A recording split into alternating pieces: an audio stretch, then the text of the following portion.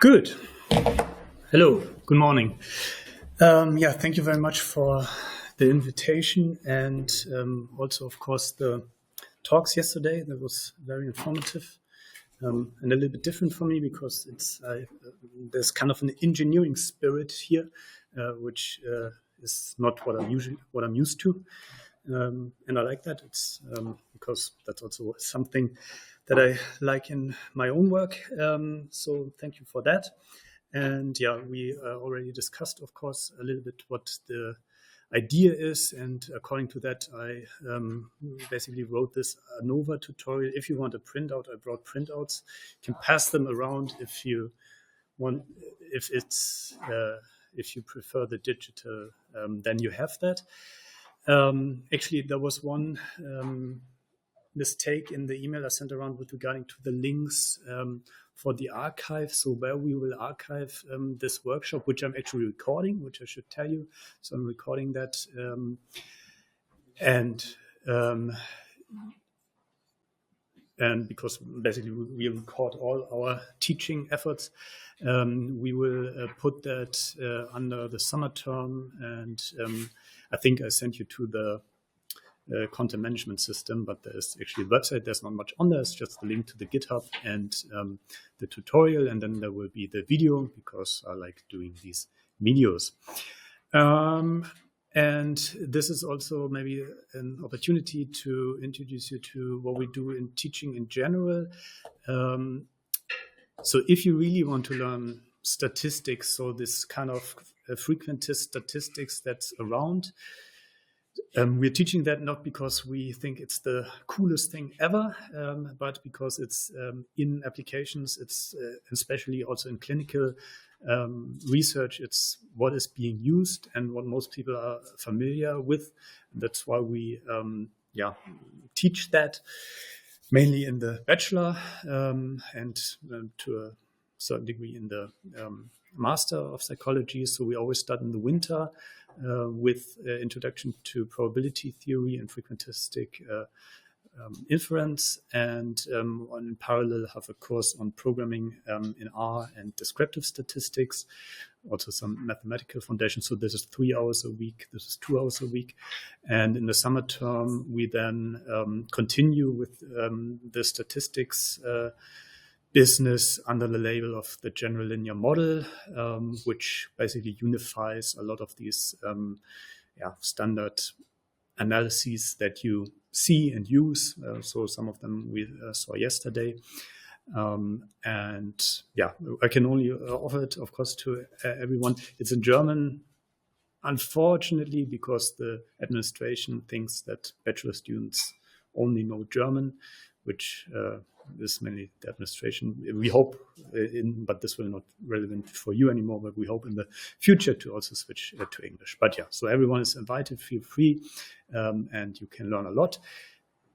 I think maybe you're also already familiar with most of this. We also have, again, in German, kind of the lecture notes on all of that. And so we start from basic math, go deep, or not deep, but go into the probability foundations of everything, because that's really where statistics is based, what statistics is based on. Without probability theory, there's no statistics. So we go over that. And then after 1 year, we basically at one point cover what we're covering here. And then in the end, cover also more advanced topics. And in the master, we cover other things that are mainly with respect to linear mixed models.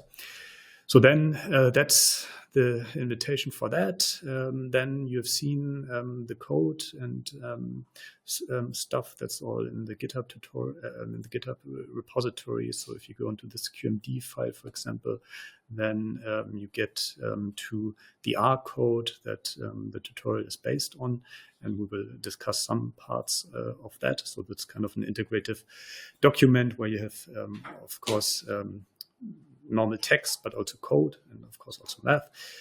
So that's based on Quarto, which is kind of this open source publishing thingy.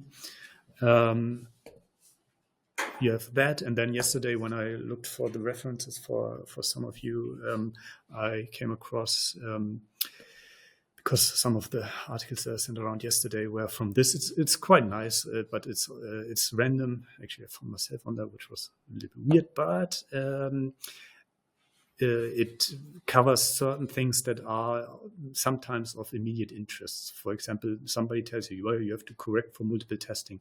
And then these kind of primers are helpful to, or you ask yourself what to plot for error bars. And these kind of primers that they collected here is, I think they're not bad. So they are not what you really do in kind of a course on this, but as an intro to things, they are useful.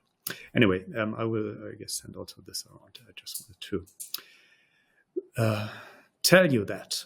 Good. And then I think I said everything I wanted to say in general.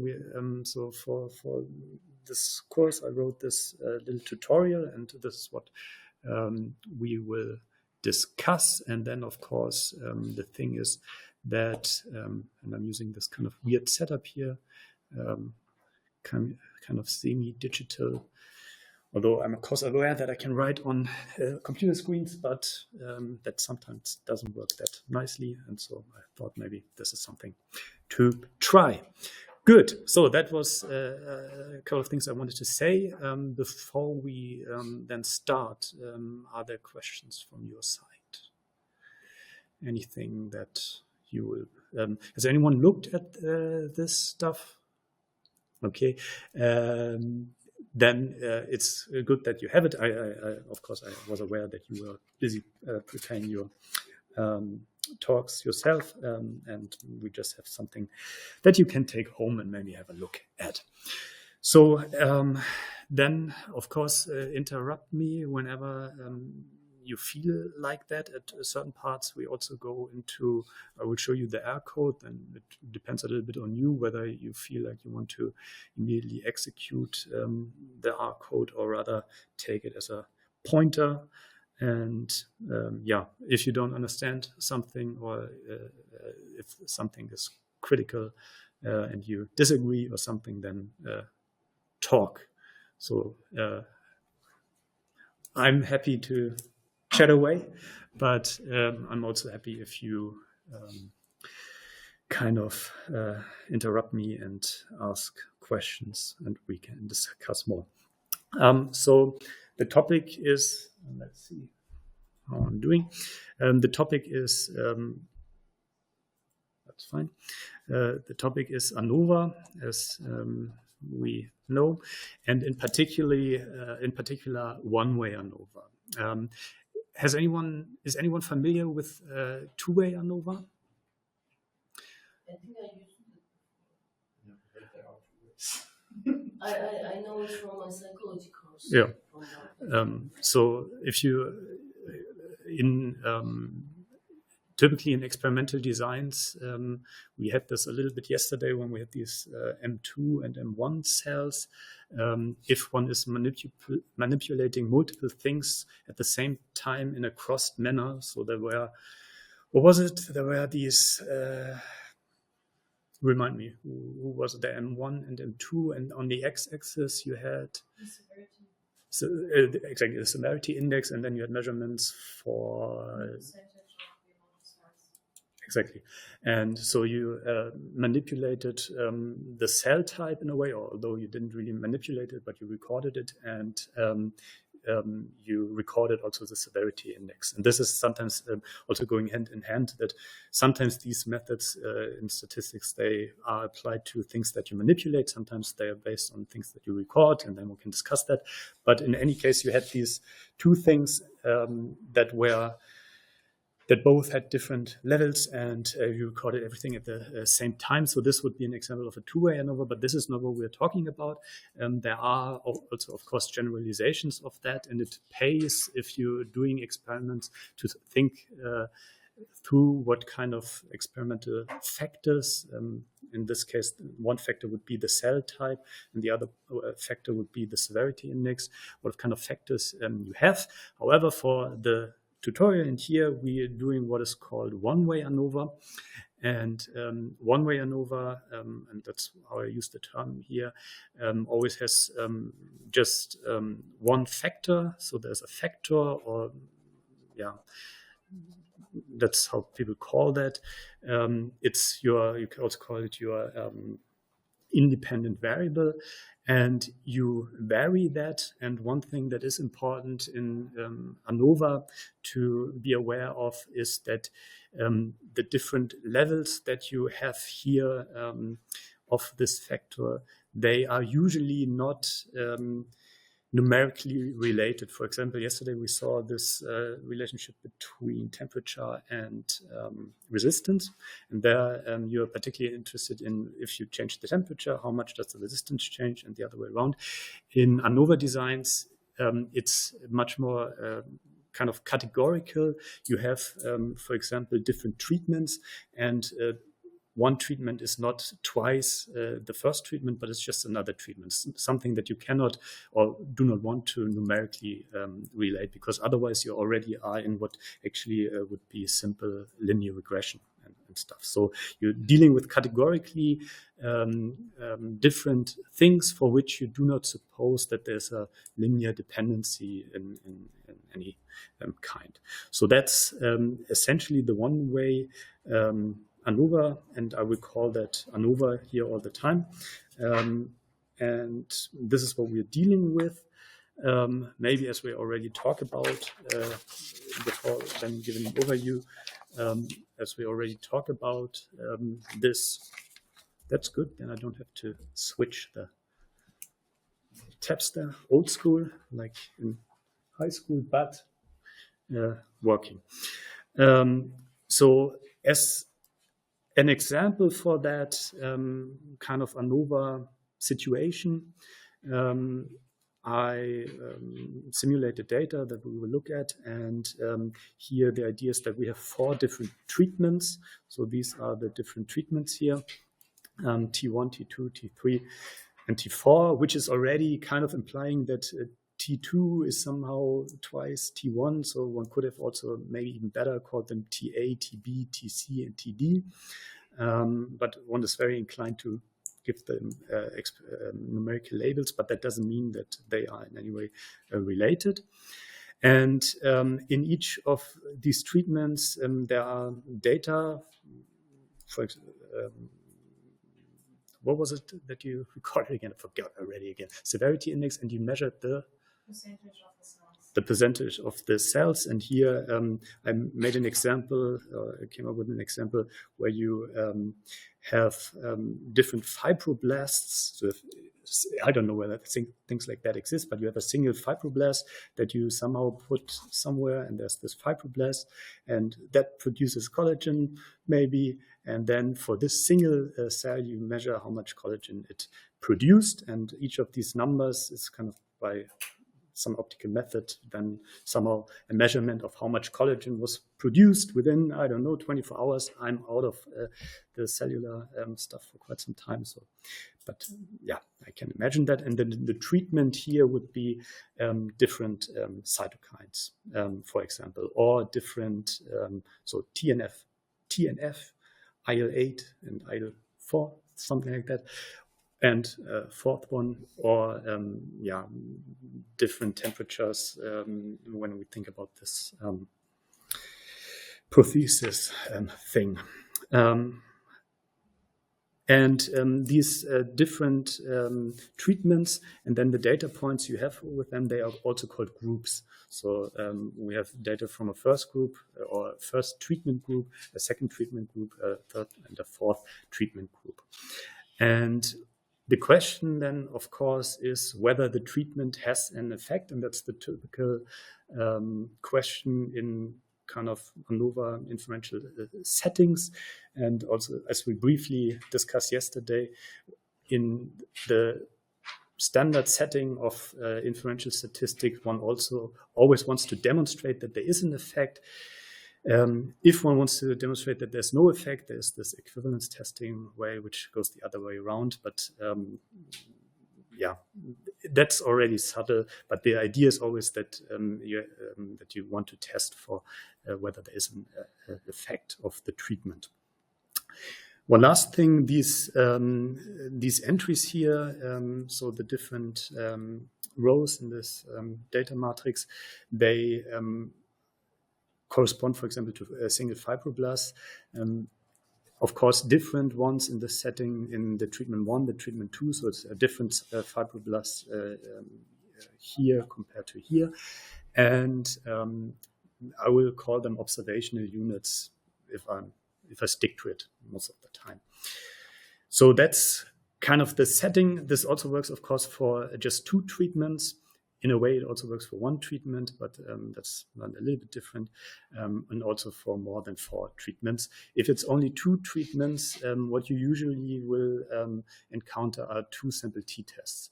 But 2 sample t-tests are just the special case of one-way ANOVA if there are only 2 treatments. So that's the data example. So it's fairly reduced. We will make it more complex, hopefully tomorrow morning, but we will start from this setting. Are there questions about this? Yeah. Yes, I have a question. In this example, is assumed that each observational unit is independent from the other? Yeah, so we will discuss that. Yes, that's the assumption. The assumption is actually deeper a little bit. It's always the assumption of independent errors for all the observational units, but yes, that's the assumption. Okay. I mean, I just maybe going a little bit forward then. Is it also still possible to use, because sometimes what happens a lot in cell biology is, for example, even if you have the individual cells, they are coming from the same progenitor cell or so. Yep. So is it yep. assumable to be independent, or yeah, it's one of the difficulties? It's a very good point. So what I did with this example, I said, okay, this is example data set 1 is from 1 cell culture strain, and then I made another example coming up a little bit later, which is from another one. But what you talk about is, of course, if you have both of them together and not in separate experiments. And yes, so that's what we will then discuss hopefully tomorrow morning. Under the label of linear mixed models. So for these kind of things, that's where linear mixed models really kick in. I also included, this for people who deal with that a lot, I included this reference by you, Beyond t-tests and ANOVA applications of mixed effects models for more rigorous statistical analysis in neuroscience research. But this also goes to, of course, cell biology, applies to cell biology research. And this deals with that also at length, but we will get to it. But this is actually also one of the problems that when only being familiar with one-way ANOVA from like the bachelor course, then it's hard to make the step to something that is more like it is in real life. But yeah, we're trying to bridge that a little bit. But of course, we have to start somewhere, and this is where we start. Okay, so that's we will have a closer look at the example. But first, then maybe let me give you the outline. So we have one factor with multiple levels. We've seen that now. But the outline. So how I want to cover things is, first, we look at ANOVA as a computational procedure. That's kind of what ANOVA sometimes is still presented as, and is kind of what Fisher wrote down 100 years ago. So there's this book, Inference for Research Workers or something from 100 years ago. And this has dominated textbooks and everything for quite some time.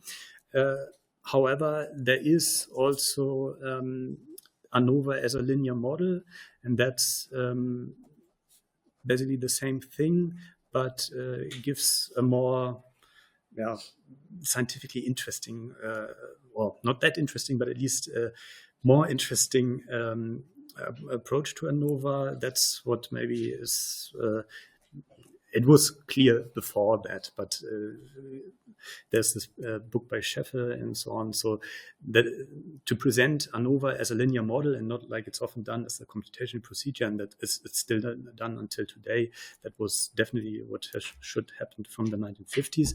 And then there is, and this is pertains to what you just mentioned, there is ANOVA in the linear mixed model setting. And this is what's actually, is kind of novel. So mainly because the software to do that only became available on a broad scale to many people around the 2000s. And by now, it's kind of the dominant way, I would say, in psychology, how ANOVA is used, and also in clinical research. And I assume at a certain point then also in cellular and molecular research. So we try to basically give you these different perspectives. But of course, we start from somewhere.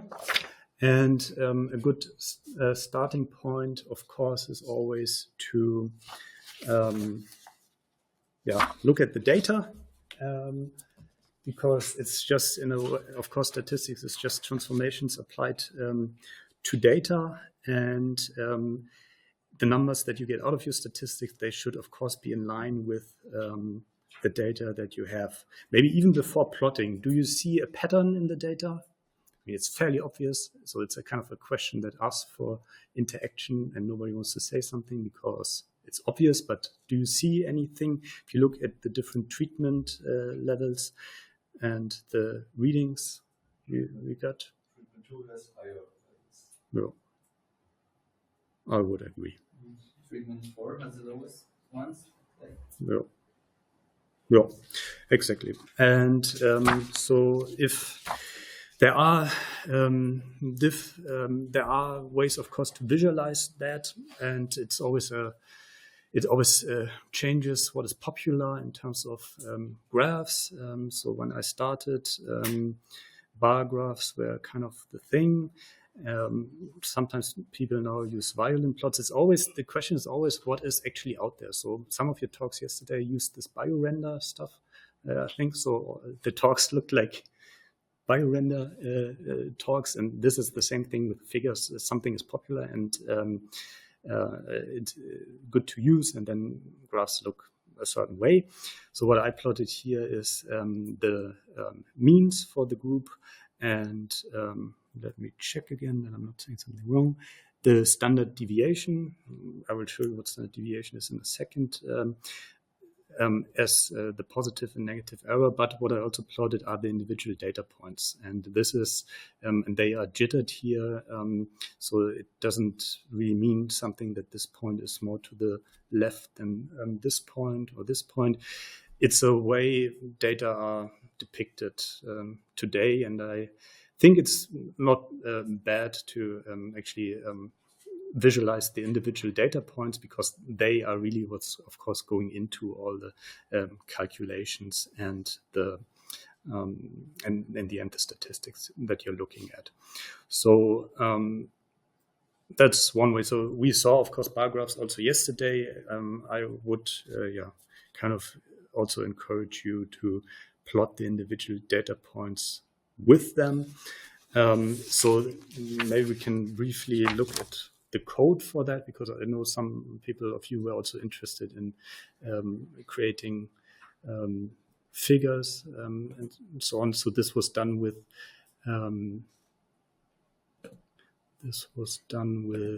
R, and it's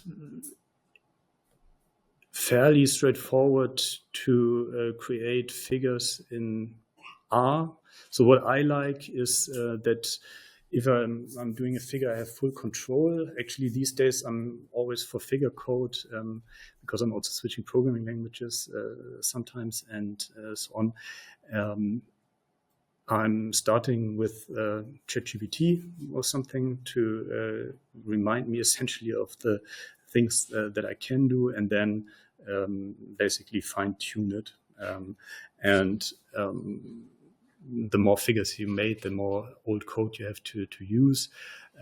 So the way R does that is, first of all, you of course need to read the data set. This is just a CSV table. Maybe I can show you that as well, because it's in the table I presented that in what is called the white format. So T1, T2, and T3 and T4, they were next to each other. Typically, the way you save things these days are in the long format. It was beaming on me. Okay. Thank you. You're worried about my eyes. Yes. That's thank you.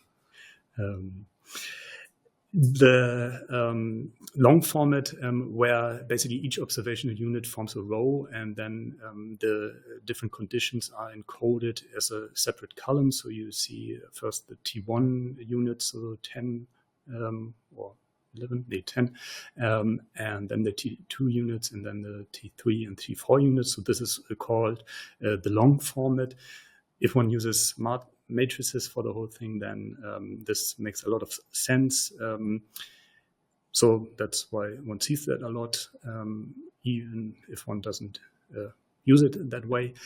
And yeah, so this kind of data can, of course, be read by R using. So this is, if you're familiar with programming, this is of course all familiar, so you can read the CSV data. The typical data structure in R are data frames. If you're familiar with Python, they of course also have pandas, and pandas are modeled, I think, on R data frames, so that's fairly similar, except for, of course, starting point 0 and 1 and so on, and that you don't need this PD all the time. Yeah, and then to create a figure, you basically specify the figure that you want to have, how big it's supposed to be. I usually save it as PDF. You have the parameters for the figure, and then you have the functions that, for example, give you a bar plot, again with all their fine-tuning possibilities for annotations.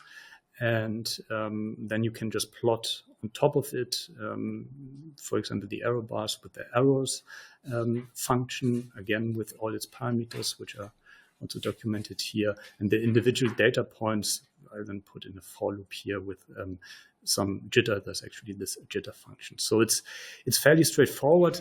I would, of course, encourage everyone to write code for figures so that it's reproducible and you don't have to go into Excel again or something. I don't know how you guys do it, but you have it then and you can easily adapt it for your next figure. So I can only encourage you to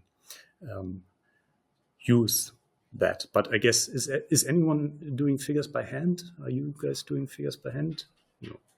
I think you mean drawing or? Yeah, drawing or basically using Excel and then clicking on things.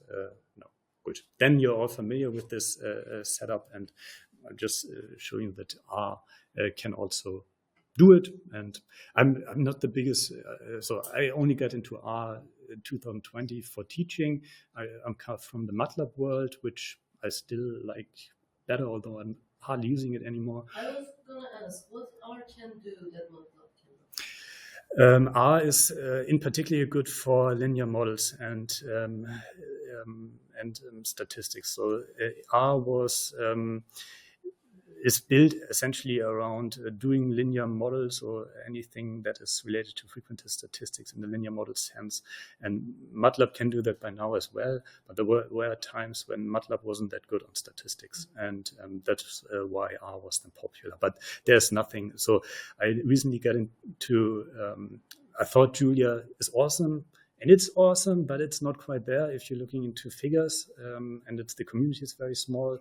But I think Python, MATLAB, R, in terms of if you want to make figures or write any code in this kind of data analysis code, is completely equivalent. There are certain things where I wouldn't use R for, of course. So, for example, here, partial differential equation solution, like for the simulations that we seen yesterday. That's not something you would do in R. But these kind of statistics analysis that we're doing here, you can do them in MATLAB, you can do them in Python. But R is open access, right? R is free. Yeah. Excellent. Yeah, it costs money, so that's the difference. Yeah, but R is popular because of the linear models that you can build. That's really the core thing. Okay, so that was a little bit on creating figures. So you have the code, and if you want to adapt it, feel free to, but you can of course also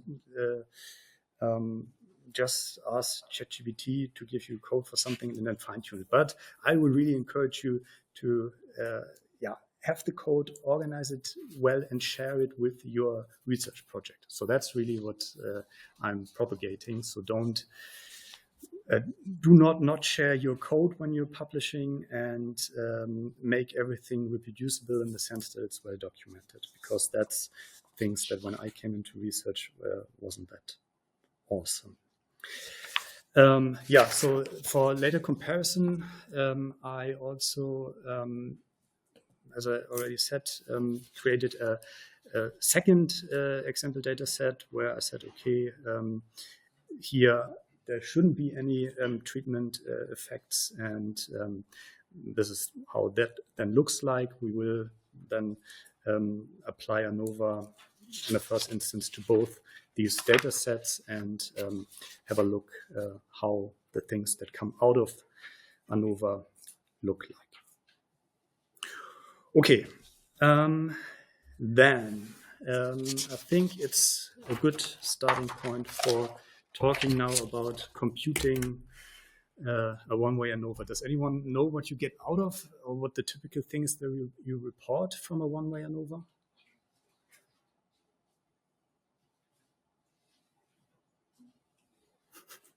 No.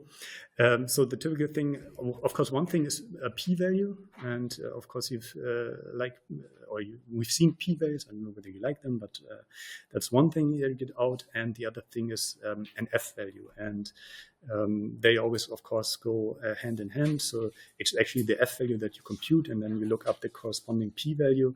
Like in a t-test, you compute the t-value and look up the corresponding p-value. And also in the correlation analysis we saw yesterday, you also compute a statistic, which I think there's just a correlation coefficient for which you have the associated p-value under the normal assumptions there. And from that you compute the p-value. So that's always, in a sense, the equivalent information if you know the parameters of the experiment. So the first thing will be how to compute these f and p values from such a data set, and what they mean. And we don't need much for that. What we need is the sum symbol. Is everybody happy with the sum symbol? So the way I write it, usually a little bit better than that, is this sigma. Then you have the running index going from 1, in this case, to n, and that means that you sum up these values up to n. That's I put a little bit into the background. They are into the supplement, but that's kind of the math that we need at this point. Not that much more. So the first thing, and if any of the formulas are unclear, please let me explain them, because it can also be that that there are typos in the script and that I'm doing typos here. So if something doesn't look right to you, please tell me. So the first thing that one is kind of interested in, if one uses ANOVA as a computational, because that's where we're starting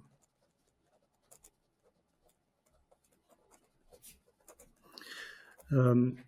what one is interested there is data variability. So the overall aim of ANOVA is to say, okay, there is somehow variability in these data points. So all these data points that you see here, they are not the same, they vary. You can see that already from the table. And the core question of ANOVA is, okay, they vary, but where does this variation come from? Is this variation due to the fact so that these values are higher due to the treatment, or is it just unsystematic variation because the fibroblasts are a little bit different, or maybe a little bit more cytokine was applied? These kind of data variability questions, they are at the heart of ANOVA. And the first thing that one needs to then be a little bit familiar with, and I assume that most of you have seen that, is how in statistics, in classical linear statistics, you measure data variability. And if you have some data points x1 to xn, then the classical statistics way to capture data variability in a single number is to compute a mean sum of squares, you can call it, or you might also know that as the empirical variance. And this is this formula here, where x bar is the mean of the data points, so the average. So you sum all the data points up. These are now not the data points in the table. We will get back to that. These are just some data points x1 to xn. And you, for the average, you sum them up and divide them by n. My n looks a little bit weird, but that's an n. And that's factoring in here. And then this kind of sum of squares is what is the way to describe data variability in classical statistics. For people who have seen other things, who is familiar with entropy? That's also a way to quantify data variability, although you might think different, but that's how I look at entropy. But that's not the variability measure that is used in classical statistics. So in classical statistics, it's this measure. There are different measures. And how that works is, we can then, of course, go over that. So for each data point xi, you compute the difference from this data point. Let's say, let's take one from the table, maybe from this example data set 2. You have 4.6, and you have the average. And the average, I'm reading off figure 2, seems to be around 5. And then you compute this difference, which, of course, in this case, and this will also go horribly wrong all the time, is minus 0.4. This is what is happening here in the bracket. If you have another data point, for example, this one, 6.9, and you subtract the average again, you get 1.9. And let's do one more, 2. This is easy. Minus 5 equals minus 3. So these are these terms here inside the bracket. And then you see that there's a sum over all these terms here that we've just computed.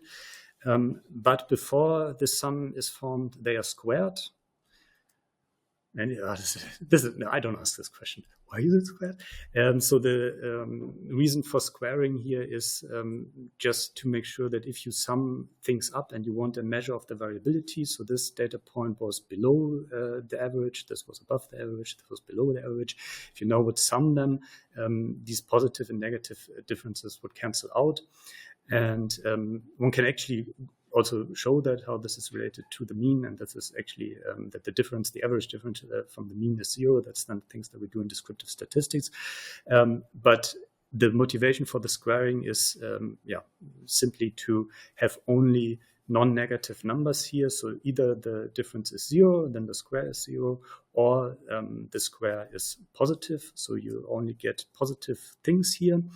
And what you get is then a little bit dependent on what the actual numbers are. This is almost 4, let's say, and this is 9.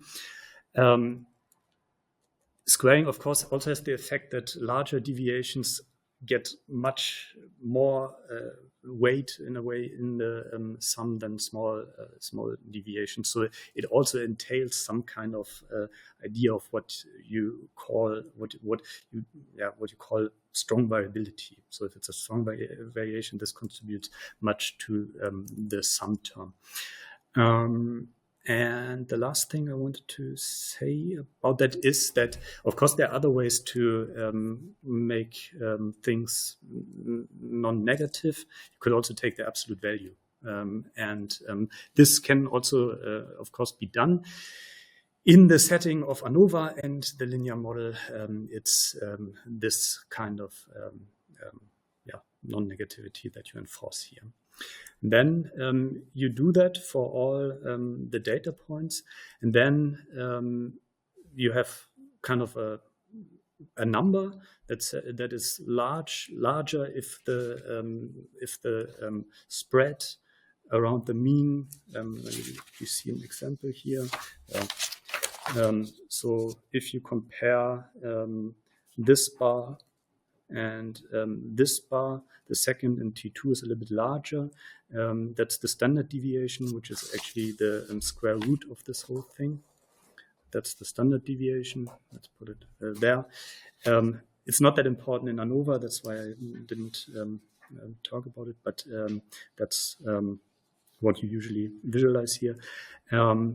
And you see this bar is a little bit larger, but you also see that the spread of these points here in 2 is a little bit larger about the mean, which is just the height of the bar, than in the first treatment. The last thing that you do is that you divide it by n-1, and then one can be very worried why it's n-1 and not n. And the story to actually explain why n-1 is better requires familiarity with unbiased estimators. So I think it's much more helpful if one, for the time being, thinks about not that much that there's this -1, but thinks about that this forms an average, hence a mean, of the terms here over the different data points. So instead of having just the sum, like in the mean, you divide it by n, essentially. There's also, I think people sometimes call 1 over n the biased variance estimator or the empirical variance sometimes. It exists. In MATLAB, I think there was this thing where you could choose it. And if I remember that was, it was easy to have a bug in there. So really, why it's n-1 and not n, I can show you in the winter term in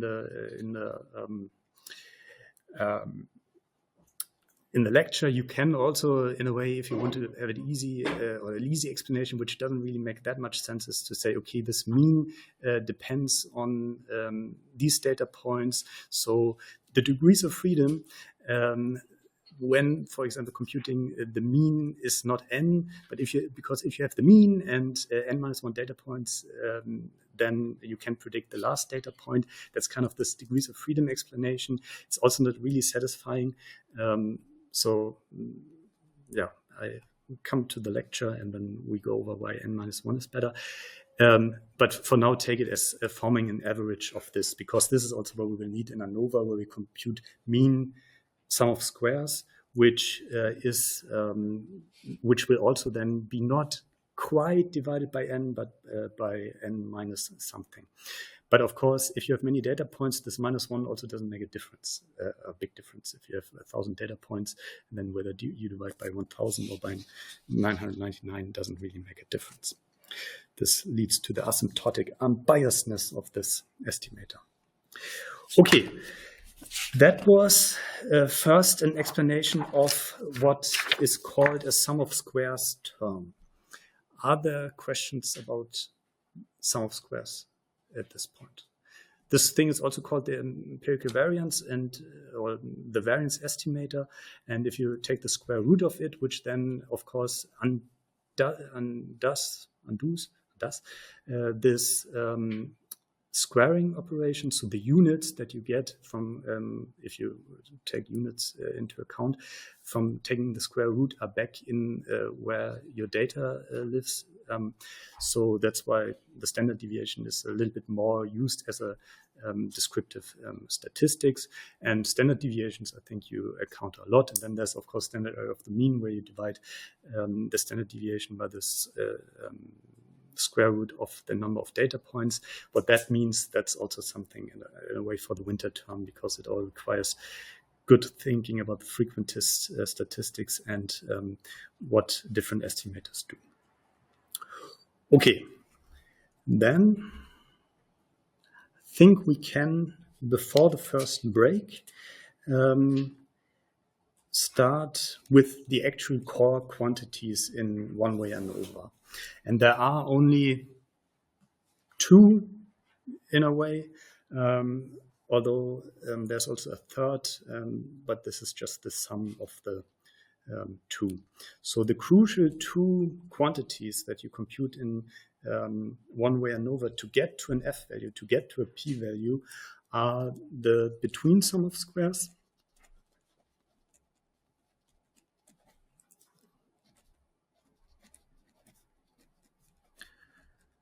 and the within sum of squares.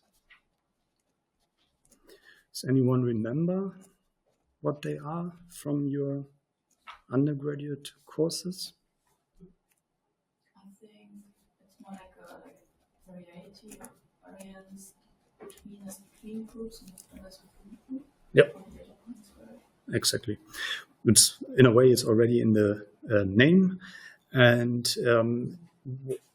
what can be shown is actually, and this is something that we will not go over, so I call this SQB, and this SQB. What can be shown is that the total sum of squares, so I call it SQT, which one doesn't really need for computing F value or computing a P value, but which describes the, we'll get in the end to that, which describes the complete data variability, which should be an equal sign here, that this can be additively decomposed in the SQB and the SQV. So they, these are two measures of data variability that together actually make up the complete data variability. And they are the core of the F value. And to introduce them so that you know how you compute an F value, we need a little bit more notation for our ANOVA example. So usually data I write as a Y, and then one way, and there are many ways, and in different, for example, if you go into linear mixed models, actually a different way of indexing is more useful, which I'm not using here, so I'm using the ANOVA indexing. There are different ways, so it's not that there's a right or a wrong way, but a common way, or one way to do it, is to index as a first index for each data point the treatment. So treatment 1 has as first index 1, treatment 2 as first index 2, and as the second index the observational unit. So 1, 2, 3, 4, 5, 6, 7, 8, 9, 10. And again here, and this is, that one has to be clear about that the one here is a different one. So the fibroblast here, that's a different fibroblast. It's just the first fibroblast recorded in the second treatment. One could also, of course, have an index that runs 1 until 10 and then 11 up to 40. It's actually, in modern ways, it's actually maybe something that we would do, but yeah, classically it's done like this. So we have here 4 groups. So that's what I call P here because that's then actually GLM-based ANOVA, that's the number of parameters. And in each group, we have NI observational units, which is here always 10. So that's also what's called a balanced design. Short answer to the question, can it also be applied to non-balanced designs? Yes, it can. Is it good? No, it's not good. It all works better always for balanced designs, but there is, of course, a theory for unbalanced designs and what one can do. And the total number of data points in this case is then the sum of the Ni over P, not over P, until P. So that's 40. And I think that's all we need here. Questions on this? This is just the notation. And then to now say what is going on and to get to that what we just heard, so that you quantify the variability between groups, between conditions, and within conditions, which is which is kind of unmotivated at this point, but I guess we get it clearer at a certain point. We just need to start and write something down and say how this works. So the first thing that we need is what you can call the grand mean.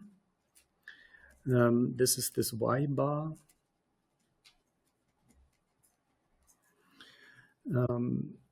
And this is just the average of all data points in all groups. So you have this double sum there, where you sum first over J, from J to from J equals 1 to Ni, the Y, I, J. So you sum them, and then you have these 4 sums in our case, and you sum these 4 sums over I from 1 to P. So essentially you just sum all, this just means you sum first this, and what you get, you sum over the 4 treatments, but this of course just means that you sum all the data points up, and you divide by n, so you have the average over all groups, over all data points. That's what is called the grand mean. And what we also need, and we can write it here, are the 4 different group means. So for each I, you sum up only the data in the ith group and divide it by the number of observational units in the ith group. So you sum over J, 1 to Ni, the Y, I, J, and you get, of course, 4 numbers. So for I up to P. So this means you compute the average of these, of this, of this, of this. And of course, we did that already here to, for example, compute the bar height here. And based on this, you can compute what is called the sum of squares between, or the between sum of squares. That's in analogy to what we've seen with the X and the empirical variance. You take each of these group means, Y bar I, and subtract from it the grand mean and square it and sum it up over the different groups and multiply it. That's a little bit different. Multiply, because here you have just one term. So what this per group, so what this is if you think about the grand mean here, the grand mean, so they are basically the same. That's a little bit lower, this is a little bit higher. So the grand mean would be essentially something like this. That's the average over all data points. Maybe it's a little bit too high. And you compare this distance, you compute this distance, this thing, and this thing, you square it, and you sum it up, and you have multiply each of this by the number of data points you have in that group. And this gives you the between sum of squares as a measure of the variability of the group means around the ground mean. So if you had to guess, in the first example versus this example, which has the higher between sum of squares, if you take a look at this and look at this, where is the sum of squares between sum of squares higher? And this one is T4. Two is different. Yeah, but right now what we are doing is we are computing a single number. So we are squaring this difference here. This is squared, this difference is squared, and this difference is squared, and then we add them all up, and we get a single number. I don't know what this. Oh no, actually I computed. I actually computed this number, and this number is 301. And then for dataset 1. For dataset 1 is 301. So no, for dataset 1 it's 301. The sum of squares between. Do you think for dataset 2 it's higher or lower? If you just visually do it, I believe it should be lower. it should be lower. Yeah. They are all closer to. Exactly, and this is also what comes out. It's 6.19. So this quantifies the variability of the group means around the ground mean, and if you have groups that are very similar, you get a low sum of squares between, and if you have groups that are different, you get a larger sum of squares between.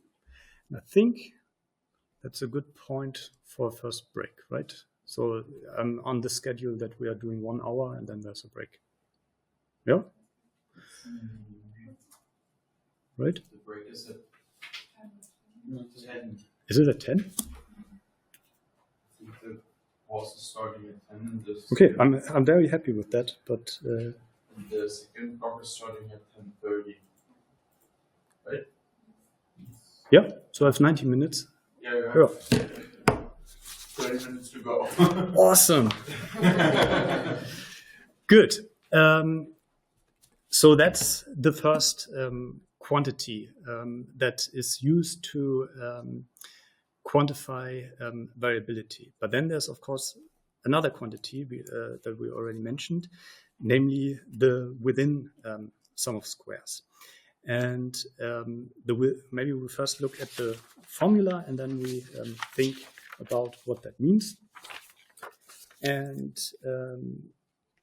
for this, we actually don't need any other things. So we have the ground mean and we have the group means and we have the individual data points. So the sum of squares within is just defined as the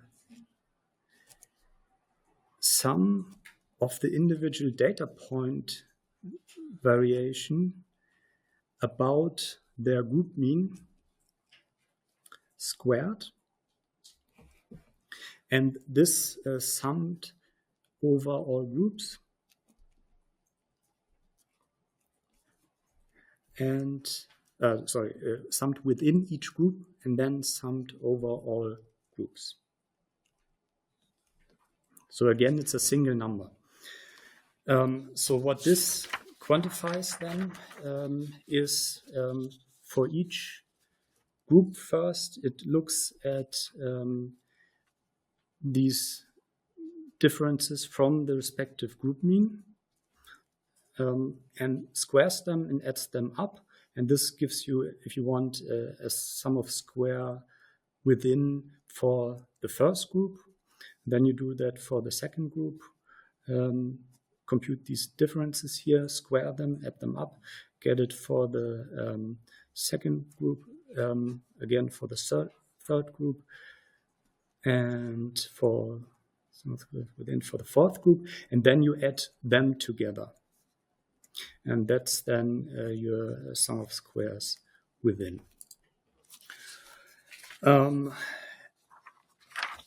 you maybe describe a little bit more in detail what you mark in the graphs now? Yeah, maybe I can make it a little bit larger also. So maybe I draw a new, cleaner version. So on the graph we have the bar, and this is the ith group mean for a specific group, and then we have these data points which are on random x locations but are just there to show the individual data points. And the terms in the within sum of squares, they are in first instance the deviations between the individual data points and the group mean for the ith group. So this is the ith group, of course. And what I tried to mark there is the difference between this data point and the group mean, and this data point and the group mean, and this data point, and this data point, and this data point. So these are the differences, right? So if this is, let's say, the let's say the third data point in the ith group, then this distance here is that. And these values are squared. So if you want it really visual, you can put a square next to it, because that's what actually goes into the sum. These are then added up for the ith group. So that's what's in the formula, this inner sum here. And then we have these four, if you want, within sum of squares over the four groups, but they are then added up again and end up in a single number. Now, the crucial thing here is also maybe from a visual viewpoint, if you look at the variability of the data points, of course, this, and look, for example, with respect to the grand mean, which actually gives the sum of squares total, this data point is, of course, quite far from the, farthest negative from the grand mean, and this is up here. And if you compute now, if you actually compute that for each data point with respect to the grand mean, then you end up with the total sum of squares. Just maybe I put it down here. You don't need it for the f value or the p value, but it's an obvious thing that one can also do. And it makes a little bit the within sum of squares clearer. Total sum of squares, SQT, would be you compute the difference of each individual data point, yij, from the grand mean, not from the group means, but from the grand mean. Square it, do that for all data points in a group, and sum that over all groups. It's a little bit cleaner in the, can you actually see that? Yeah, in the script, of course. And thinking at least about this makes a little bit clearer visually what the within sum of squares does different, because if you compute the within sum of squares, you don't compare this data point or this data point to the grand mean, but you compare it just to the respective group mean. So it just assesses the variability in each group about the mean, and that the means are different, so that this has a higher mean and this has a lower mean, is already accounted for in the sense that you use the group mean for computing the within sum of squares. So another way to think about this is that if you ask yourself, where does this variability in these data points come from? For example, in T2, can this, is this, that's a mean question, because I think the intuition would be that you could say this variability in T2, can that be due to treatment? And then you would maybe intuitively say, yes, it can be due to treatment, because maybe this cytokine makes the fibroblast more variable, and then they vary like that. But this is then not the way one thinks about experiments. This would be that the treatment level affects the variance parameter. The idea in experimental science is, of course, that T2 is fixed here. And this is what then also comes in when we look at it from a model-based perspective, and gives kind of the overall effect of collagen production. However, what is going on in terms of variability in addition to that, that cannot be due to treatment, because there was no variation in the treatment for these data points. They all had the same treatment. Can, of course, argue maybe there was the pipetting wasn't quite right, but these kind of effects, I'm now already going over to the model-based approach. These kind of effects you then capture differently. Maybe I roll back a little bit on that, because it gets clearer from the model perspective. But yeah, I hope the within. So do you have questions about the within sum of squares at this point? It's the variability of the data points with respect to their means, group means. Okay, so these are really the crucial quantities. The rest for computing ANOVA on first instance is just basically scaling them. So there are these terms that are called mean sum of squares within and mean sum of squares between.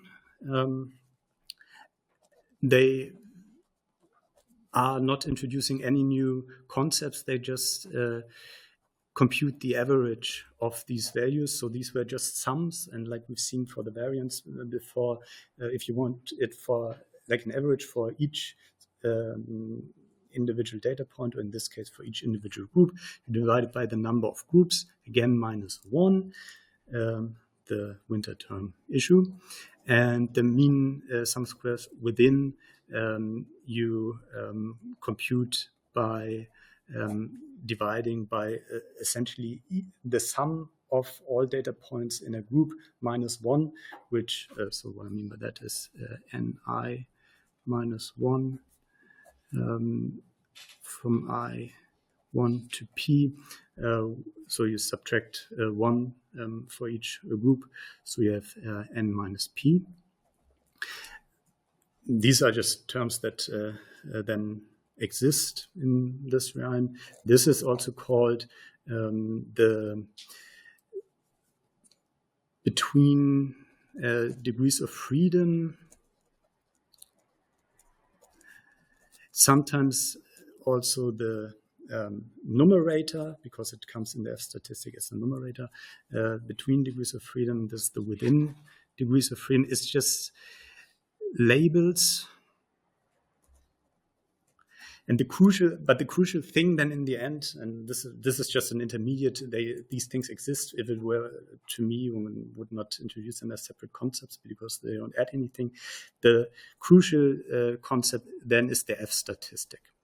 And that is defined as the mean sum of squares between divided by the mean sum of squares within, which is, of course, that's not surprising, the sum of squares between divided by p minus 1 divided by the sum of squares within divided by the n minus p. And that's the F value, I think I call it, or F statistic. It's named after Fisher. It was not named by him that, but I think Snedeker called it F value. And that's like the T value in a T-test or the correlation value in a correlation. That's the statistic that if it's large, it indicates something, and if it's low, it also indicates something. It's not the p-value. The p-value then comes at a later point. But it's the primary statistic that summarizes, so it's a scalar or univariate or single number summary of treatment effect. And maybe we should think a little bit about that. Isn't that comparable to the F1 score, what we are using in? No, I don't think so. That's the classifier false positive stuff. Oh, okay.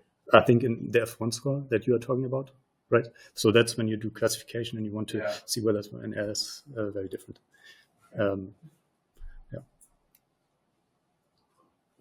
No.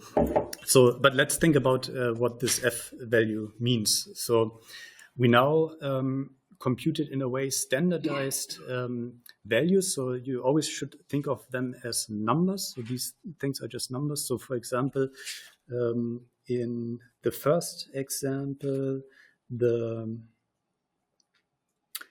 SQB was 301 and the mean sum of squares between was 100. So that was 100.34 in the first example, and the mean sum of squares within was 3.8.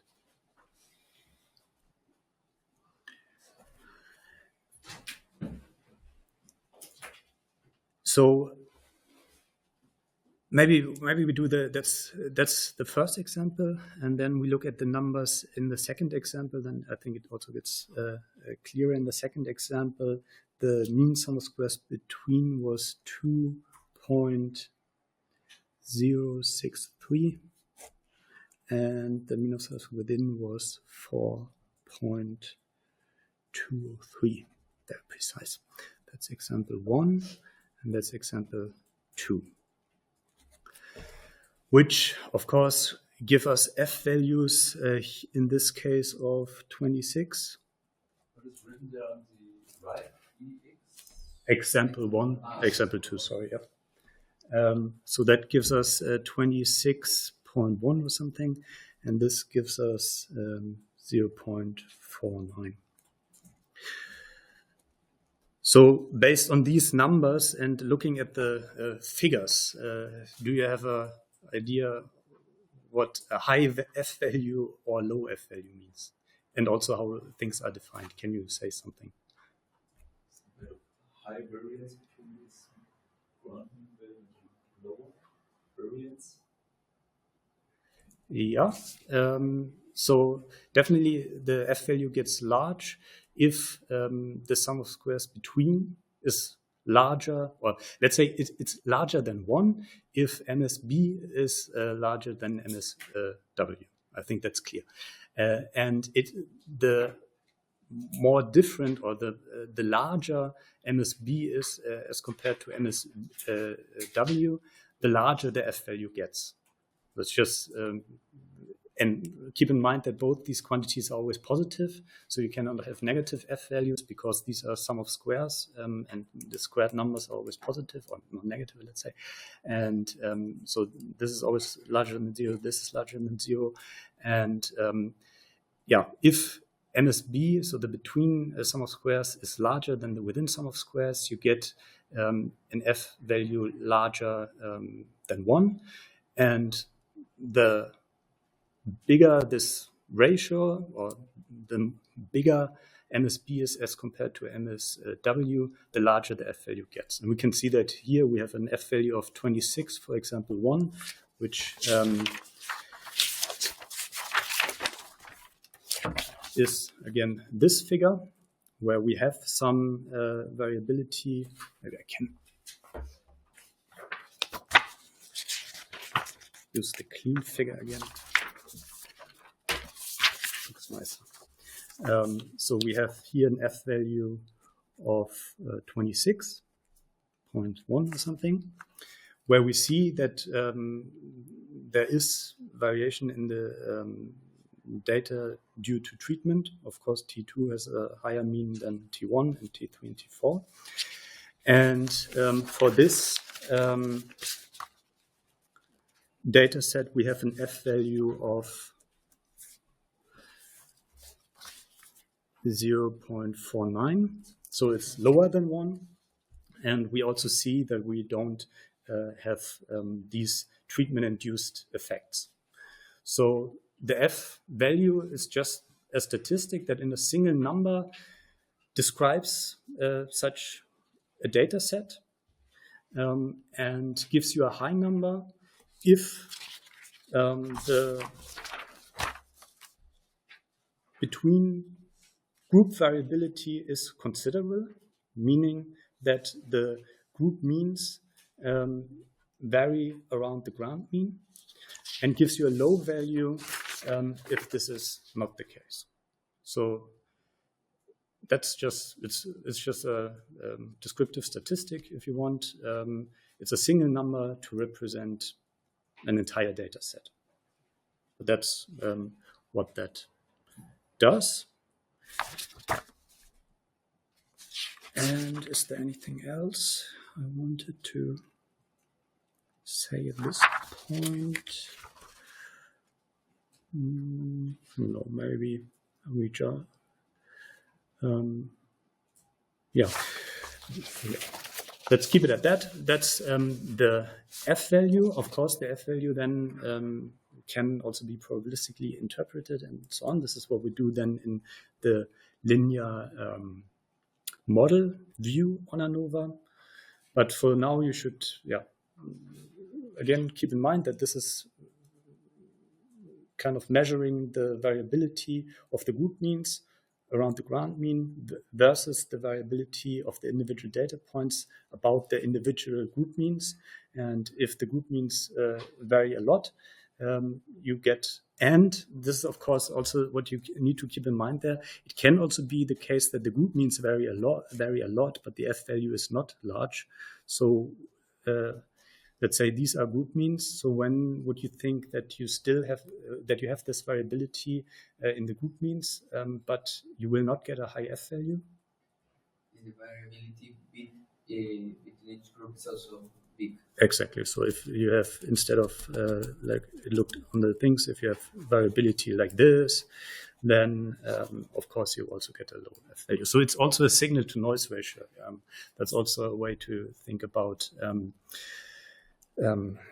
T values and F values as quantifying the signal. In this case would be the difference between the groups, and the noise would be the variability within each group. And then only if the variability within each group is rather small in comparison to the between group variability, then you get a high F value. You can also view it, of course, that's the unit of measurement here. So the mean, so the variability, the average variability of these data points about the group mean, that's how you measure the effect. So if that would be, if the MSW would be 1, then the MSB would be, meaning that per unit of, or let me say it differently, per unit MSW, that's how the F value represents the mean sum squares between. So it's the unit of measurement, the within variability. And that's, of course, a relative unit of measurement. Of course, one is always used to that a meter is a meter is a meter, and that's but the mean sum of squares within, of course, depends on the data set, and different data sets have different mean sum of squares within. So they are, the F values are then measured in the same unit, but the unit is specific to a specific data set. Okay, so then maybe let's have a look how one can implement that, and it's fairly straightforward. There is, of course, the do I want to run that? can I run it? Maybe not. This is a surface with what's it called, AMD chip from Fire. What they call it? I don't know. But so it's fancy, but Quato is not adapted fully to it, so it actually didn't buy me much, this new computer. So to compute these things is straightforward. If you know a little bit how to manipulate numerical arrays, and I assume that most of you then know, so you read some data. Here I represent it in this white format, so that I have the data from the different groups next to each other, and then just use mean to compute the grand mean, col means, so the column means, to compute the individual group means, the degrees of freedom between, so the number of columns, so P, 4 minus 1, the degrees of freedom within, the total number of data points minus the number of columns, so N minus P. And then the sum of squares between. First, of course, you can do that we can do it differently, but here I first computed the individual terms for each of the groups, and then summed them up and multiplied them by n times I. So this is just implementing the formulas. This is a little bit annoying here to basically expand the arrays to compute the individual deviations from the group means of the data points. Again, sum them up and then just divide them by sum of squares between, sum of squares within, and then the f value. And we already looked at the numbers. They are also printed in the script. Maybe for the next session, I try to see whether I get it to run. There is, of course, this is the way if you want to do it by hand, if you want to implement these formulas by hand to compute the f value, of course, R gives you functions that do that for you. And maybe we look at that here.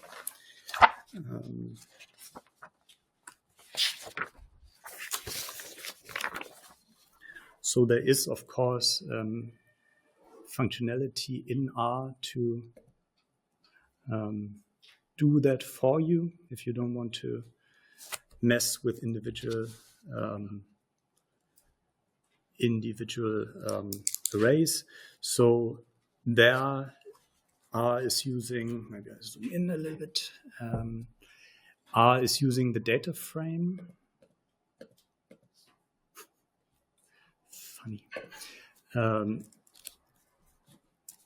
So it's using the data frame data structure. So the data are this collagen field. So R always uses a $sign to address individual fields in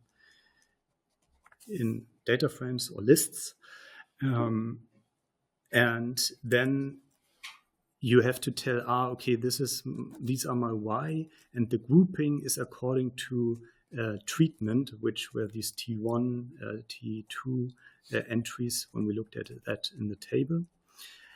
And this is already, in a way, the specification of a linear model here with this tilde. But we're not fully doing it, so we just call the ANOVA function, and the ANOVA function then gives you this typical ANOVA table that has the between sum of squares. It refers to as treatment, and the within sum of squares refers to as residuals. And then you see the numbers that you also see when you compute it by hand. 301 sum of squares for the first data set, mean square then divided by 3, so 100, and then f value divided by, so this divided by 3. This divided by 3.85 gives you the f value. So these are the same numbers, and then it has the p-value, about which we will talk then after the break.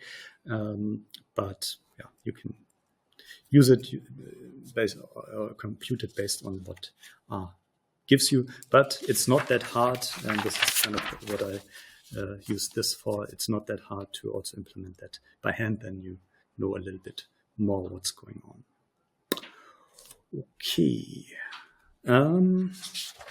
Yeah, so maybe as a last, just if you want to go deeper into this meaning of sum of squares within and sum of squares between, in the supplement, I put a little proof if you want, but a little calculation that shows that the sum of squares total, that means that you compute the deviation of each data point from the ground mean squared, and then sum it up overall.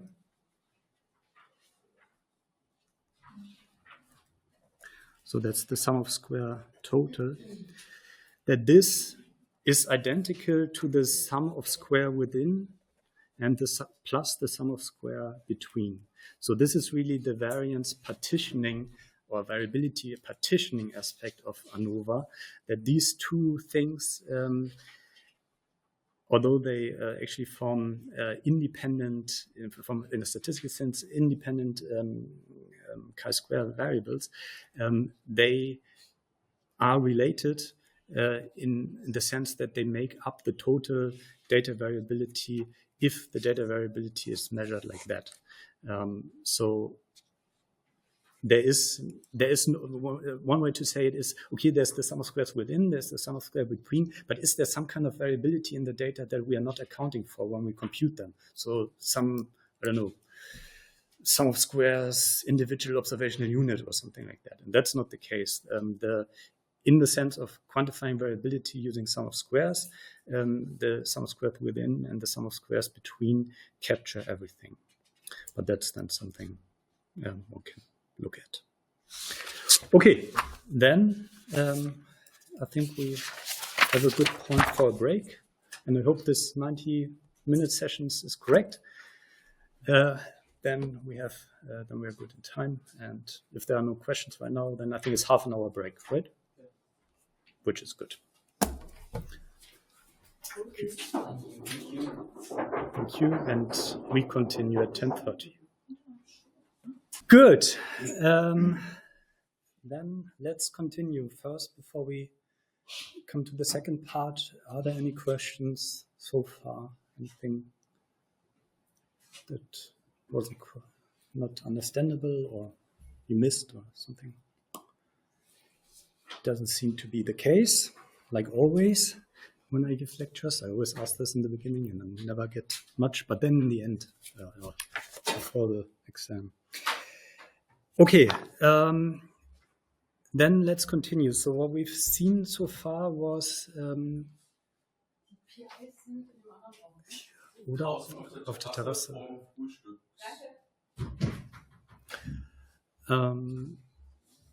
So what we've seen so far was ANOVA as a computational procedure. So we had some data, and then we had some formulas, and we could try to understand these formulas and implement them on a computer. And in the end, we ended up with an F value that is just a statistic in the sense of a summary of some data set that takes on a large value if there are treatment-induced effects in the sense that the means differ and the residual or the within group variability is rather low.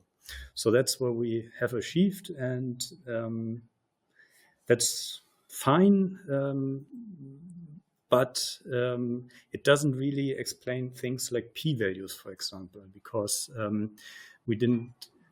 So p-values somehow, of course, are called p because they have something to do with probabilities, and there were no probabilities.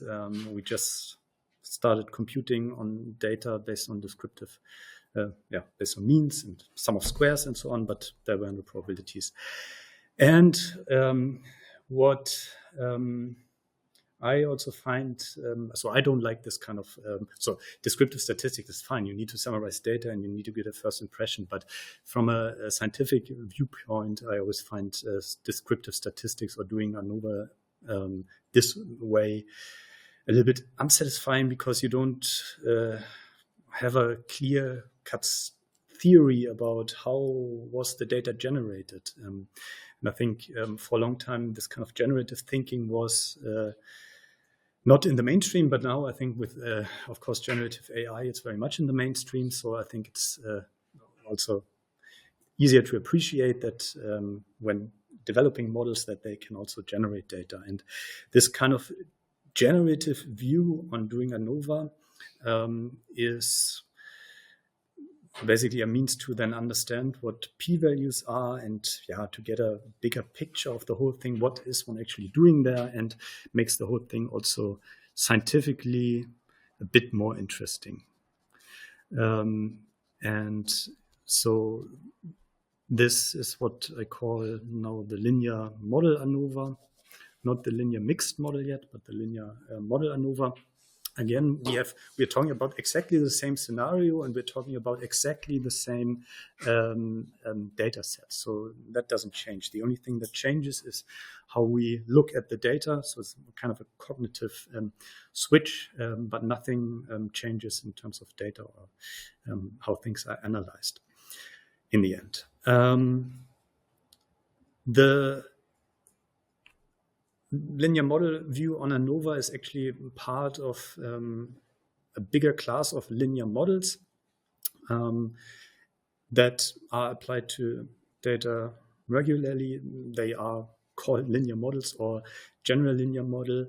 They usually assume linearity in some parameters and normal distribution about error terms. What that means, we'll see in a second. For anyone who's, I assume the machine learning people here are at least somewhat familiar with multivariate Gaussians. I assume we yesterday heard something about Gaussian regression, I think. The GLM is a specific form of it's a parameterized multivariate Gaussian. And we will, I think, because I realized I'd have a little bit more time than I thought, I will also give some of the matrix implementation, because then for people with machine learning backgrounds, it's easier to see maybe the background or the connection to other parts. Okay. That's part of a whole thing, what's called the general linear model. And there are many things that belong to that, in particular also multiple linear regression. So it's fairly easy, if one is familiar with the GLM approach, to understand that linear regression, correlation, multiple linear regression, and also analysis of covariance. Is any one of you have heard about analysis of covariance? Or what that is basically where you try to account in some data set. You can also do that with linear mixed models, as we will discuss. But in ANOVA, you also try to account for other effects that might induce variability, but that you're not interested in. So the typical thing is in clinical studies, and also like yesterday we heard from I think Thorsten is his name. Are we happy? Ich war schon drauf. Yesterday we heard, I think Thorsten is his name, who said record all the data that you can manage. I think he said it to you. And the typical thing is then to take these additional data that they acquire in a clinical setting as covariates of no interest, because, for example, breathing depends also on the age. And then it makes sense to record the age and then subtract the age from the effect, so that you have a kind of healthy, unhealthy, but accounted for age. And this is what analysis of covariance is. And this is all belongs together to the, I call it GLM. If you look into Wikipedia, GLM is defined a little bit differently. But so the general linear model, there's a multivariate, which is another generalization of that. That's how it's used in neuroimaging, the term. So it's part of a big story, but we focus in on one way, ANOVA. And we start maybe there where we left off with the SQT, so the total variability in some data, and I did that again. The total variability in some data is the SQB, so the between and the within. And we talked a little bit about that. This is, of course, measures something that is treatment induced or condition induced. So I'm always talking about treatments here, but it's just an experimental condition, of course. And this is unsystematic, let's say. It's within each group. There might be reasons for that. And if we, for example, would record exactly how we pipetted or something like that, we may be able to explain this variability within each group. But then this again would be kind of going into the ANOVA way. We could also kind of account for that. So this unsystematic variability, the assumption is always that we don't really know anything about it. So we haven't measured it. We haven't quantified it. So that was already the idea there. And now the idea is to take basically this way of partitioning variability, but to make it in a much more straightforward way than come with a sum of squares and so on, but directly go to data. And so data, these were our data points, y, I, j. And the fundamental idea in a linear model approach to ANOVA is to now create a model of that data. And this is exactly the same kind of models we heard about yesterday for other things. So these are mathematical equations that you can plug, where you can plug in some values, and then you get some data and get some predictions. So the partial differential equation models yesterday were an example for that. So these kind of models is what we're talking about. Also models like, I don't know, Newton's law, everything that you understand by a mathematically formulated model. These kind of models is what we are talking about now. However, they are, on the one hand, very, and in this case, extremely simple. So the linear model for one-way ANOVA assumes to explain a given data point. So this would be one of our data points in the table, for example, 6.7. To explain that, the linear model for ANOVA assumes that there is a fixed, true but unknown, many things to say about this, fixed, true but unknown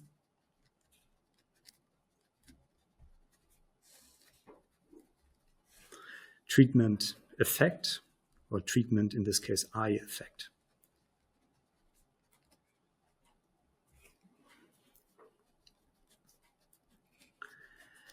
And mathematically, this is just represented by a number and by a fixed deterministic number. So this is not random, and this is has nothing to do with probability theory. It's just a number that, for example, could be something like 6.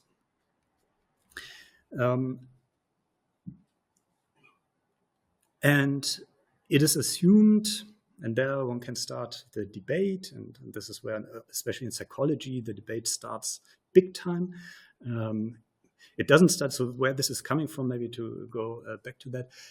So this, what I'm talking about now, this goes back to Gauss and Legendre, when they tried to figure out, so it's ordinary least squares estimation, when they tried to figure out the orbits of planets. And they came up, and we will introduce that in a second, with a measurement error model, where you have the true but unknown location of the planet in the solar system, and you have a measurement of it, which is maybe somebody drew it by hand,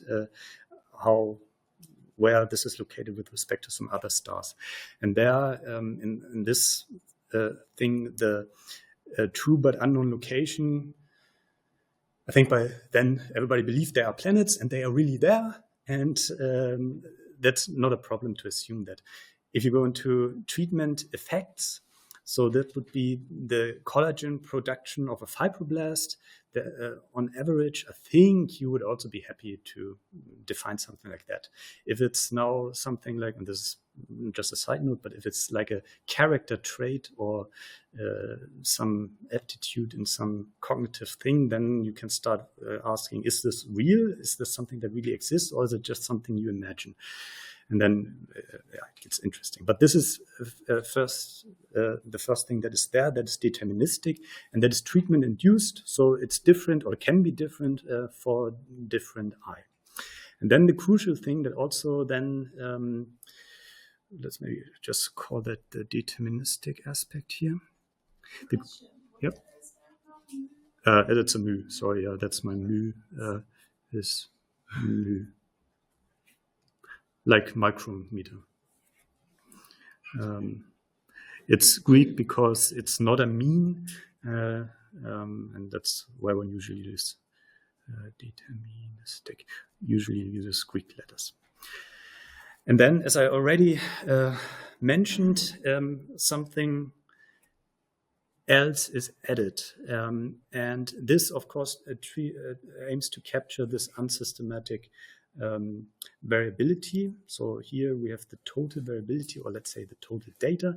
We already have something treatment-based, and we don't have this unsystematic part yet. And this unsystematic part, and this is also where these kind of models then start to diverge from, let's say, classical physics models,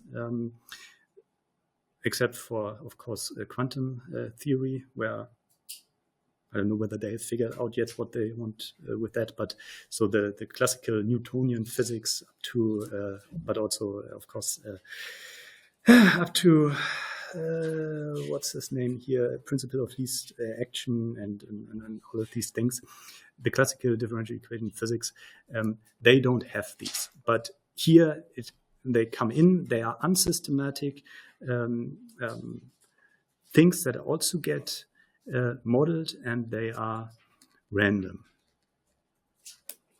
So this epsilon ij here is very different from the mu I mathematically.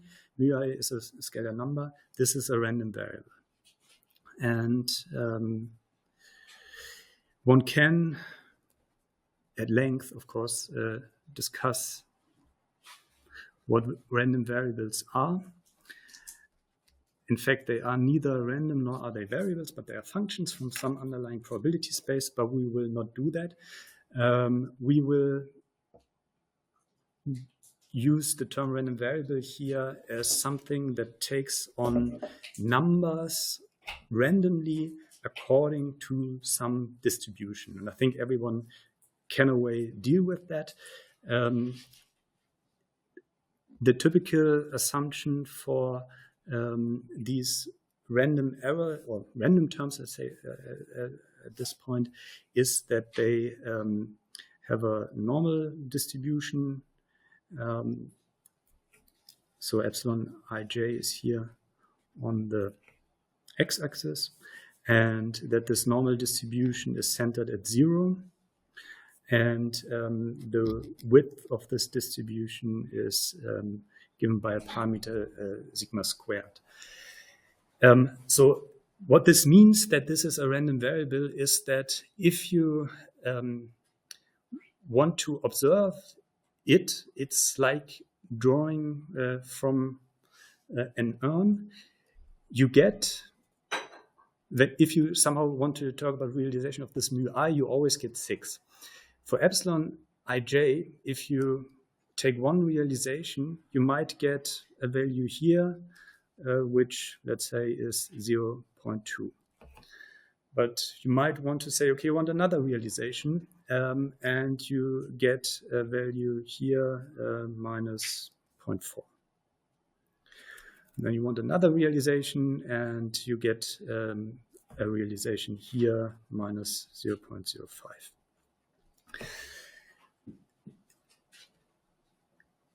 You can, and this is the nice thing if you're working with computers, you can, drawing these random realizations, you can do on a computer. I mean, you all know that just from playing computer games, and you have some random things that are happening there, or you play online roulette, or so you all know that there are random number generators. So today, or since there are computers, you can actually observe this fairly easily. This in the linear model approach to ANOVA means that in addition, if you're talking about the, let's maybe draw that here, maybe a little bit different than we did before. If we here look at some group T1, we have here now said, okay, there's a true but unknown parameter for this group, and this is not the mean. Please, although I'm drawing something here, and I'm not drawing a bar on purpose, I'm just drawing here a line. This is not the mean. This is a hypothetical construct that doesn't exist, but that you impose on some data. This mu I, that if you now think about different data points in this group, so this is of course mu1, because we are in the first group. If you think about different data points, so j 1, 2, and so on until 10, let's say, each of these j's is associated with a different random variable. That's why there's this double index. And if you create realizations of them, let's maybe just do that, or maybe let's take those that we already created here.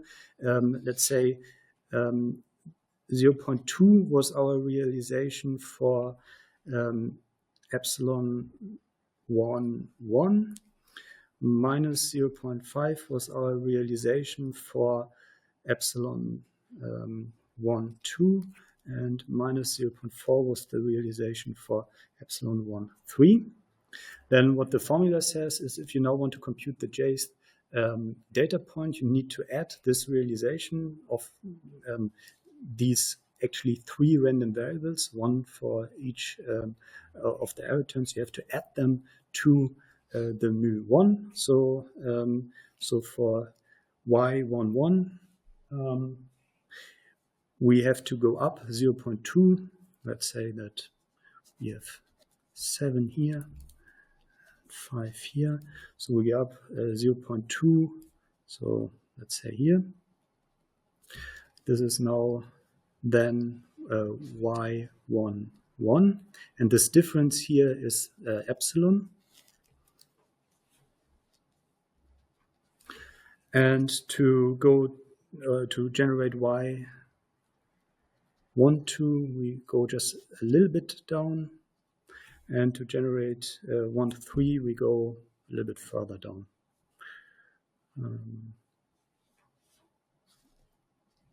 So that's y13. So we now have a model that can generate data as we have observed.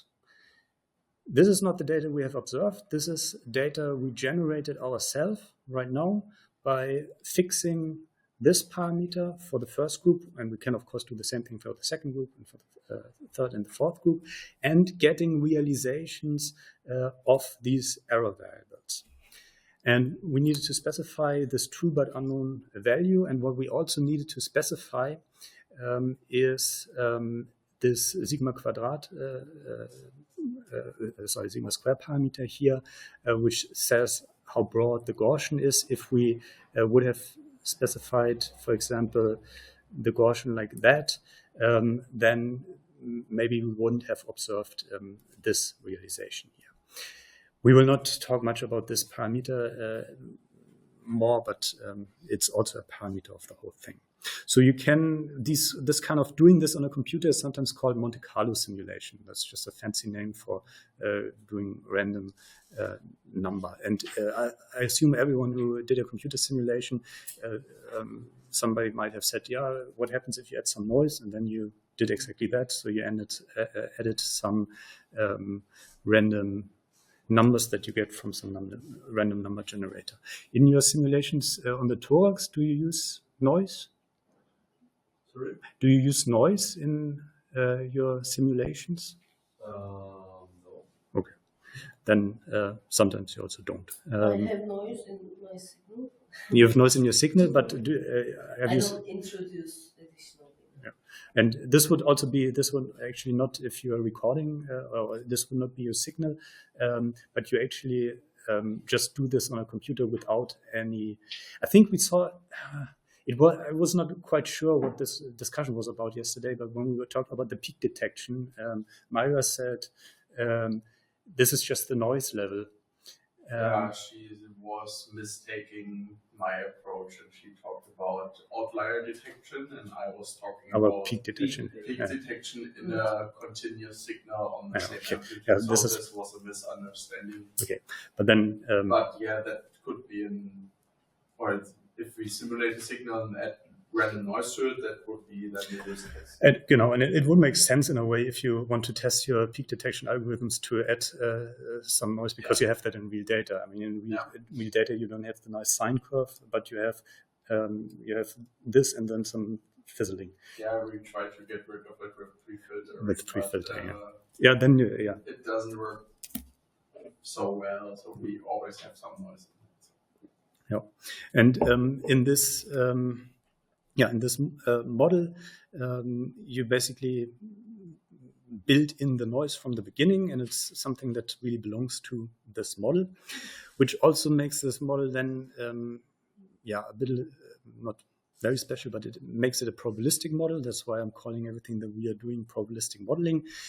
Of course, Bayesian inference, you can also is of course also probabilistic modeling. Is a different, blah blah blah. It doesn't matter. But here you're now dealing with probability distributions, and a lot of things become probabilistic. So we already said that this is a random variable, and now what we've done here briefly, just to also emphasize that point, because that's really important to understand p-values. We said mu I is fixed, and epsilon ij is random. So what about yij?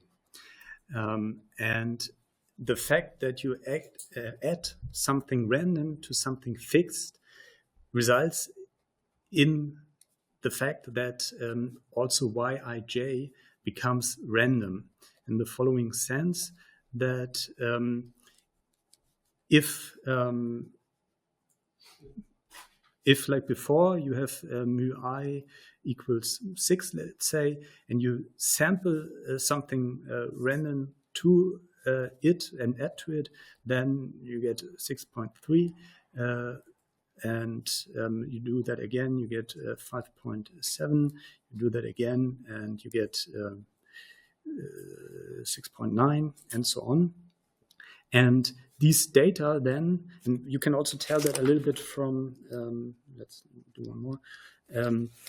These data that we just created, or let's draw them again also. These data that we just created, they also look a little bit random. So these are the yij.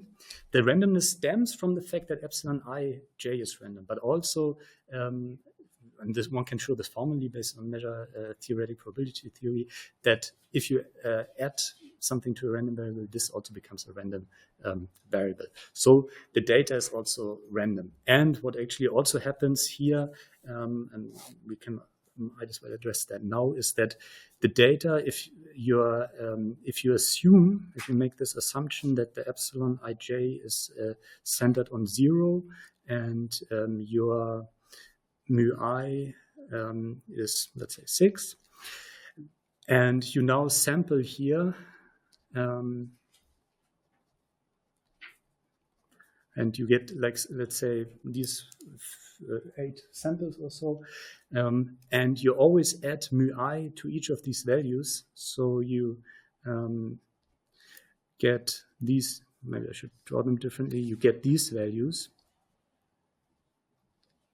Do you have a guess how, and these are now the Yij, how these Yij are distributed?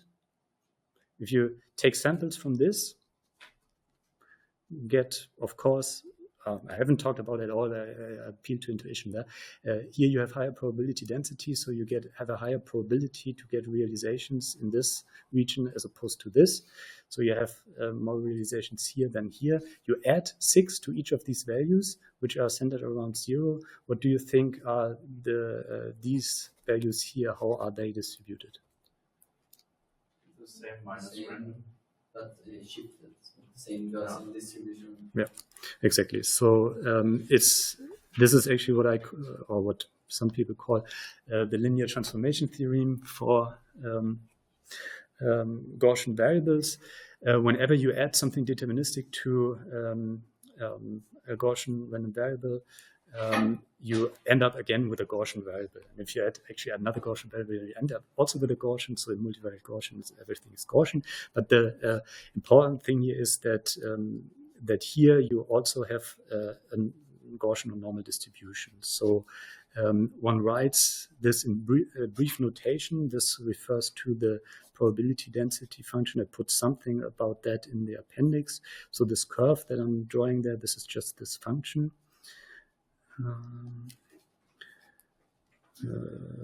Yeah, that's not so let's call it X for general purpose.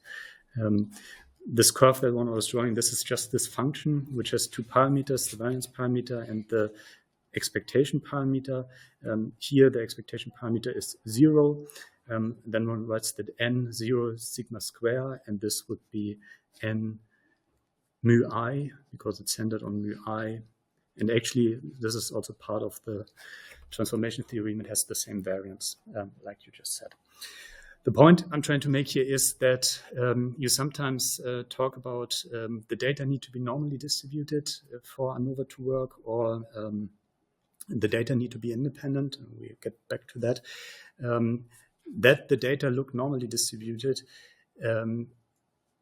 is actually already a consequence of the linear model that starts from this true but unknown parameter and adds something normally distributed and centered around 0 to it. Questions at this point? The question is then, why centered around 0 and why normally distributed? And one can motivate that. And this is also a little bit how one should think about this thing, because we already said, yeah, it's noise. So, but one person's, not one man's, but one person's noise is another person's signal.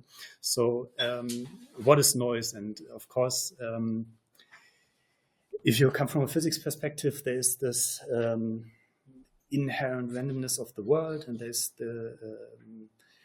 and you might actually believe that, but you can also, of course, always say that this is just uncertainty. These are things that we don't know mathematically, and probability theory wise, that doesn't make a difference.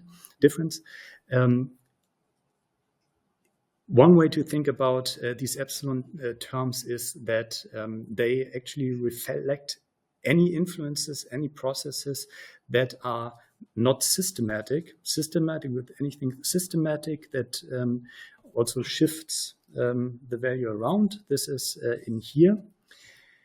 This we already mentioned, but here we use the normal distribution because we regard this as the sum of many processes, so of, let's say, 1 million, or let's say 1,000 for the time being, 1,000 different things that influence how much collagen this fibroblast is producing. So that is, of course, the fibroblast properties, the genetic setup of this cell, how much it was differentiated when you put it into the well. It's the medium that you used. It's its receptor density on its surface. It's the share, because that's very important, I learned, for the osteocytes, osteoblasts, or but we're talking about fibroblasts, and it's how well you did your medium, and all these things. They also, of course, have an effect on how much collagen is now produced.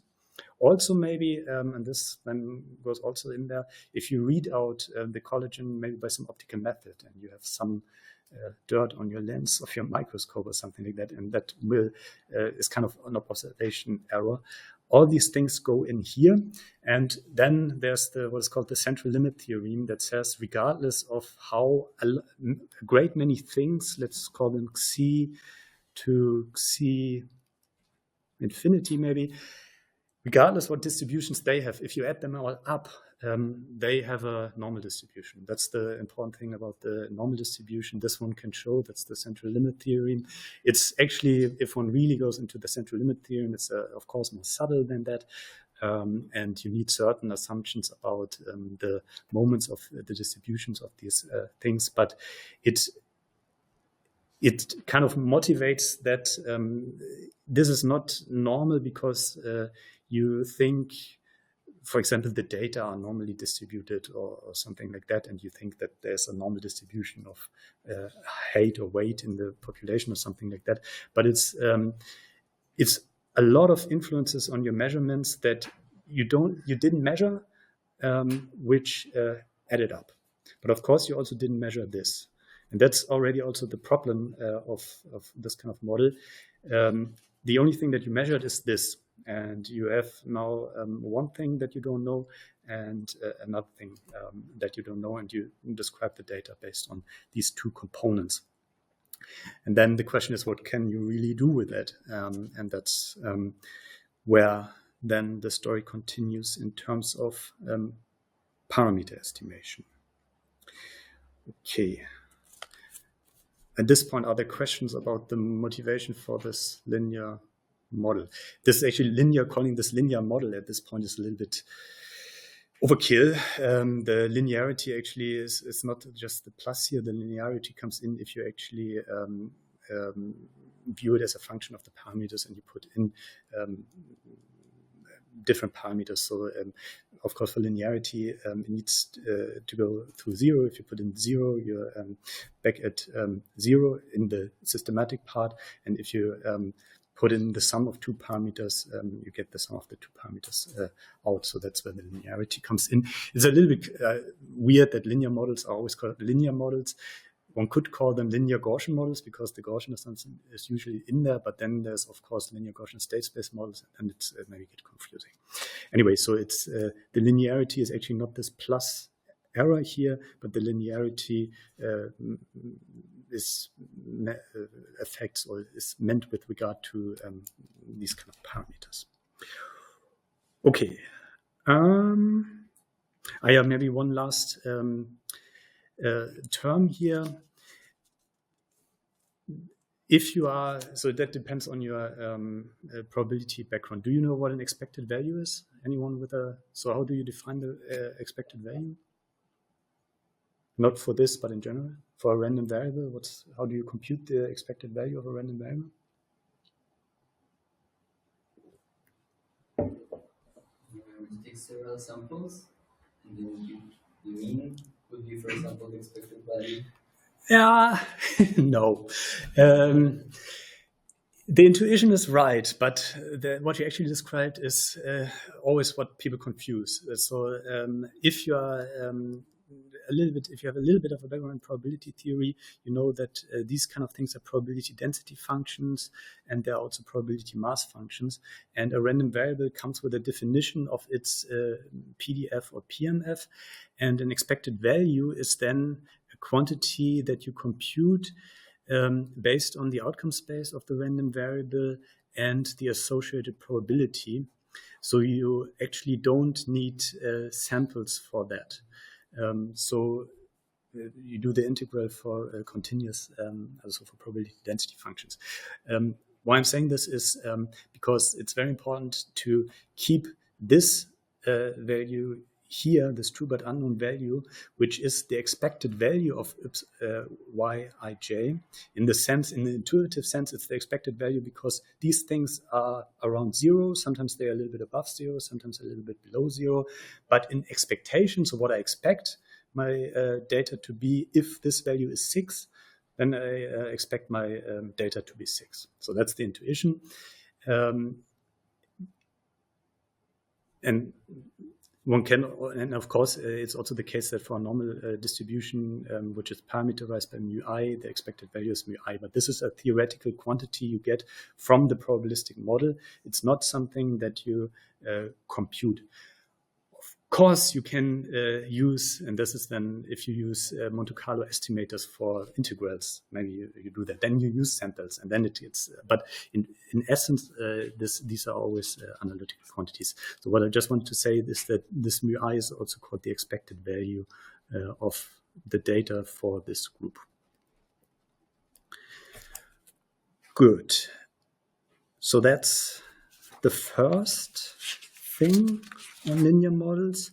And before we talk more about the epsilon, so actually the probabilistic aspect, which then leads to p-values, we talk a little bit about these parameters here, so the mu I, because if you use some statistics software, you will get results that may not look as you expect them to look, because usually statistics programs use a different parameterization. So now very intuitively, if you have this model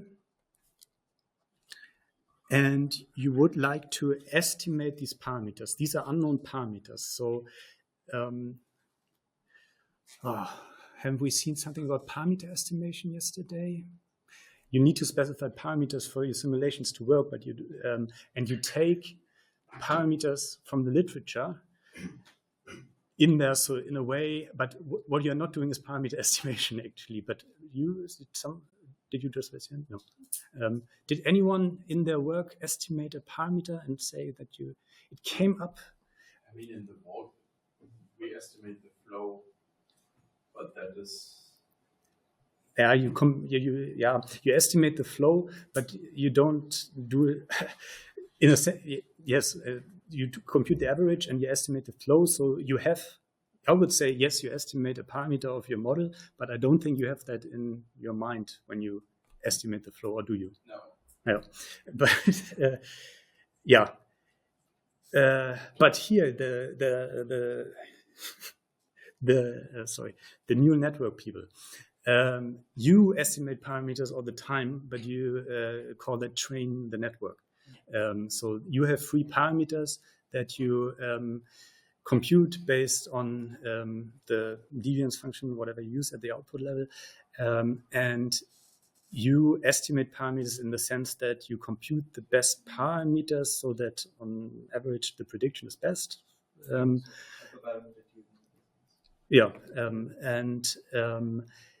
This kind of estimation is almost this kind of estimation you do here. Usually there it's kind of this typical engineering. You have some objective function, and this says you want to minimize the discrepancy between certain things. And then you do that, and then you have your optimal parameters. You're not necessarily motivating your objective function from a probabilistic perspective. That then depends a little bit on what you are doing. Here, it's usually then motivated from a probabilistic perspective. Why I'm talking about this is just this mu I. If you want to estimate that and create a parameter estimate as a best guess for it, maybe you have an idea how would you estimate this parameter. So let's go a little bit about this again. So you have in the world, you assume there's a true but unknown value, because that's now crucial, unknown value. And this is kind of the real numbers, let's say, and the mu I, as we've seen before, is somehow 6. And then you did this for your first group and got the realizations 4.9 from the first error, 5.2, 6.7, 4.3, and 5.0. And now I'm telling you, this is actually what you observed in the first group. Now I'm telling you, please, based on these data, give me a guess for the mu-I. What would you guess? I mean, you know the solution. The solution is 6. And maybe I should give you a little bit more of a hint here because the numbers were a little bit off. Can we maybe turn off the autofocus of this thing? Yeah, I wish. No. It's annoying. Maybe I figure it out in the break. Yeah.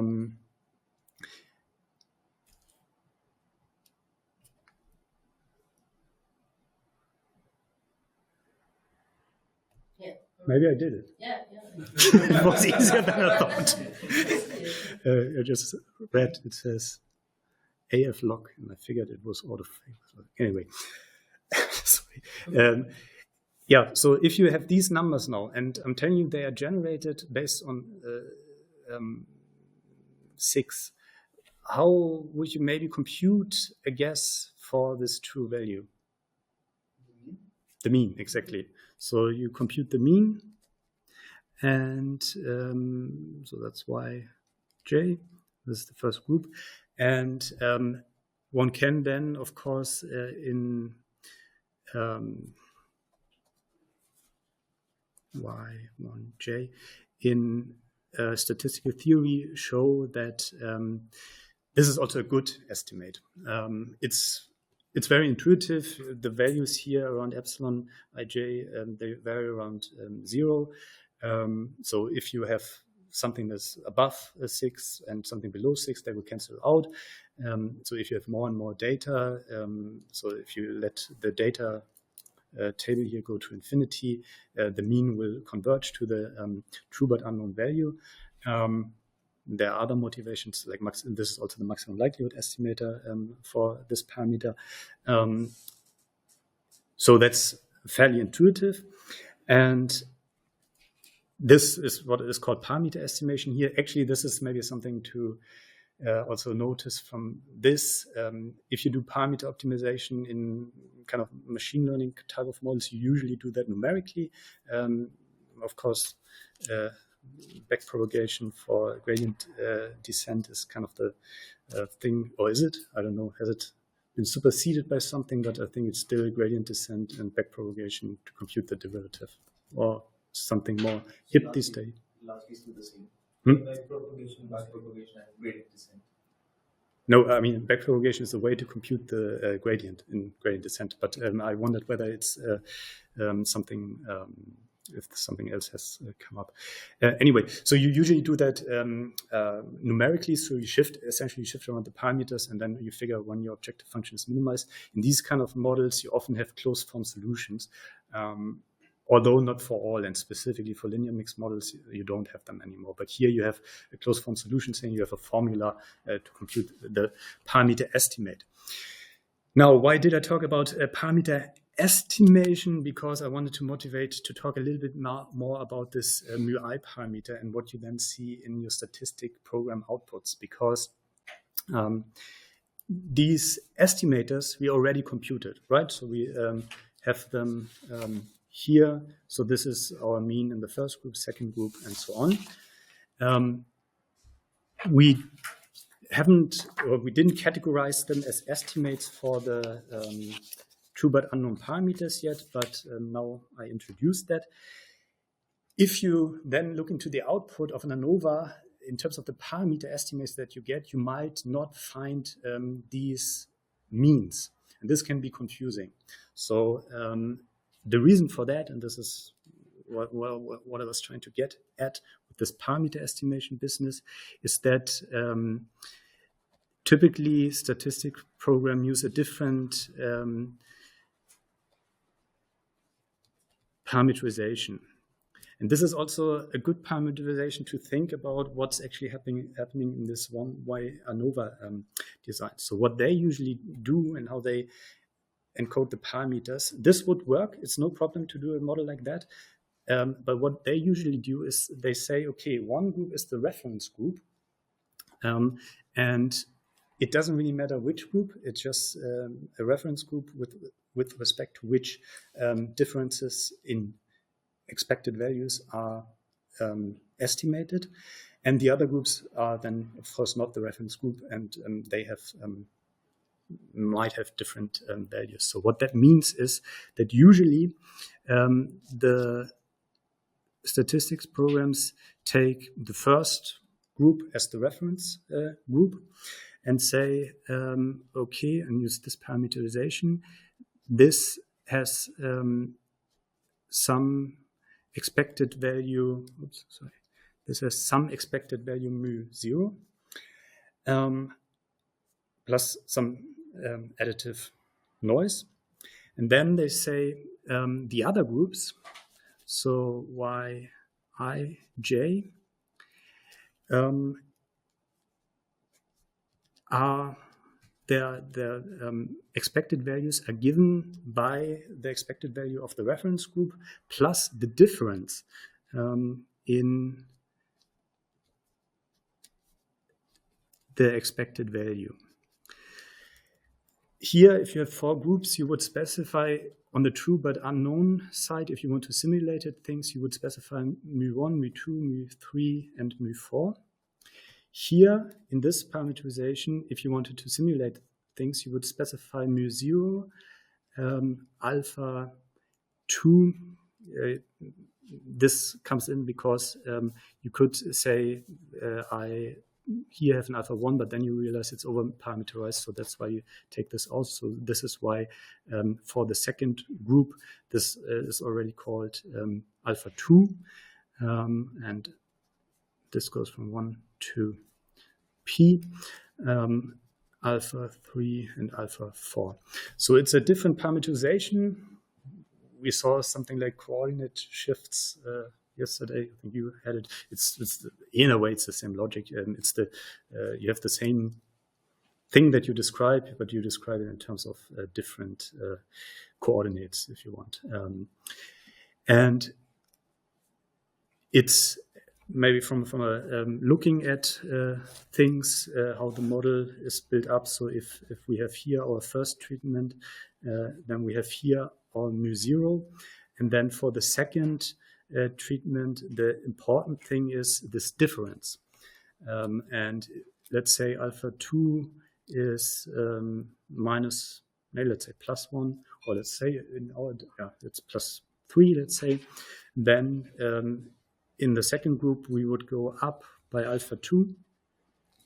And the expected value for group 2 would be then mu0 plus alpha 2. Yeah. And for the third group, maybe alpha 3 is 0. So then we remain there. And for the fourth group, we go a little bit down. So let's say our alpha 4 is -1 or something. So that's the parameterization that you usually find in the outputs of things like R, which can be a little bit confusing. So if you want to look for the parameter estimates that are computed in a linear model, you might not find them because you expect to see the group means, but actually it's not the group means that are the parameters. But it's the reference group expected value, mu0, and the differences between the different groups with respect to the reference group.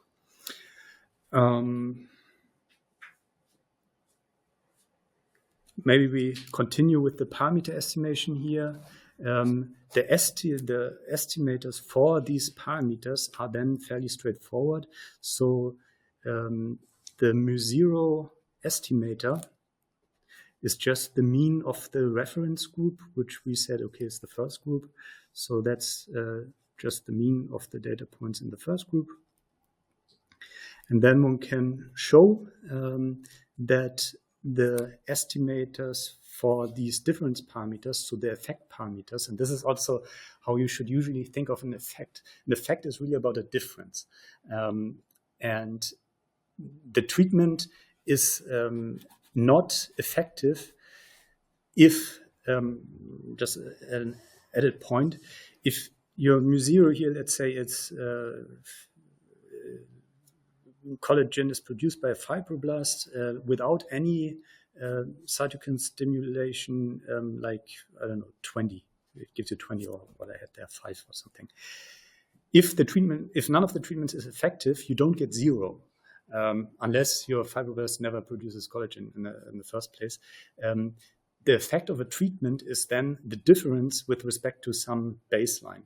And of course, then it makes sense to also have kind of no treatment there really as the baseline. If you don't have no treatment there as a baseline, then your effects are, of course, only comparable to whatever you have in your treatments. So, but this is, if you're talking about statistical effects, and we will talk about random and fixed effects, that's the notion somehow it pays to have in mind. And these effect estimators, they are actually estimated simply or in the optimal way by forming the difference between the ith group mean and the group mean of the first group. So what you would actually expect, because they encode the differences in the true but unknown expectation values.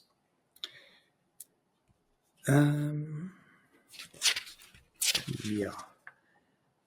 Maybe I show you that first, and then I give you a little bit also an idea of the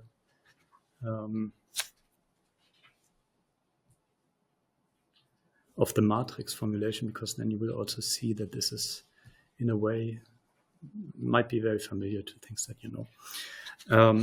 So the typical way to estimate this kind of model in R, make it a little bit bigger.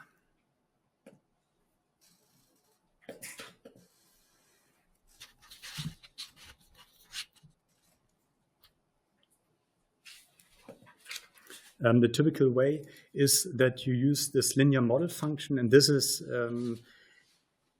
something that came to MATLAB late. So I think they have a suite for linear models by now, but it came late. And this is what R had since the days of when it still was S and commercial. And to now do this ANOVA analysis and estimate the parameters, like before with the ROF function, you use D, and then you specify the data, which I now call Y here, and oops, there is no comma, and you say that give it the factorial information, which is treatment,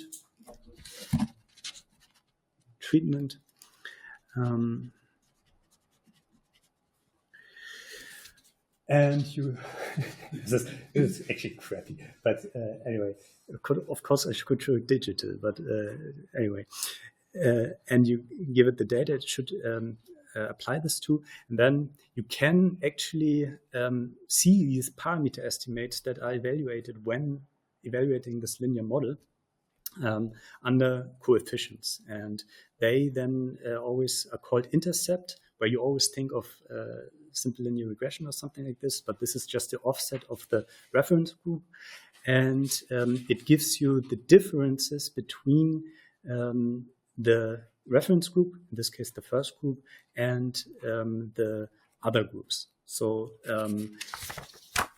this is just verified then also here, that these are just the differences between the group means and the first group mean.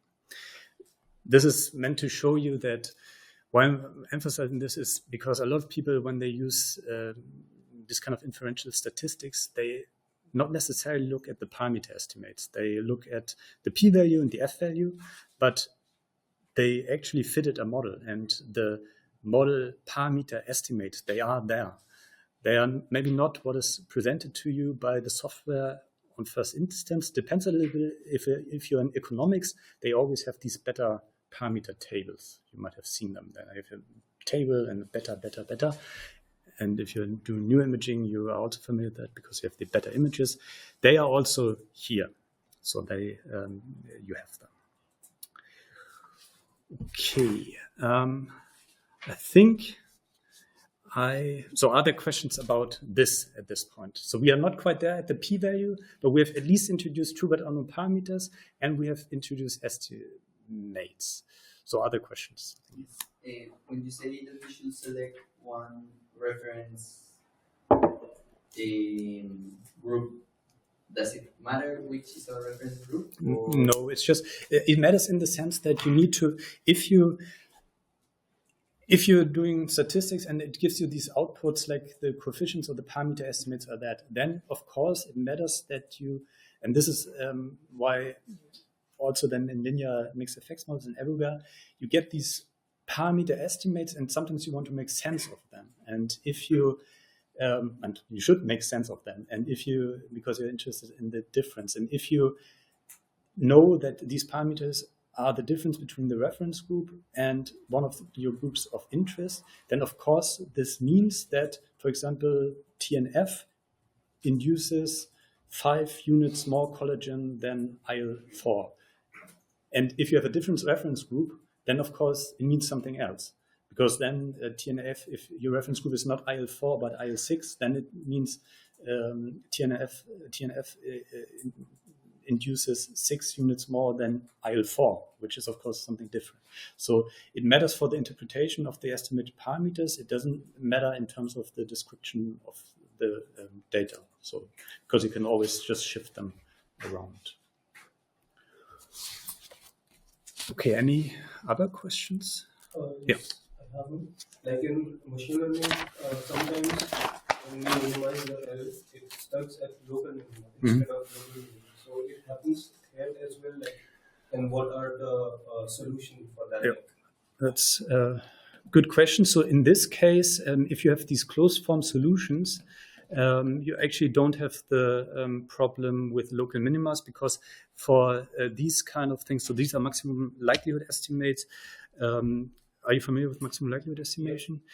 So these parameter estimates are just the maximum likelihood estimates, and the likelihood function is fairly simple. Maybe this is a kind of a this is a little bit of a, because we have a little bit of time, I'm taking the freedom to introduce this now. What these models actually are multivariate Gaussians, where the expectation parameter is parameterized. So this is now an n, if you have n data points, an n-dimensional vector, and this is a covariance matrix, so this is identity matrix. This is a random vector, which is also, how do I write that? It's n-dimensional in any case. If you think about maximum likelihood and the likelihood function, here the likelihood function is, of course, if you just have a multivariate Gaussian, the likelihood function is a function of the parameters. The parameters, haven't really connected them to anything, but I'm just telling you briefly that they are beta and sigma square. And of course, the likelihood function is the probability of some observed data as a function of the parameters. And for the multivariate Gaussian, this is then, of course, not want to say something wrong.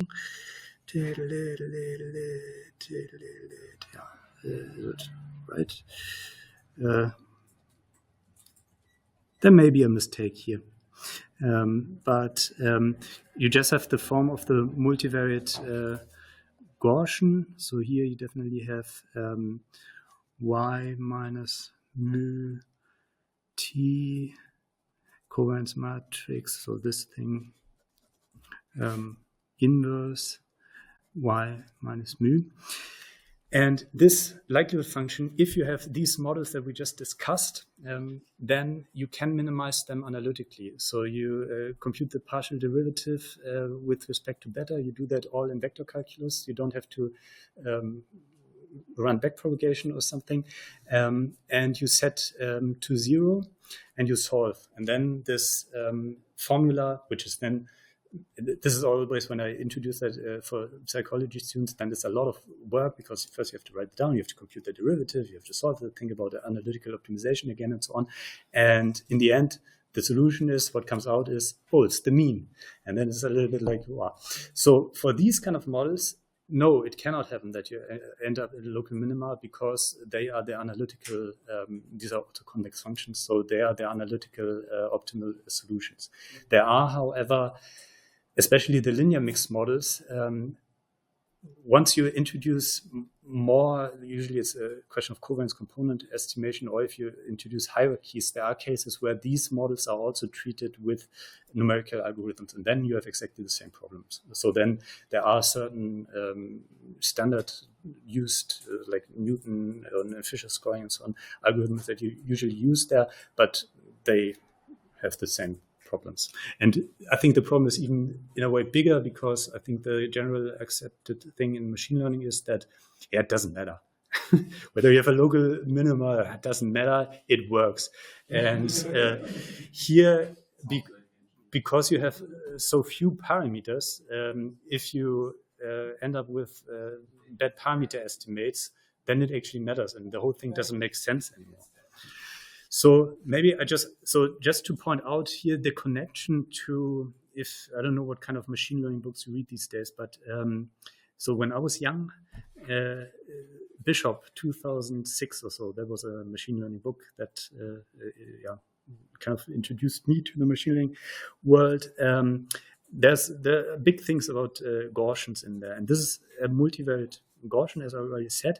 And then what we just described, our ANOVA model. This is now, sorry for, I know I'm losing people now, but this is not on purpose, but I want to also explain the connection to other kind of models. That's why I'm doing this now. I will stop doing that again. We will not see matrices anymore after that, but I want to make the connection. So if you put all your data in a vector,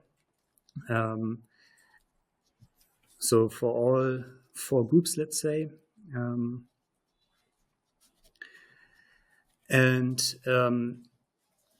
so that's then your data vector. That would be such a data vector.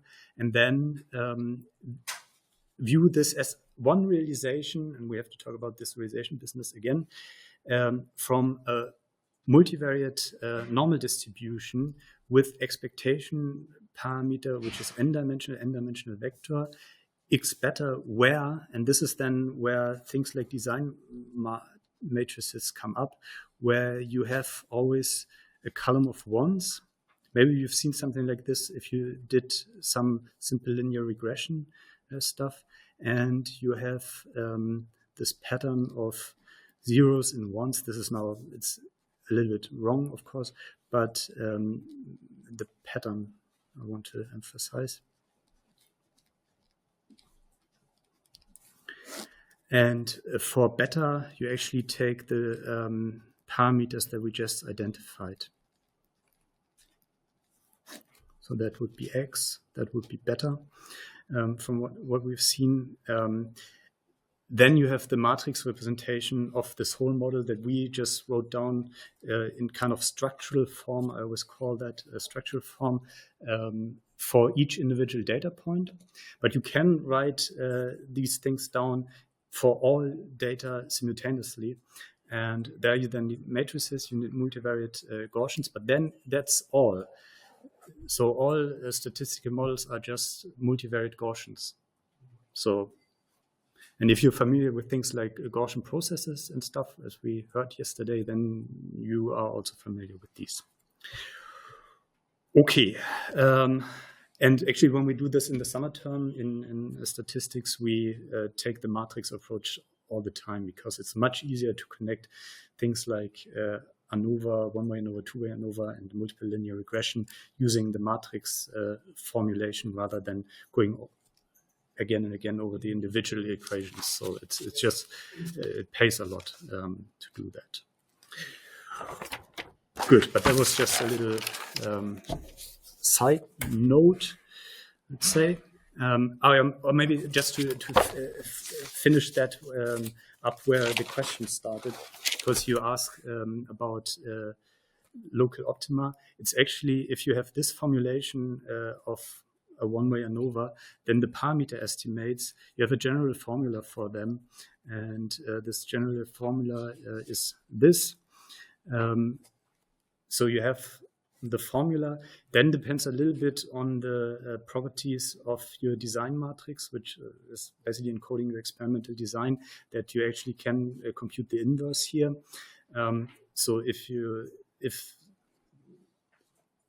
that's very untechnical, but if the different columns are too correlated, then sometimes you cannot estimate things well, but you don't get into local minima problems because you just always get one solution. You have a formula and you have this matrix formula. Okay, let me stop that here. Any other questions so far? Because one thing I think we can do before the break at 12 is the break, Yes. right? But I guess we can be flexible. So we want to break now. Yes, we can be a little bit flexible, but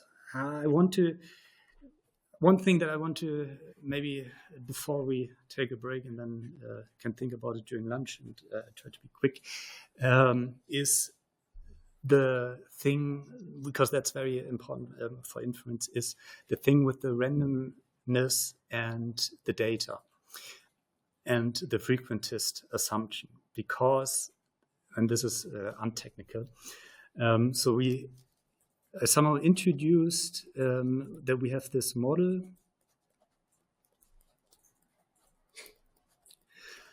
and I showed you we can, there's also in the script that shows you how to sample things in R, that you can generate realizations of these random variables. But this is really not what you do if you're doing data analysis. So in data analysis, you don't do a simulation. You don't turn on the random number generator, hopefully, when doing your analysis, although some analysis actually do that, MC and so on. And stochastic gradient descent and so on. But here, you're not, if you're analyzing this from a statistical LM approach, you're not doing a simulation. You don't generate something. So where is this randomness in the data? And the important thing to realize there is that an observed data set, like we have here,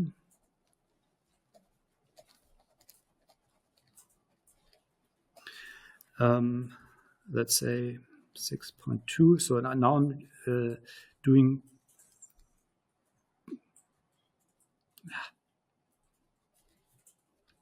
now I'm doing 3 observations in 2 groups only. An observed data set is viewed as one of the possible realizations of this model. And you can view it, okay, the model is a normal distribution over the data with these parameters, or you view it as the data is generated by sampling always the error and adding something to it. But what you observe and what you have on your computer and what you measured is for each of the random variables, of course. So 1, 1, 1, 2, 1, 3, 2, 1, 2, 2, and 2, 3. You only have one realization. And this is all you have and what you're working with. The model, however, says, and this is what you sometimes read then in introductory textbooks, is the model is based on the assumption that you could repeat the experiment under exactly the same circumstances and get new realization. So this would be realization 1.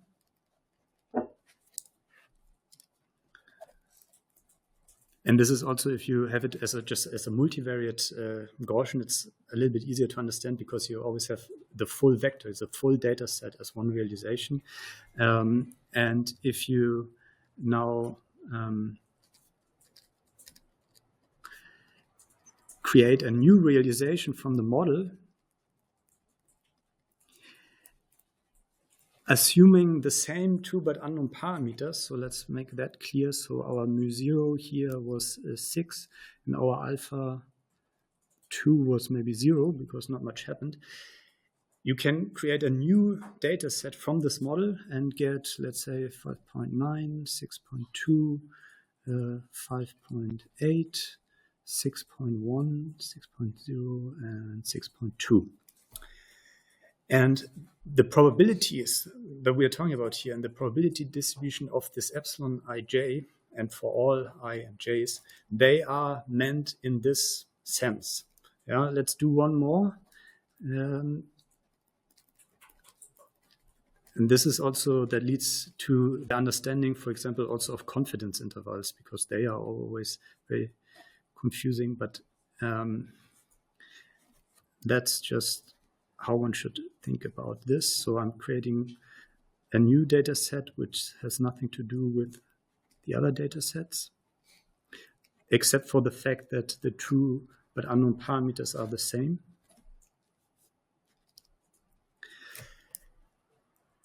And in each of these data sets, and this is what will become important, we can, of course, now compute an F-value. We've seen how to compute an F-value. We need to apply these formulas here, and then have here an F-value, well, they will all be quite low. Let's say we have, this is completely made up, but it should tell you that 0.53 and F 0.21. Because we will, when we talk about p-values after the break, we will have to talk about f-value distributions. It's this sense of probability and distribution that is inherent in the frequentist assumption. So you have to realize that this is imaginary in the sense that you have a probabilistic model and you assume you can sample from it. You can actually do this sampling on a computer, but this has, of course, nothing to do with your experiment. In your experiment, you have one of these observed data sets, maybe this or this. And you have one of the f-values then computed. But the model and the frequentist approach to statistics and saying this as a distribution and this as a distribution means these kind of replications, if you want, or better realizations are in principle possible. Yeah, this is very important because this will be what, for the understanding of the p-value and then also understanding why linear mixed models maybe are better for randomized block designs or nested subsampling designs than other designs. It's crucial to realize that, okay, if I think about it like that, I can create one data set from this model, a new data set, and so on. Then I can also ask myself, okay, then I have these F. So how is this F statistic distributed? So I see there's a 6.9, there's a 5.3, there's a 2.1. You cannot see it anymore, sorry. So these F values that we have on the side there, you can ask yourself, zoomed in, how are they distributed actually? So we have a 0.21, we have a 0.53, we have a 0.69, and you can think about doing this many times, and then you have more and more realizations here. You can ask yourself, what is actually the distribution of these F values? And this we will then go a little bit more in detail about to get to the p-value after the break. But it's really important that this is the weird, or that's the way frequentist statistics uses probabilities. Bayesian statistics uses probabilities very different as measures of uncertainty. But this is how what's always built in if you report p-values, also like we saw yesterday with the correlations, what's always built in there. And you have to realize what's happening. You have the data, and all of this, what I explained like in the last hour or so, that's just coming from your head. That's nowhere. Yeah, this is in books, and people talk about that, but it's not real. It's a lens. It's a kind of a way to look at data. What is real, if you want, are the measurements, and then you can talk about measurement theory. But all of this doesn't need to have an corresponding thing in or a twin in reality. What's real is only one of these realizations. Good. I think this was a lot, but yeah, we will get to p-values then after the lunch break. Any questions right now? Is this frequent? This is really crucial. This is, I think, what always gets lost somewhere. But are these, for example, these 3 data sets what one would then report as I did n equal 3 experiments, or is this? You can. I mean, you can. So this, of course, was simulated data. Yeah. So I came up with it based on defining mu 6 alpha 2 and saying, okay, there's some variation.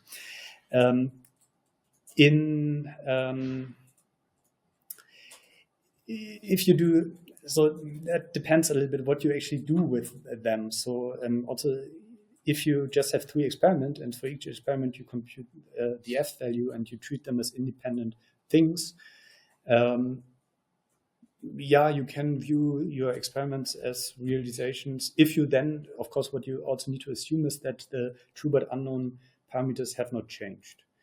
If you do 3 experiments and you average over them, for example, because you say these are replications of something, and then again, your whole data set would be one of the possible realizations. And your model will be built in a way that it creates your entire data set over all 3 experiments.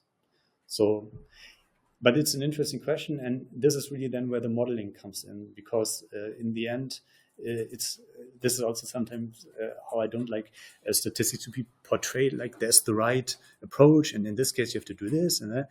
No, it's a modeling thing. It's how you cast what you actually did into mathematical equations and then and assumptions, and then compute parameters based on that, and statistics like the F statistics, and then do inference like p-values. So it's you can maybe say it in a different way. You can model the same data set, these 3 experiments, in different ways, also in statistics. Like you can model the behavior of a rib with different sets of equations and different parameters for these equations. Okay, now 10 minutes early, if there are no questions. A little bit flexible. But should we then start 10 minutes early? I think so. So do we get lunch 10 minutes early? Okay, but I'm fine with not talking for 10 minutes. Maybe have another Yeah. question. If there are questions, then we can. I'm very happy to discuss. So maybe we jumped from the treatment part, which was maybe a little bit more clear, more real, and then on this observed data set, this will be represent like just one of the treatment, or will be like Okay. 2 of the treatments? So Like, yeah. maybe I did this, then I got a little bit lost. Because I mean, I know this would be like. So what it's a good point. So I was just lazy. I didn't write 4 groups down anymore. So this are just 2. So this observed data that I just created, I just said, okay, let's assume we have just 2 groups, and we have 3 fibroblasts in each of the groups. I wonder. So the 2 tables in the beginning, they are, so table 1, example data set 1 and example data set 2, they are actually not this, because there the parameters that are used, the true but unknown parameters, are different. So if here, of course, you could also think of a set of new realizations that are somewhat similar to this, and then you would have a new observed data set. But again, also these observed data sets, they are just like the outcomes of random variables, they are usually not there. You can simulate them, but again, you haven't observed them, and also usually people use inferential statistics and these kind of models without doing replication. So they don't try. Nobody tries to, when applying these things, to see in a way whether the assumption that the errors are normally distributed are real, in the sense that, okay, we do the study once, we do it again, we do it again, we do it again, and of course you need to have a good approximation of the probability distribution, do it really many times. And it's hardly ever done. Does the amount of measurement points affect the reliability? Yeah, definitely. So the more is better. So that's so what one also in this setting, the way. Let me briefly. So there are it.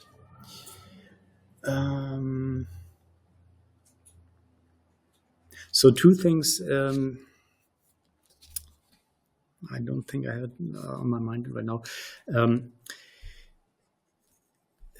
So one thing is that if you increase the number of data points in each of these treatments, what is actually the statement of the law of large numbers, which is the same as saying that means are unbiased estimators of true but unknown parameters, is that if you compute the mean here of, let's say, these data points, y1, j1, and I, and you let ni become very large. See that? So here I wrote down the mean for the first group, and now we imagine a limit where we let the ni become very large. Then the law of large numbers says that, and that depends on how it's formulated, and make it very rough here, that the probability for this limit to be the true but unknown parameter, so to be actually 1 j equals 1. So if you, that's then how these convergence result in probability theory then are usually stated. But that means that more data means, first of all, you get to the true but unknown parameter if you have these kind of unbiased estimators. This also means that it's unbiased. And then you ask about variability. And there I can't right now recall the, let me look it up.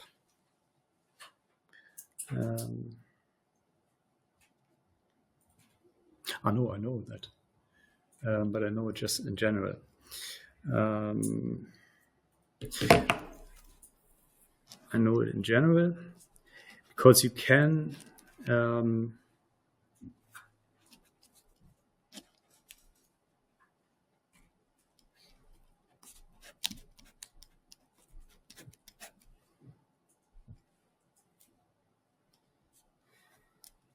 things like that.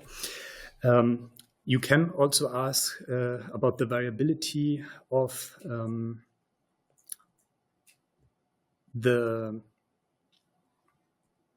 estimators, and this beta hat, this corresponds to our mu hat, and also so this estimator for the reference group. It's not optimal my whole approach here. Also doesn't work. So this beta hat here corresponds to mu hat 1, alpha 2 hat. So our estimators for the true but unknown values of the groups. And this statement says, it makes a claim about the distribution of these parameter estimates, because here from each of these observed data sets under this model, you can compute, of course, the means, not only the F values, but also the means. So you get different realizations of the parameter estimates as well. And this is the general statement about these parameter estimates. It says that they are also normally distributed. Their expected value are the true but unknown values. So this is also what the law of large numbers, of course, says. And then, and this is about the variability, it says the covariance matrix of this, where on the diagonal you actually have the variability of these estimators, depends on the variability of the noise. So if you, or not the variability of the noise, the size of the noise. So this is encoding how much the error terms spread around zero. And this comes to your question, it depends on the design matrix, which encodes, amongst other things, how many data points you have. So for example, if you only have 2 data points in each group, then you have a design matrix that for just 2 groups looks like this. If you have 3 data points, it looks like this. So you see that the number of rows and the number of ones you have encodes how many data points are in there. And here, this means, if I have done it wrong, let's maybe check whether my -1 here is correct. If you do that, you get n, and if you have a higher n, if you have a higher n, so if you have more ones in here, you get, because it's 1 over n, then you get less variance in the estimators. So that's this is the general statement that says the variability of the estimators has this form. This implies that if you have more individual data points, your estimator variability is smaller. But this estimator variability is also something that only helps you in the long run. This is always with these frequentist things, that for a given observed data set, you have some variability. You can compute the standard deviation, and that's that. More data helps you if you look at the distribution of these estimators over repeated studies. So if you always use more data, then for similar studies, then your estimates will in general vary less. For your PhD experiment, more data is in general a good idea, but you can be unlucky that although you have a lot of data, you also have a lot of variability in that. So this is also how these frequentist procedures are then evaluated. They don't help you in the single case scenario, but they help if the whole community is doing things like the frequentist statistician conceived them, then in the long run, it's a good idea. Is there like a time rule, like the minimum of data points is unique that it makes sense? The minimum data points is only in the sense that you sometimes have these n-1 things, and then n shouldn't be 1 because then it's divided by 0. No, what one can look at is things like, but that is it's not really related to that. No, so in terms of the frequentist properties of these estimators, they are, most of them are actually sample size independent. So that means that if you evaluate these estimators in terms of the frequentist theory, that says over repeated experiments, repeated samples from the data distribution, this is good. And it's equally good whether you have few data points or many data points. So there are 2 kinds of qualities, but there are also these properties that actually kick in for only for large numbers. One example is if you don't believe your data is Gaussian distributed and you say, I don't want to use these kind of Gaussian things at all, which then lead to F distribution and T distribution, one can still show that if you have a lot of data, even, and this is again central limit theorem, even if the individual data points are not Gaussian distributed, for a lot of data, the Gaussian approximations are very valid, so they work again. So there are more data helps in justifying using Gaussians for inference, but it's usually not that you have a kind of a you have high variability, so you can show based on, you can basically trace, if you have your n, you can trace how, for example, the variability of estimators is going down. But then it's a question of where you want to set the cutoff. So that's the real limitation is just then the formulas that below 2 or so, you cannot compute them. Good, but now we have to solve. Okay, then let's have a break and continue at 1. Those confidence intervals and stuff that's like p-values are all part of linear model, right? Yeah. P-values and confidence intervals Yep. are all part of linear. Yeah, so confidence intervals you can compute. So you can compute them based on whatever you want. So as long as you have a probabilistic model, but they are often also reported in the linear model setting. Yes, and then they apply to the parameters. But you can have confidence intervals for, like, let's say, Bernoulli probability distributions, which are not linear models. So this is a more general concept, confidence interval. Okay. So then we got into ANOVA first from the computation perspective and then from the linear model perspective. And we are now at what we can call inference. And this is what actually relates to the notion of p-values. And we can also, I can also mention confidence intervals, although that's works a little bit different, but I can at least address them. So before we start, I think it's again crucial to remind ourselves of the frequentist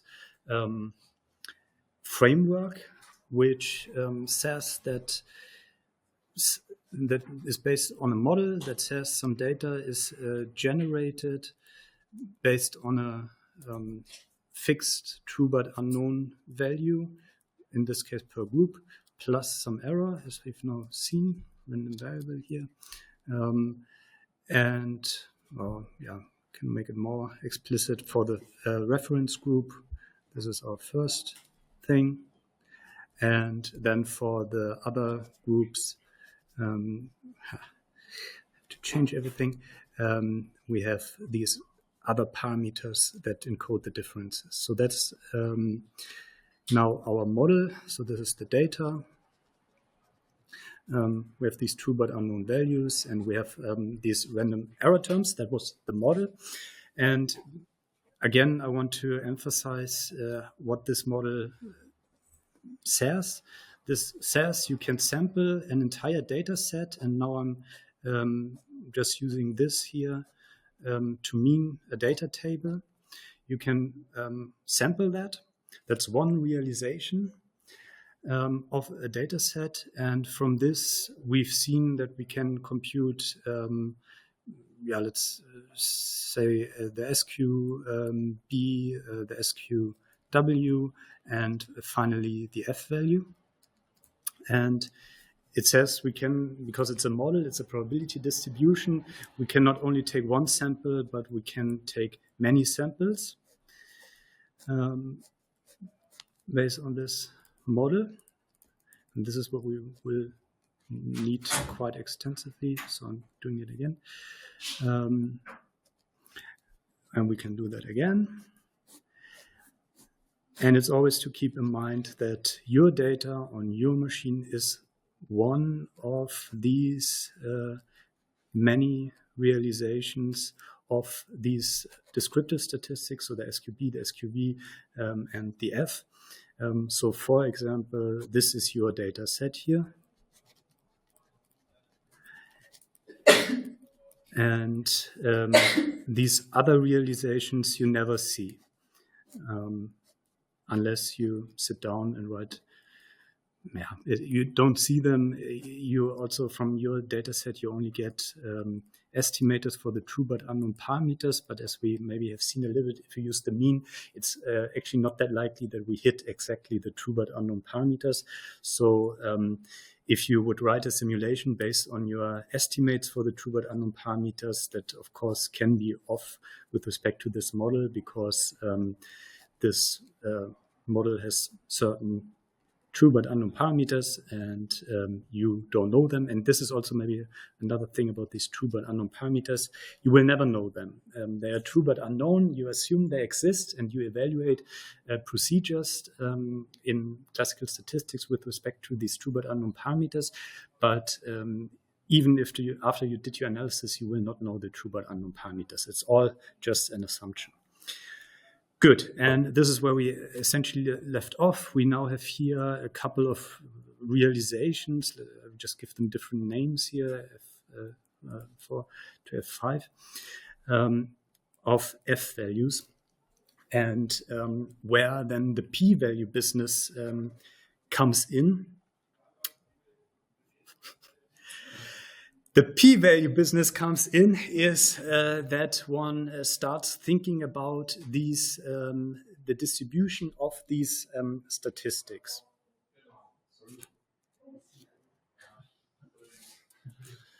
Danke. And one thing that is then first important to understand about p-values is the notion of a null hypothesis. Even if one does not fully use the hypothesis testing framework. So hypothesis testing means, maybe you've seen that you say, you start with some hypothesis, either there is no effect or there is an effect, and the test then concludes or recommends that you reject the hypothesis of no effect, or you don't reject it. So you make a binary decision in the end. So you say, I reject the null hypothesis that there is no effect, for example. We will not go into the details of these test decisions and the errors that you can get there and so on in too much detail. But what is important is to understand where the p-value is coming from, that the p-value that you commonly see in, for example, the output of R when you do an ANOVA, that's built under the null hypothesis or the null assumption. What does that mean? Well, that means something different depending on context. Null hypothesis not necessarily means that something is null. It just means it's kind of a null model in the sense that nothing interesting happens. For example, we had this thing with the broken rib, and you were interested in having data from this broken rib for the graph neural network. So in a way, you are interested in how your data and the transformation of it looks under the null model of no bone damage, and then compared to the scenario where there is bone damage. And your null model would not be that all your readings are 0 or something like that, but that it's just, it doesn't have the effect of interest. For a given scenario in statistical models, one has to think about what the null hypothesis is. And in one way ANOVA, the typical null hypothesis is that the alpha true but unknown alpha values, so alpha 2, alpha 3, and so on, up to alpha p, so in our case alpha 4, that they are all equal and 0.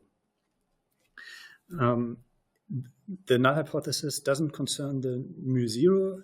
It's about the parameters that encode the interesting treatment effects.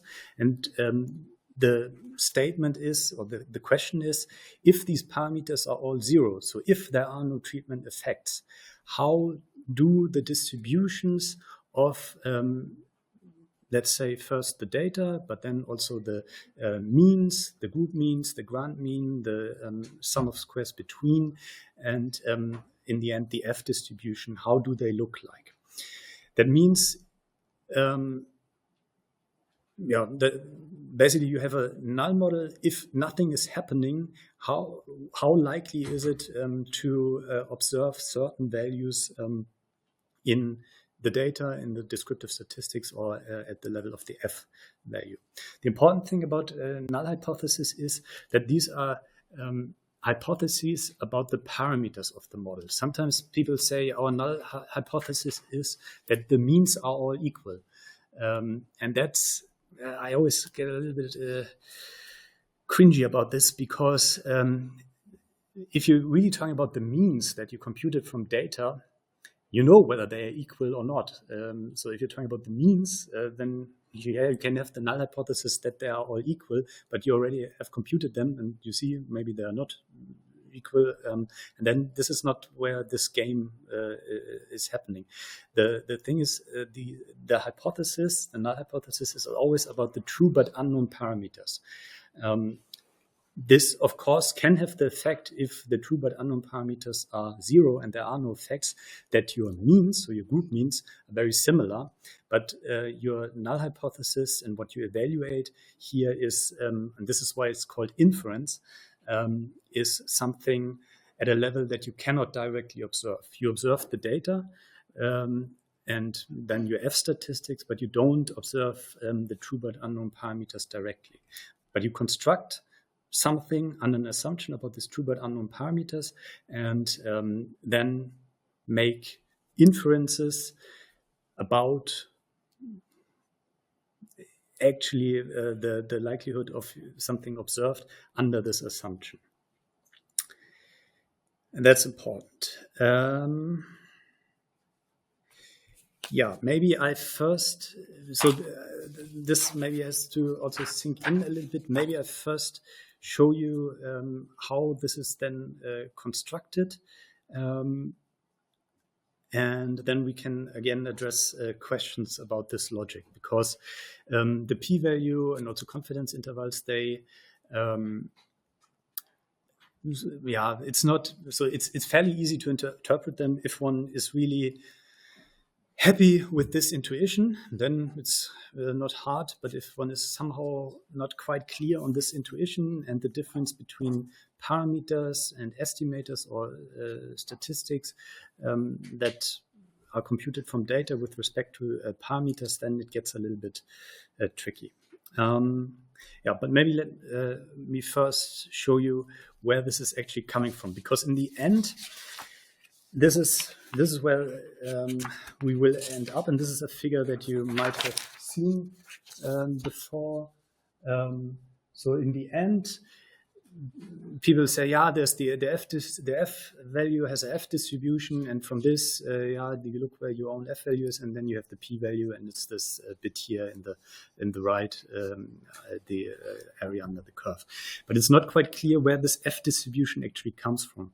And to understand this graph, and then of course the notion of a P value, it helps to have at least a look at where the F distribution comes from.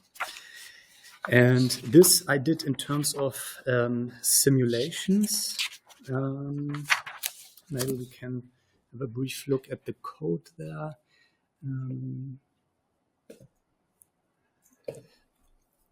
So what is sampled, as I mentioned in the morning, is are the error variables, right? So they have a normal distribution around 0, and well, whether it's that helpful. Anyway, they have a normal distribution around 0. And if I now want to simulate this process that I just drew on paper, the easiest way to do, of course, is to do that in a for loop. So just say to the computer, repeat this, what I'm telling you again and again, and so number of samples. And what I'm doing here is first getting a realization of all the error variables in the data set. So all the epsilon ij's, I get one realization for each of the epsilon ij's. And then actually here I'm using the matrix way, but it doesn't matter. Then I'm evaluating all the formulas, epsilon ij equals mu I plus epsilon ij, and I'm doing this, and this is the important thing, I'm doing this under the null hypothesis that these alphas that I just showed you are all 0. So here I'm computing the y. Then the more important thing is, so here I'm just generating one data set, like these little boxes that I just drew. That's happening essentially here. And then I'm computing the statistics that we've seen this morning. So this is then computing the ground mean, computing the group means, computing the first groups of the reference group mean. I'm evaluating the degrees of freedom a little bit too often. And then I'm computing the sum of squares between, sum of squares within, mean squares between, mean squares within, and the F value. And I'm doing this here for one of the data sets that I'm just shown you. And then I'm doing it again and again and again and again. In this case, and for the figures that I will then show, I'm doing that 100,000 times. So maybe while we are here, we can also look at this here, and it's a little bit nicer.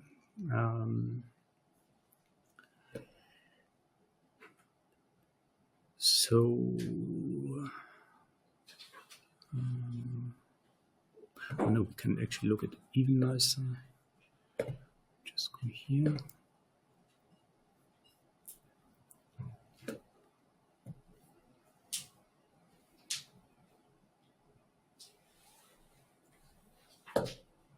There I was lazy with the labeling. So what I'm then plotting here are, from this process that I just described, I'm saving, for example, the F value on each of these iterations. And then I'm computing a histogram.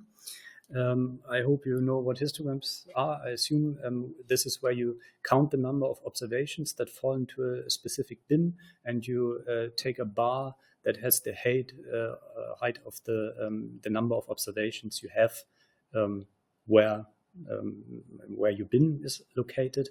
And you can use histograms as estimators for probability distributions. So what you see in gray here is a histogram analysis of all these 100,000 samples of the first error variable. So this epsilon 1,1. So that's the first fibroblasts in the first treatment group, for which I created 100,000 realizations and then did a histogram analysis. And what we then see here, actually here it looks black, it's actually orange in the print, is that what we observe in terms of the histogram in these 100,000 realizations is what it should be, because I specified that it should be a normal distribution and it should be centered on 0 and should have a certain width. I don't remember what that was. But the empirical distribution that I generated here artificially looks exactly like the distribution where these samples were taken from, as independent samples with replacement. So you put it back. It doesn't matter for continuous distributions, but formally that's that. So this is not surprising that it looks like that. Not at all. It should look like that. It's a random number generator that should create samples that have this distribution. So mainly around 0 and very little beyond -5 and beyond 5. That's what's sampled. But then what happens in this whole model and evaluating the F value is that you take these samples and you transform them. So the first thing in the formula you might remember from the linear model is that you add to each error variable the true but unknown parameter to get the data variable. And this is what's happening here. The true but unknown variable for the reference group in this case, so the mu0, which is not part of the null hypothesis, was 5. And as we discussed also this morning, then this random variable is normally distributed and centered around 5. It's also no surprise, and we can, and this is now important why I have these graphs, and I really like them, but I think the beauty is it's a little bit hard to appreciate.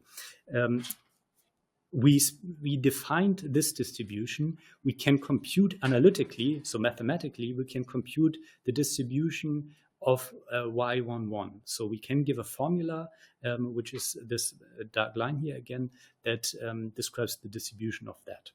And that's the first transformation that's happening when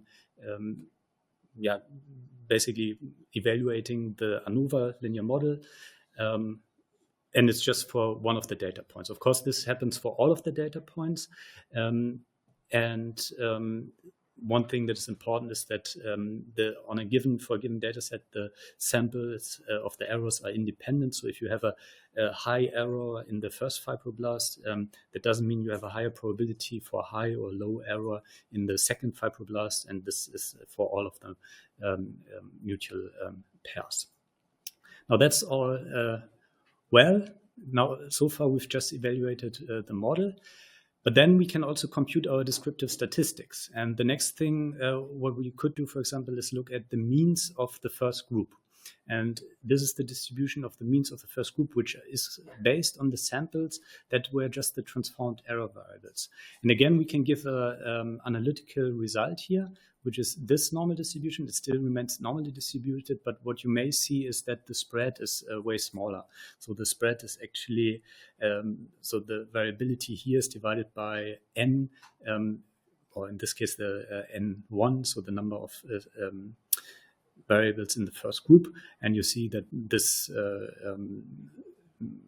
goes up to 0 and 10 here, and here the spread. So it's not the same scale on the x-axis, so it's actually reduced. So actually forming the mean reduces the variability in this setting. It's all well. This is the grand mean, where you even see less variability. It's still normally distributed. It's even closer towards, and this is now also important, this is under the null hypothesis. The first group has that's the reference group, that has a true but unknown parameter of 5 in this case. And here we are looking at the grand mean, so the mean over all groups. And this also has a mean over 5, which mean of 5. And an expected value of 5, which means that these alphas are all 0. And they are all 0 because I put them to 0 in the simulation. And then this goes on because now I'm trying to construct, again, the F value as we did this morning. So another thing to do is to subtract from each data point the group mean.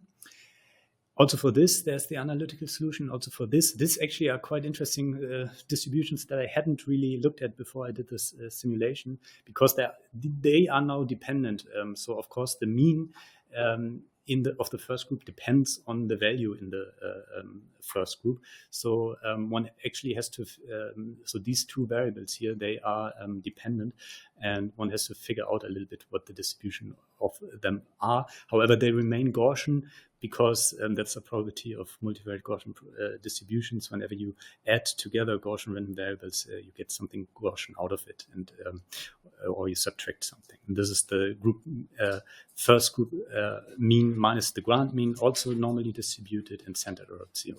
So far, everything is Gaussian, and it looks like not much is happening. And not much is happening indeed, just the mean shifts a little bit, or I should say the expectation parameter shifts a little bit and the variance shifts.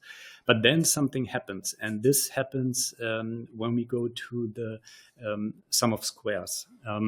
Because in the sum of squares, we've seen this morning, we have these differences between variables, and then we square them. And this, of course, has the effect that everything that was negative, so everything, for example, if we're looking at this difference here or this difference for the within sum of squares, everything that was negative, if we square all these values here that go into the histogram, they become positive. And values that are close to 0 accumulate close to 0, and values above 1 get stretched further into the distance. And this is what one can see then if one looks at the distributions of the sum of squares between and the sum of squares within. They are here divided by sigma square, which this is all simulation. You cannot do that in real life because you also don't know sigma square. But what you should see here is that also for these analytical distributions, so formulas for the distributions are available. People have worked out, and this is what the people did in the early 20th century, people have worked out if I square a normally distributed random variable, how does the distribution of the square look like? And for this, they found a formula. Does anyone know how this distribution is called? No, it's random. That's kind of that's how to describe the distribution, but it has a name. It's the chi-square distribution. So that's sometimes in statistics you encounter something like chi-square tests, and they also use the chi-square distribution. In this case, it's actually an approximation, because you assume that for many data points, things become normal, and then squaring things again leads to chi-square distributions. And this is then just a formula that looks, I should have maybe put it in the formula. It's a little bit more of a involved formula than the Gaussian, but it's like a function. It's like any function. It's just a formula that gives you that depending on parameters, and the parameters are these degrees of freedom parameters, which are essentially the number of data points. And this skewed appearance of the distribution you of course also get for the SQW, so the within sum of squares, and also for this there's an analytical distribution. And then finally, if you now take divide these values by the number of groups and the number of data points essentially, and then divide them by each other, you get to the F distribution. And the F distribution also depends on how many data points you had. So it looks different. Here you only see one F distribution, but it looks different if you have different numbers of data points. These were all fixed here. But again, there's an analytical form of the F distribution, and it describes how the F statistics that we computed this morning are distributed under the null hypothesis and under the frequentist framework or hypothesis. Yeah, so this F distribution doesn't come out of nowhere. It's just the transformation. So you have one error variable, you add something to it, then you have multiple error variables, and you add them together. You average them, and then you might compute a difference, you square it, and all these data processing steps have an effect on the distribution of the thing that you are looking at. And one thing is, of course, to recreate these distributions by simulations, and for many models that are also being used, and also, for example, in statistic parametric mapping, there is this Gaussian random field business, but there is also the shuffling thing. So if you weren't happy with Gaussian random fields, then you could have also created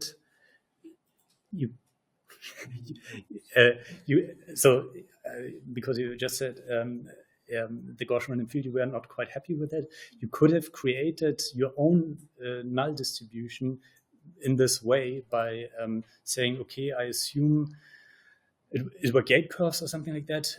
They are all at 0. How does my distribution of, I don't know what statistics you computed, maybe means only and so on. How does that look if I assume no effect? So you could have, and this is what also happens in SPM, for example, it's then called non-parametric mapping. And what we also sometimes use if it's not one of these simple models where we have, and the analytical forms are known for a long time, but it's a new model and we don't want to do the math.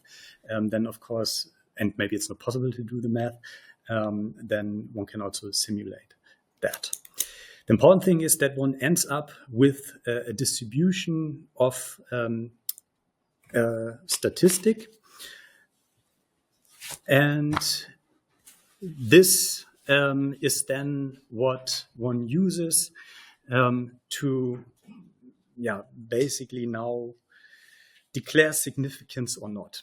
And there it's then important that now that we have learned where the F distribution comes from, and that we could also simulate it, but we can also, of course, analytically derive its form. The formulas are not very nice, so I didn't put them in, but maybe I should put them in just that you also see them there. A lot of gamma functions involved and so on. You can evaluate them in any programming language.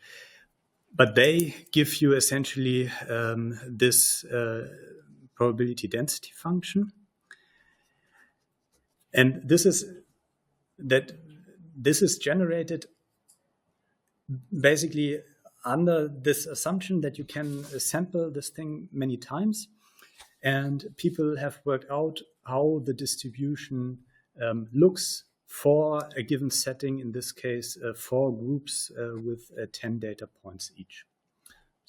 So this is available to you before you even, was available before you even were born, because this is available since the 1920s or 30s. And it's available all the time when you, of course, do some data analysis. And now you come in and you have your own data and you have your own F value.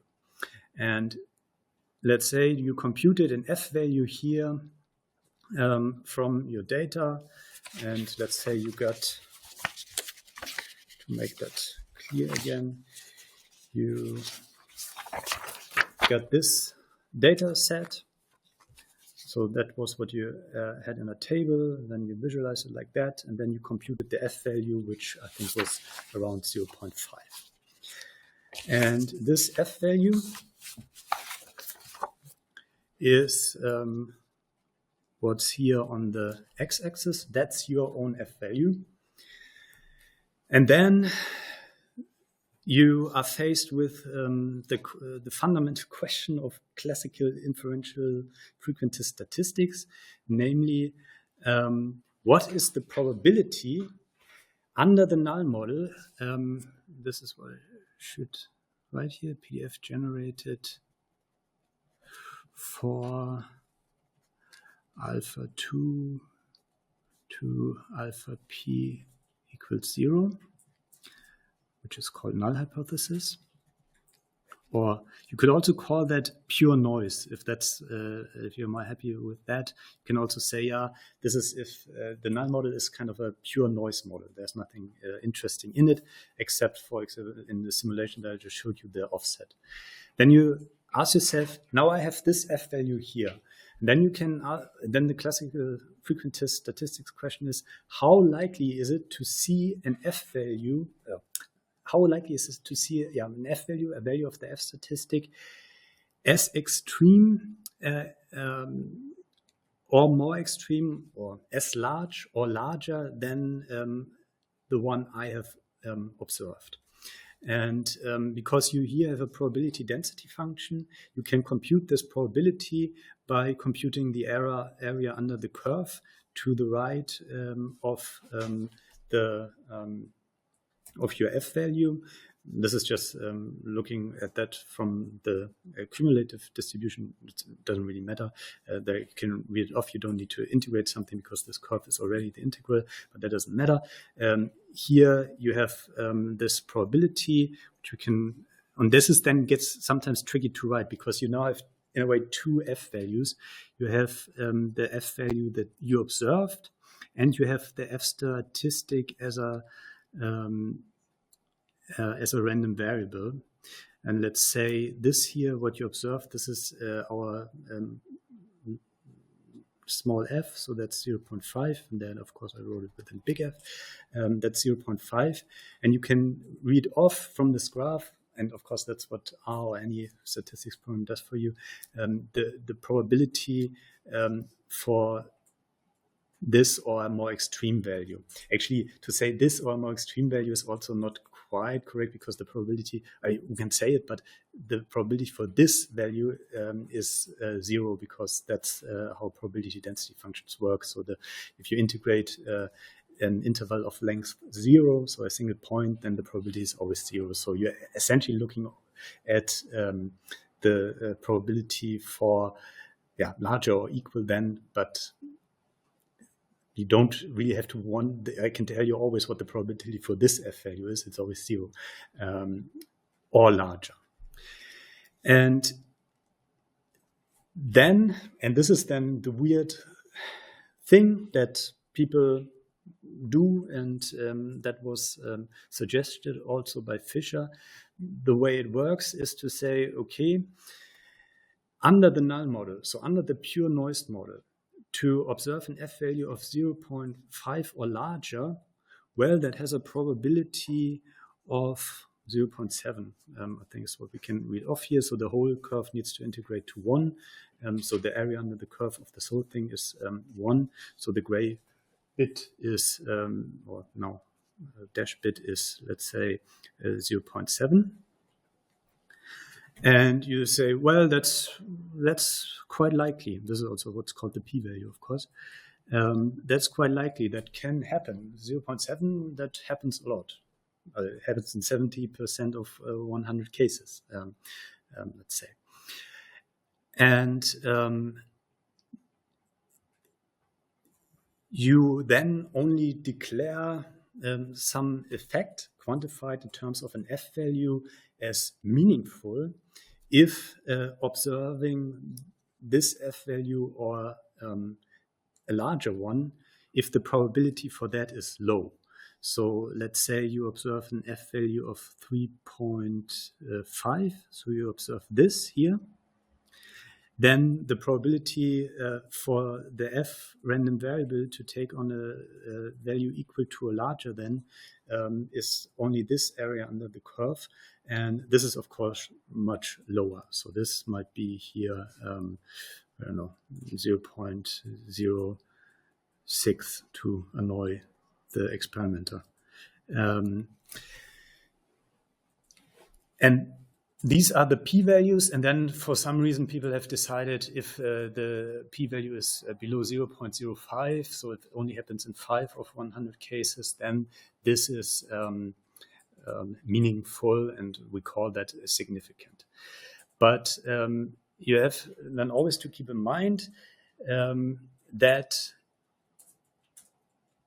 the p-value also doesn't mean that it could not happen. It actually means the opposite, that it could not happen that if the null hypothesis is true, so if alpha 2 and all the effects are 0, that you don't observe what you observe.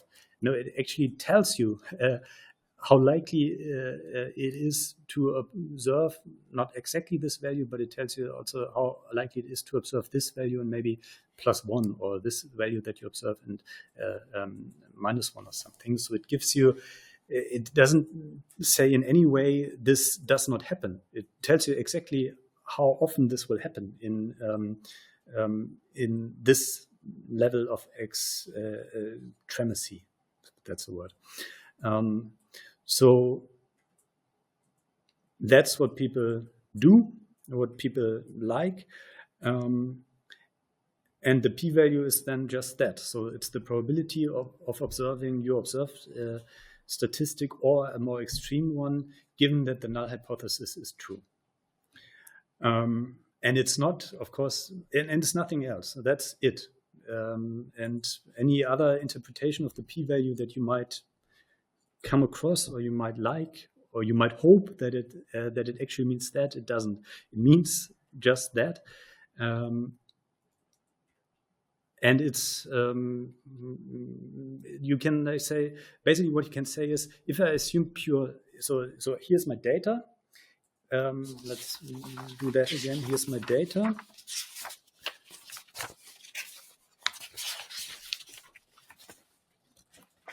And now let's take the one with the effect. Here's my data, and the probability of observing this kind of data or more extreme data, and then the question is, in terms of parameters, there are of course many ways things can go to go away from all the alpha parameters as 0.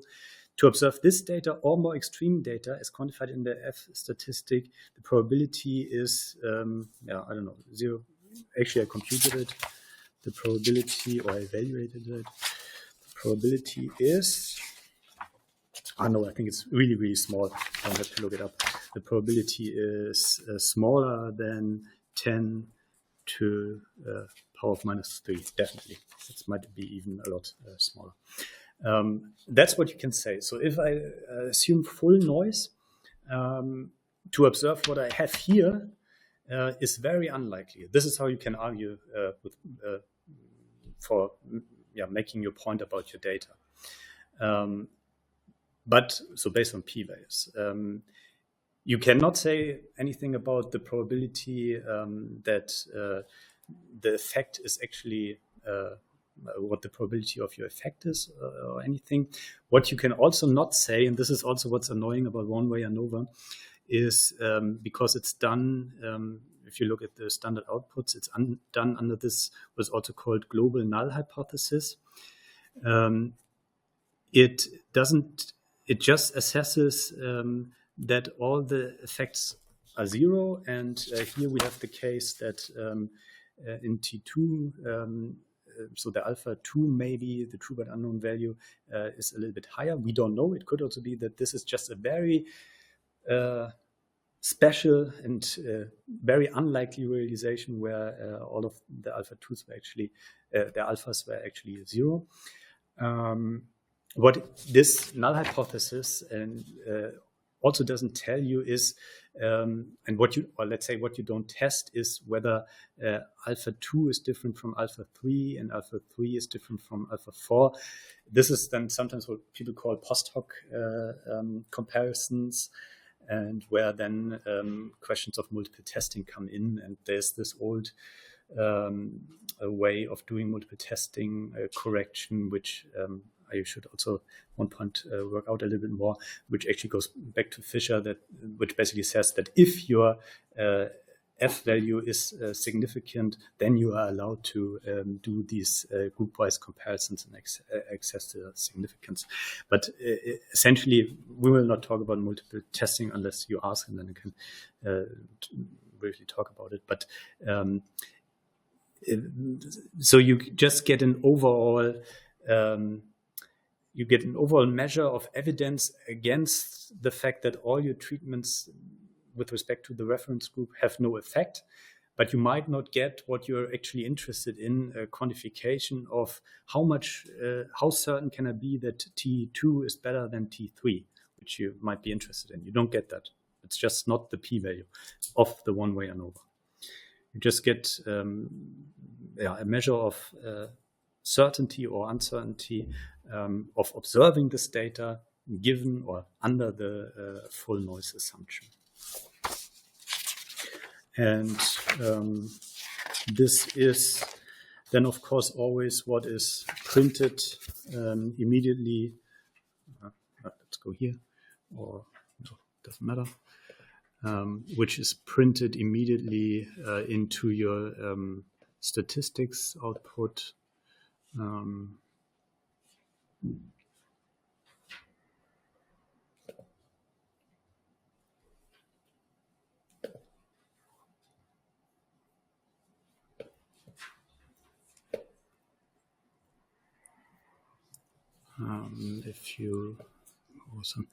If you run, for example, the F, if you run it's maybe not the best way to present things.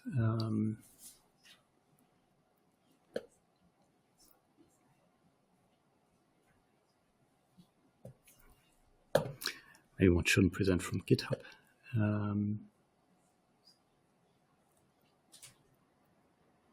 Where are we? I think I'm too far off. Sorry. I will get back. There. That's also what then is always printed into your output. So you have the F value, and then you have the associated P value.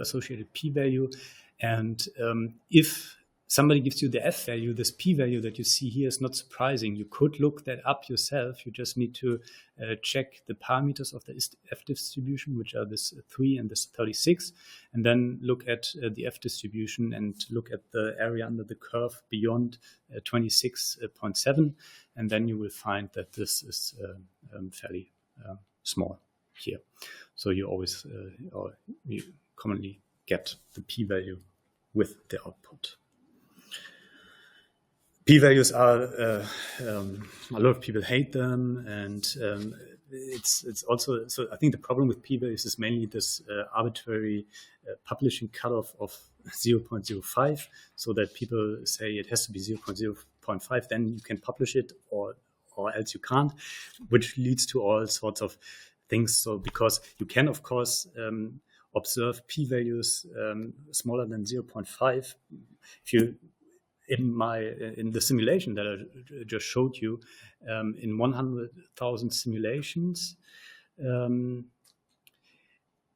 I let's say here at, I guess here that must be 0.5 area under the curve or something. Of course, I observed p-values smaller than 0.5 or f-values larger than, let's say, 3.8 or something. And so what this also means is if you just do a lot of noise simulations, then yeah, you will find samples that give you p-values smaller than 0.5. And if you just do enough experiments all the time with noise and just tell everyone the ones where you get p-value 0.5, and you kind of, that's your approach, and you don't tell anyone about the 1,000 other experiments that you did. Yeah, it's p-hacking. People call it p-hacking.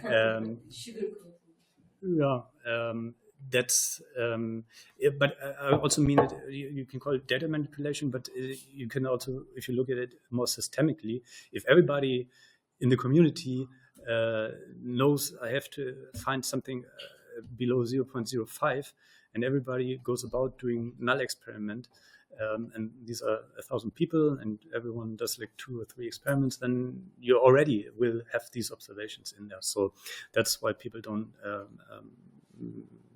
So the problem is not the p-value itself, or that it doesn't make sense mathematically or something. It's more that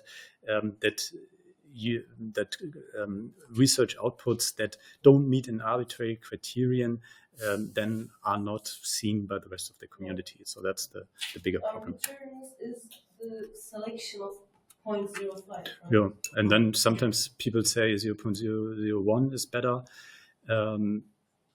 It's yeah, of course that's a small value, and then you can say, okay, that's our community standard. That's what we then call important, but why is only that important? Is equally important if you figure out that, I don't know, the heating just doesn't kill the bacteria, then it's also worthwhile telling other people, because why should they then have the hope that the heating exactly. helps? I think the actual problem is that we cannot publish negative results. Yeah. And the whole system works on publish or perish idea. Exactly. So that's definitely the bigger picture there. Although it's getting better, I also have to say that. So I think you yourself, you should not be worried. I tell you, with my authority, with the authority given to me, you can publish null results. And don't let anyone tell you differently. So you can do it. I did it, and everyone can do it. You just, of course, need to argue and show and document that you did a proper experiment, that everything was fine. You did to the best of your knowledge, but then it's not. That's also an aspect. When I was a PhD student, I really hated because you can be self-effective in certain regards, but in terms of results, whether you have this hypothesis that might work, you have good reasons for that, but you don't know. And then if it doesn't work, that's really, really bad.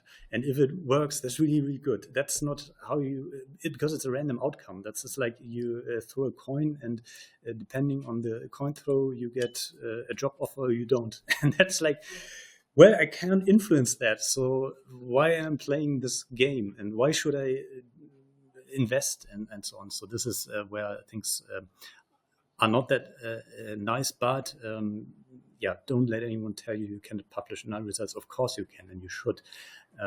But of course you should also understand how you compute the things and know the literature and so on. So there is, of course, certain things one can do. What you cannot do is influence. What you cannot do is change the true but unknown values. So you want to know about them. So. And the only way you can do it is then by cheating, and that's, of course, we don't want to do that. So, okay. So that's p-values. Okay. And we should, of course, make a note again. Good. So then maybe let's continue. Maybe we start with the question whether there are any questions from yesterday. Anything that you would like to address before we continue? Yep. I have a question. So yesterday, towards the end of the lecture, you said that after we have, so now we did the ANOVA for all the treatments, that then it will make sense to make comparisons between treatments, and then you said a name. I don't know, it's ad hoc or post hoc. Make sure these terms, because you usually see them on. Yeah, it just means essentially that you do pairwise comparisons. So you do, for example, 2 sample t-tests between 2 of the treatments if you're interested in whether treatment 2 is better than treatment 1, and you try to confirm that statistically, then people do these kind of pairwise comparisons, and they usually call it post hoc, but that's just a name. There's no theory behind it. There is a little bit of theory in the sense that if you if you're doing many statistical tests, then of course the probability for making an error gets larger than what you have for a single test. And this then goes into the this whole thing is then called multiple comparisons and multiple testing. And there are different forms to then deal with that. This only ever comes in if you really want to make these binary decisions and want to say this is significant and so on, then this starts to play a role. And the reason I brought that up yesterday is because there are then different ways to control for false positives, or basically to keep the error rate or to define other error rates. And then a whole new field opens. And essentially, the old Fisher idea is that if you have a significant ANOVA result, then it's okay to do these pairwise comparisons, and you control for them. But this I would have to elaborate on. And so it just means that because the problem with one-way ANOVA is that you are testing this global null hypothesis that all the treatment effects are 0. And this might then, if you have these 4 treatments and you see, they are different, you still want to, of course, this is the main problem with statistical significance. You're not that interested, maybe if it's significance. What you want to see is treatment to, does it induce more collagen production or less? And for that, people do what they then refer to as post-hoc comparisons. And maybe the motivation then to still do ANOVA and not start out with this, because you could also see, so why I'm doing ANOVA in the first place if I then do these pairwise comparisons between treatment, is exactly this multiple testing control. So that if the an argument can be made, if the ANOVA result is significant, then it's okay to do these pairwise comparisons on the standard for error level for the single test.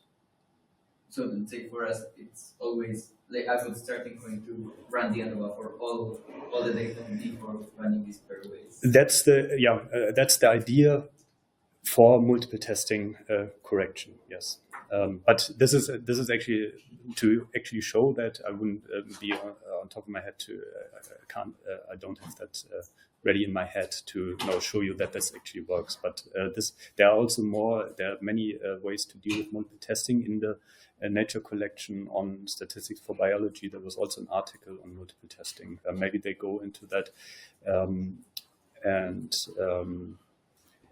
so that's basically the answer. Thank you. Other questions from yesterday?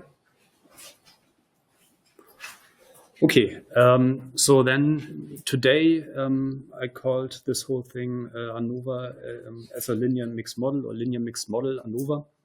And this is kind of the way that a lot of analysis in linear models are actually done today, or as of today, in particularly, of course, in psychology. That's why I'm encountered that, and also in clinical research. So when we do our clinical research teaching, all the clinical studies, randomized clinical trials, they are analyzed with linear mixed models these days. What we are doing today is not, of course, a full introduction to linear mixed models from the ground up, but what I'm trying to do is to give some motivation and at least show two experimental situations where this may help and what it roughly means. This is in part inspired by this primer by Schwager, which is nice. It makes some points. And it has in the supplement, it has a lot of R code also, so for hands-on kind of familiarization with that. It spins the whole thing a little bit. Where was that? It spins the whole thing a little bit that if you're not using linear mixed models, you're doing something wrong and everything will be false. So let me just find that I saw that earlier. So it basically states failing to account for data dependence leads to high type 1 error false positive rates. So it means something is going wrong. Actually, I will also show you an example where the opposite is true, where you actually lose sensitivity and don't get more false positive, but more false negatives if you are not accounting for things that might be there. But it's still a good paper with some biology, of course, in mind. And so I just wanted to point to that. And with that, I also cite that, of course, so you can have a look. Can you perhaps change the lights because it is splendid?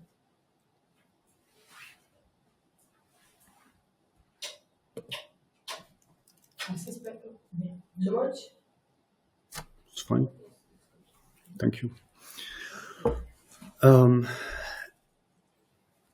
The way I want to start this is again by looking at a little bit the experimental design, and then go over what these models, in addition to the linear model that we looked at yesterday, what they can incorporate. And the thing is, maybe let's just get started. So yesterday, when we just talked about ANOVA or one-way ANOVA design, what was behind that, or standard ANOVA, I don't really have a name for it, was what was behind that was that we had kind of a collection of of observational units. I have to be a little bit careful with the terms today. So we had these observational units, for example, fibroblasts. So the cells that come from one cell culture strain, observational units.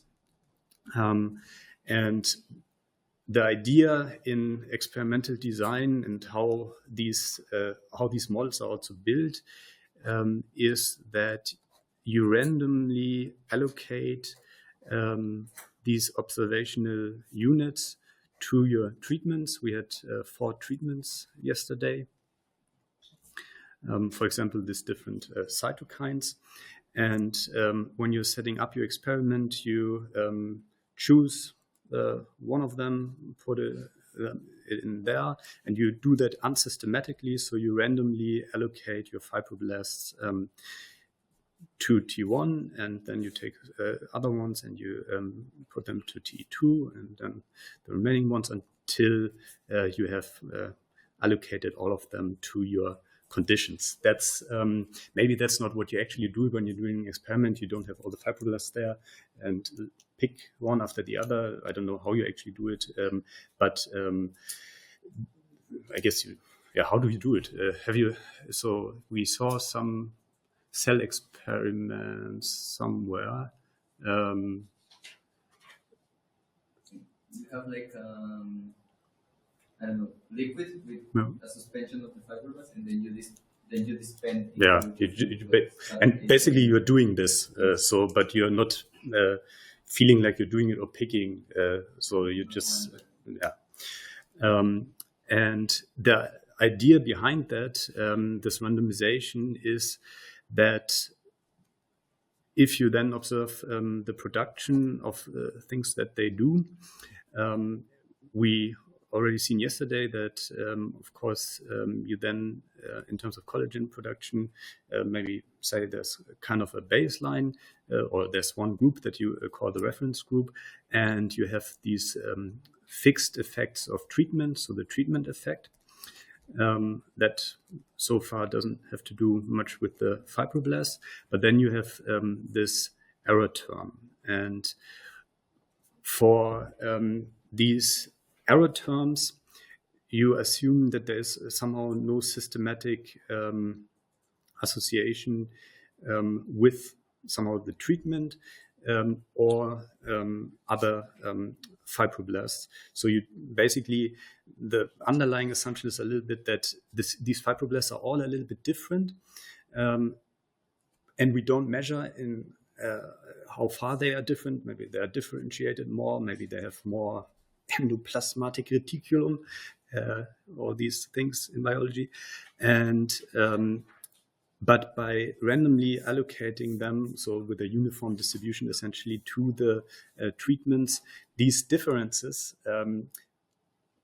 on average cancel out. So what you don't want to do is like have the big fibroblasts and put them into treatment 1 and the small ones in treatment 2. And this is the same when you're doing studies with human observers or clinical studies. You always want to make sure that the groups of patients that you put into different treatment paradigms, they are as similar as possible, even without measuring how similar or not similar they are. Of course, another way is, and that's then going to the ANOVA way, is to measure and make sure that they are actually matched. But that was the idea behind the model yesterday, and in particular that these error contributions, so what each fibroblast contributes, is independent of what any other fibroblast as observational unit contributes. So these epsilon ij, one way to write this. There are 100 ways to write this, but it's maybe not the best way to write it. These error terms are independent. Of course, these error terms not only incorporate what we have seen in the fibroblast, but also the observational errors and so on. But today we are in particularly interested in if there is some structure that this assumption, you can also write, of course, the mathematical thing is that these two error terms, they factor the probability density factors, which is again not that clear. What it really means is that the probability distribution of the error given information about the other error, so this is a k and a h, is just to indicate that these are different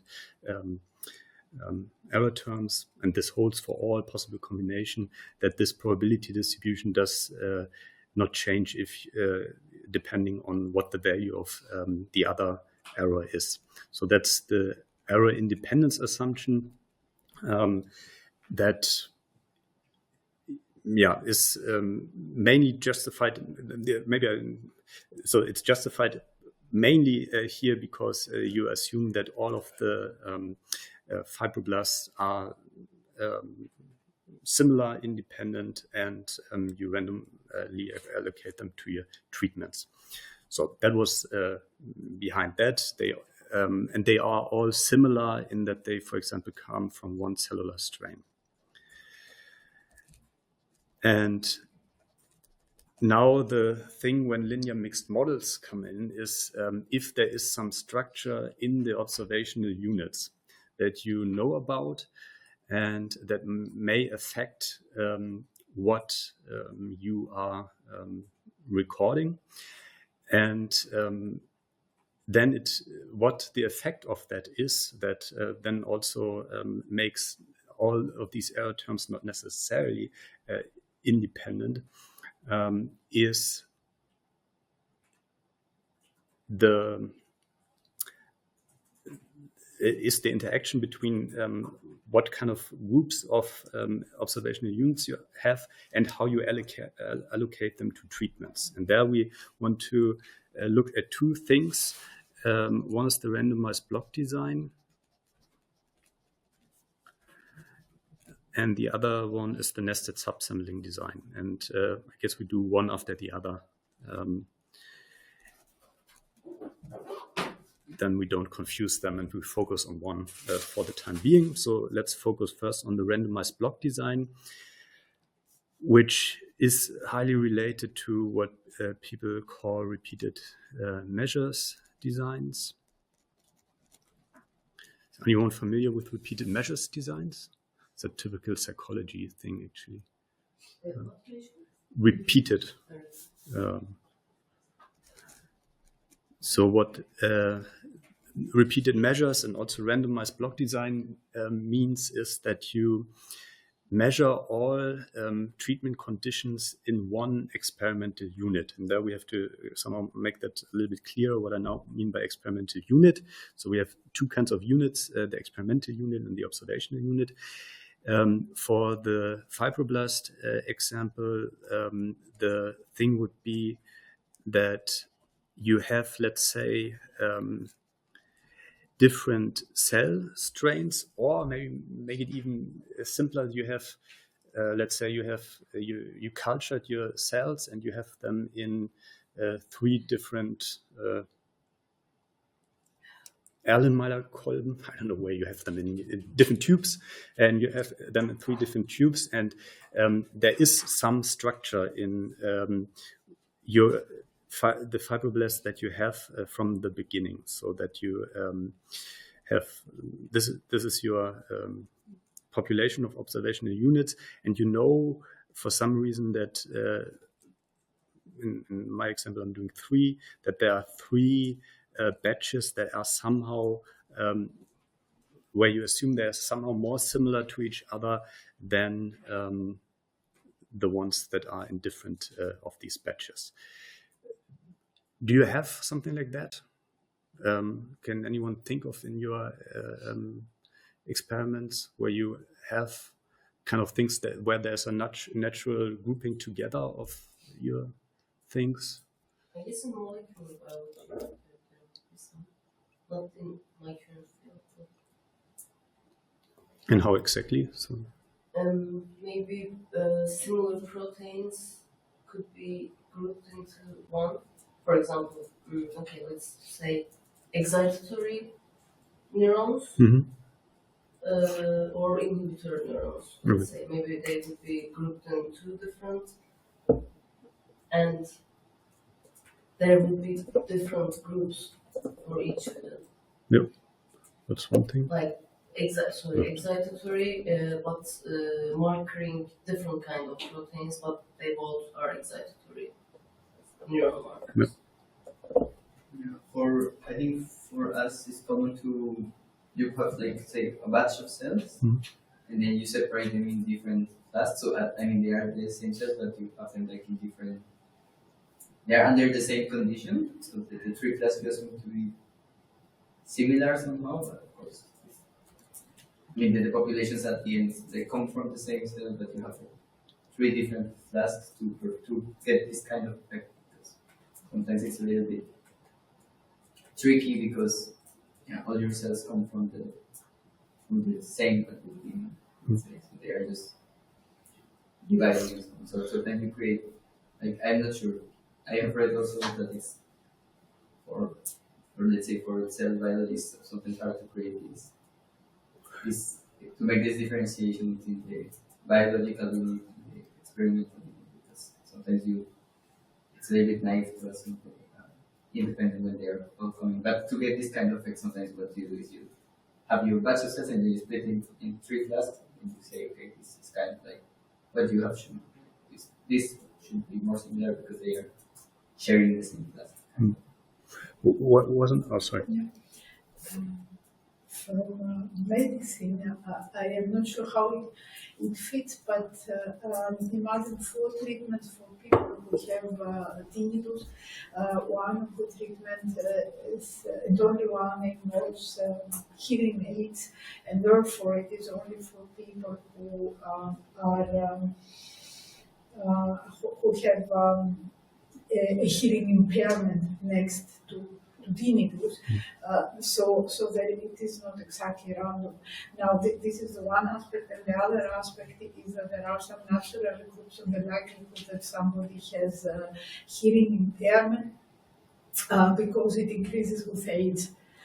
So older people, so the group of older people is more likely to lack in the treatment that involves hearing.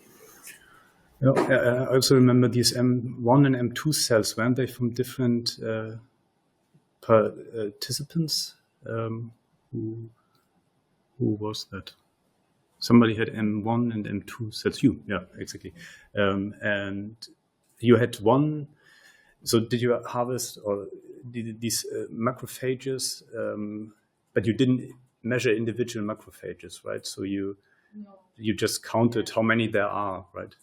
So it depends on what we're talking about. The cells are analyzed in the tissue, then also I use flow cytometry, so I analyzed each cell individually that I had in there.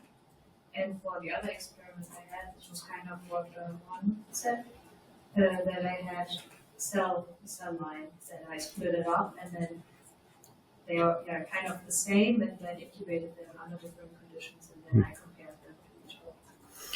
Because so here the idea would be that you investigate each cell, so you still have the observational unit, and from each cell you have kind of a measurement,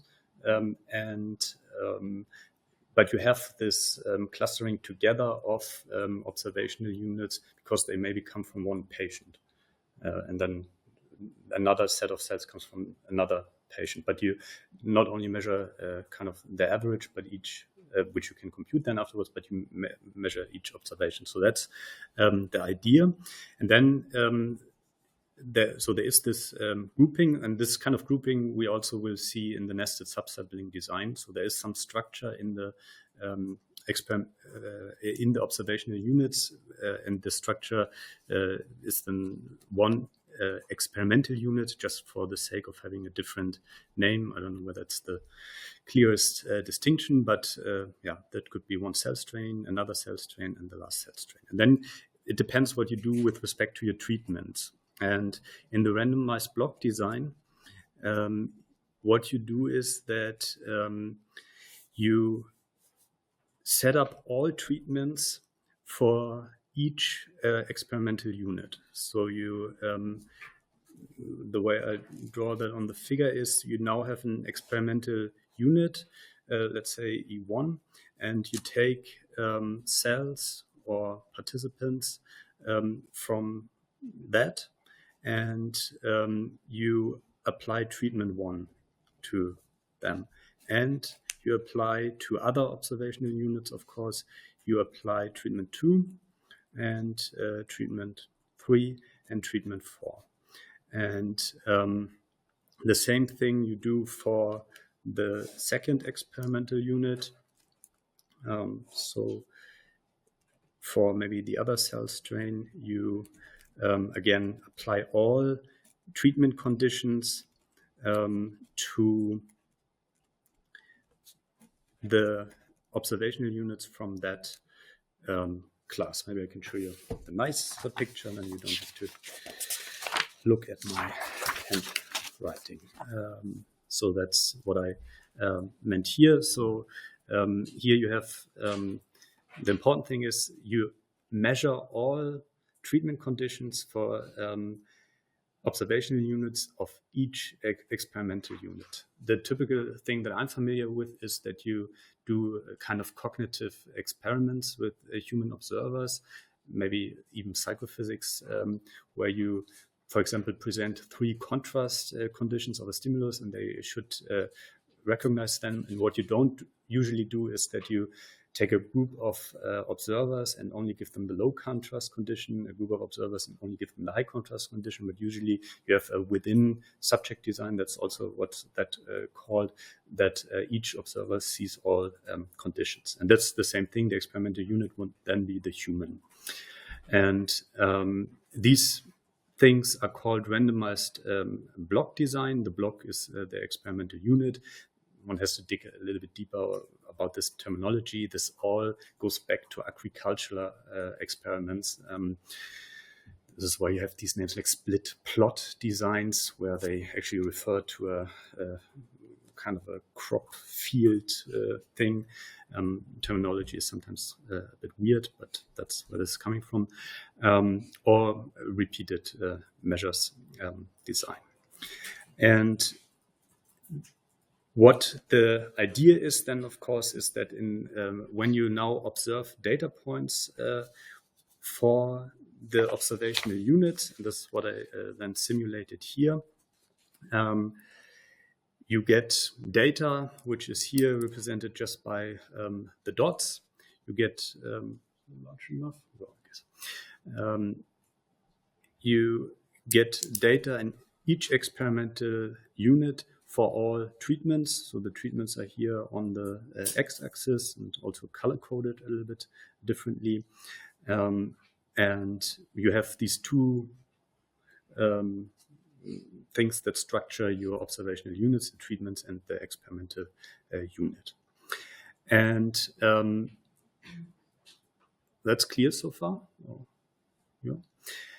What you are interested in, and this is then of course important, is again your treatment effect. So you want to see whether your treatment effect is there or not in kind of the inference way that we discussed yesterday. And one then has to think about what's now happening if one models the data and maybe with the stuff that happened yesterday first. Maybe have a look at the data. So what do you see? What would you think about the treatment effect? So anything that you observe that you would like to comment on? I mean, we see that there are some data points. We maybe see also that but what do you reckon about the treatment? I don't those observational units ordered in time? No, at this point, there's time is also something that can induce order, of course, and this is also where linear mixed models are sometimes used. But here, there's no time ordering. This T is just for the four different treatments. Yeah. I mean the E1, E2, E3. No, that's just cell culture strain 1, cell culture strain 2, and cell culture strain 3. So there's no or participant 1, if you or patient. So if this would be you harvested macrophages from a participant and then you apply your different treatments to them, then these would be the macrophages of patient 1, patient 2, and patient 3. So okay, if it's patients, there is. So experimental unit 3 has like a higher, I don't know, baseline. All the data points are higher. It looks like without looking at the treatment, they are just higher. And if you compare the different treatments across experimental units, of course.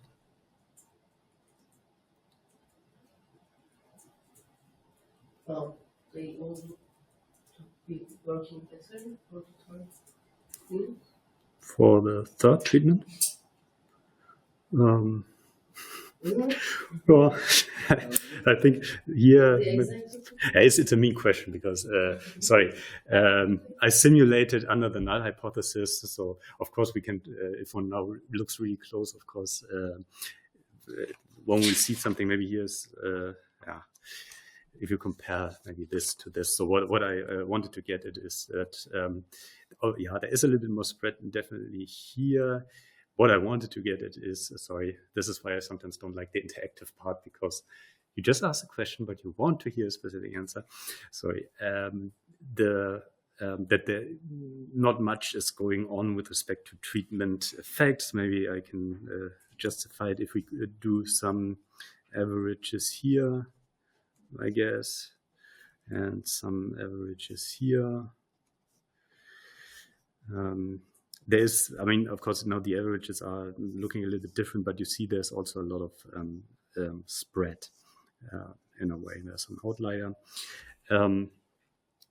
The point then being that if you look at the differences between treatments, maybe let's say first within each experimental unit, you look at this difference, let's say with respect to the reference group.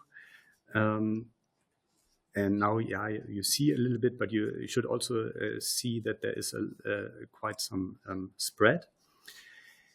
And these differences, although, of course, experimental unit 3 has, as you said, on baseline, a lot or somewhat higher values, these differences between the experimental units, they don't actually, the difference between the treatments within each experimental unit, they are not massive with regards to the spread. Now, I will show you a simulation in a second, what happens if you now would just apply a standard linear model to that. But before doing so, one can also think a little bit about what's going on. Because if we now would do the standard F-test scenario without anything else, we would, of course, model the data here again with this equation for everything. There would be nothing that accounts for the experimental units, but that's just the case that in this model. And we would come up with, of course, the ratio between the mean sum of squares between and the mean sum of squares within. And for the mean sum of squares between and the parameter estimates for the alphas, we would, of course, look at these differences between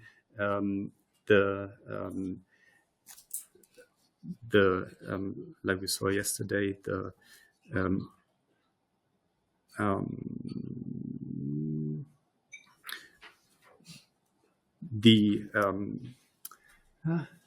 make it correct, the individual treatment means and the grant mean. Yeah. We have to somehow look at where the grant mean is. So, and then we would compare essentially the averages. So we would have to average this with this and this to get the first treatment mean, and then this, and this to get the second treatment mean, and all of them compared with the grant mean. There will not be much in this case because when we sum over them, yeah, they might be a little bit biased in the third experimental unit, but with respect to the treatments, they are always the same, just that these two groups and this thing, when averaged together, will be a little bit less than the grant mean. But this will happen for all of the treatment means. The important thing to understand why with this kind of design and doing a standard linear model analysis is that this baseline shift that we see here in experimental unit 3 induces variability if we don't account for the change in baseline, induces a large variety in data points about the grant mean, and I have to make sure that I'm explaining it right, and leads to an increase of the mean square within. Let me check again that I said that right. We will, the simulation is fairly easy to do, but to get to the point why this is actually happening, that's a little bit harder.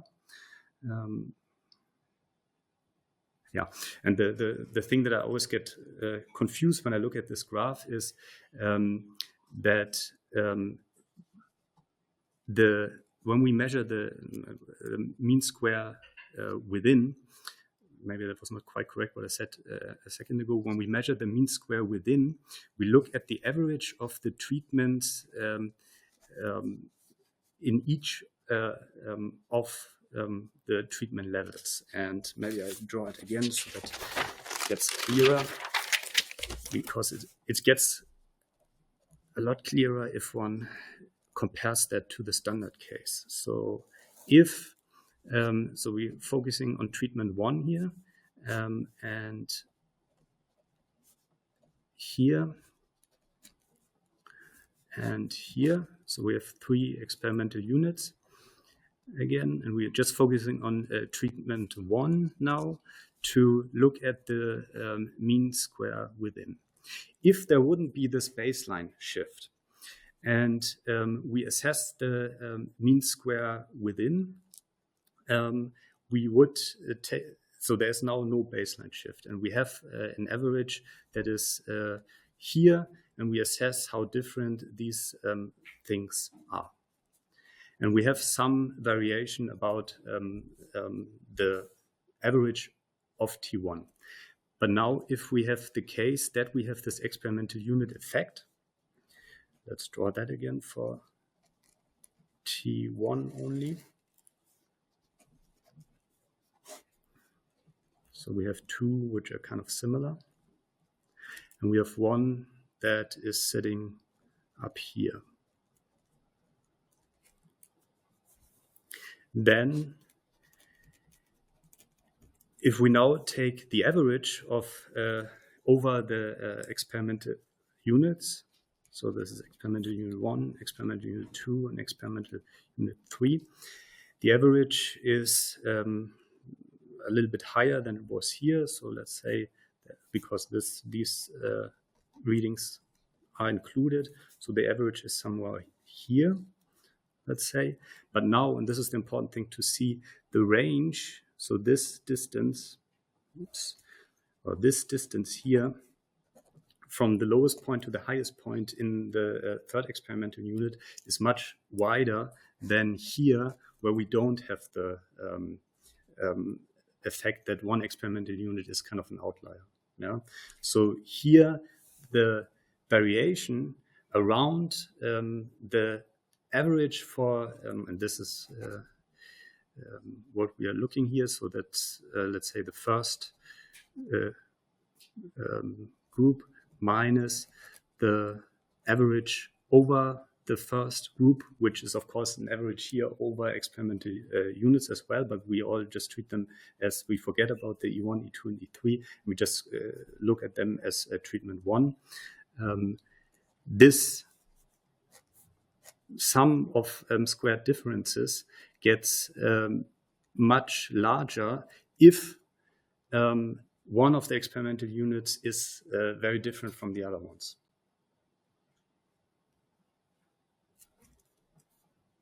Yeah. I waited till the sentence settles.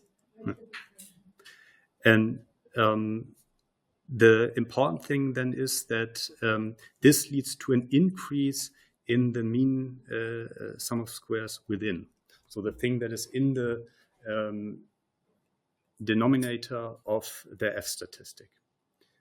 Do you see that? So the important thing is here to see that this is for example, this is spread between -2 and +2, and we assume that the baselines are all identical.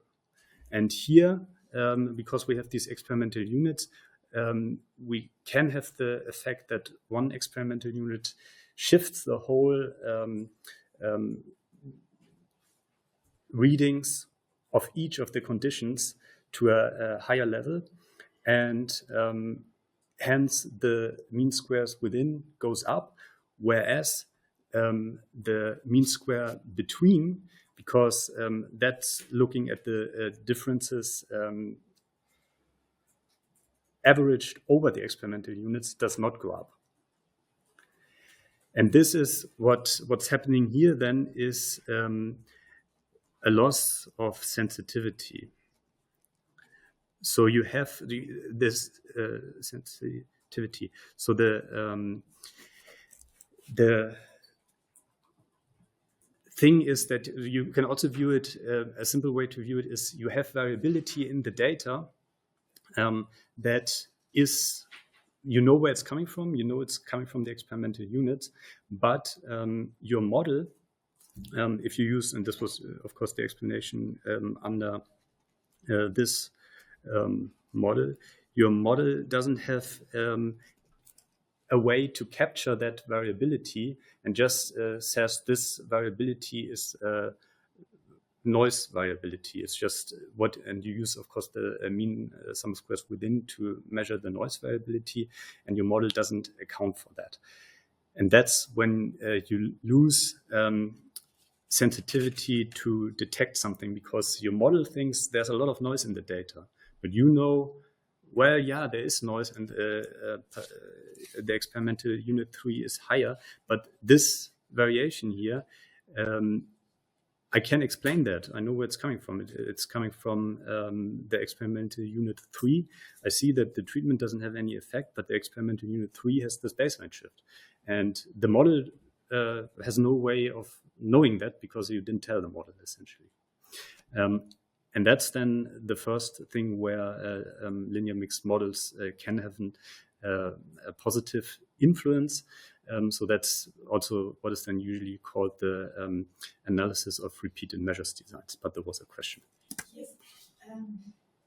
Actually, it is about telling the model or not telling the model. I am imagining this E3 like something I have And on that day, it was very humid, and this has affected all my 4 cultures, 4 treatments. And now these data are so well behaved, shouldn't I correct that myself before the testing by saying, okay, they are shifted in an excellent way, so I would correct myself. That's actually that's also a good point, because one can view applying linear models and linear mixed models exactly in that way.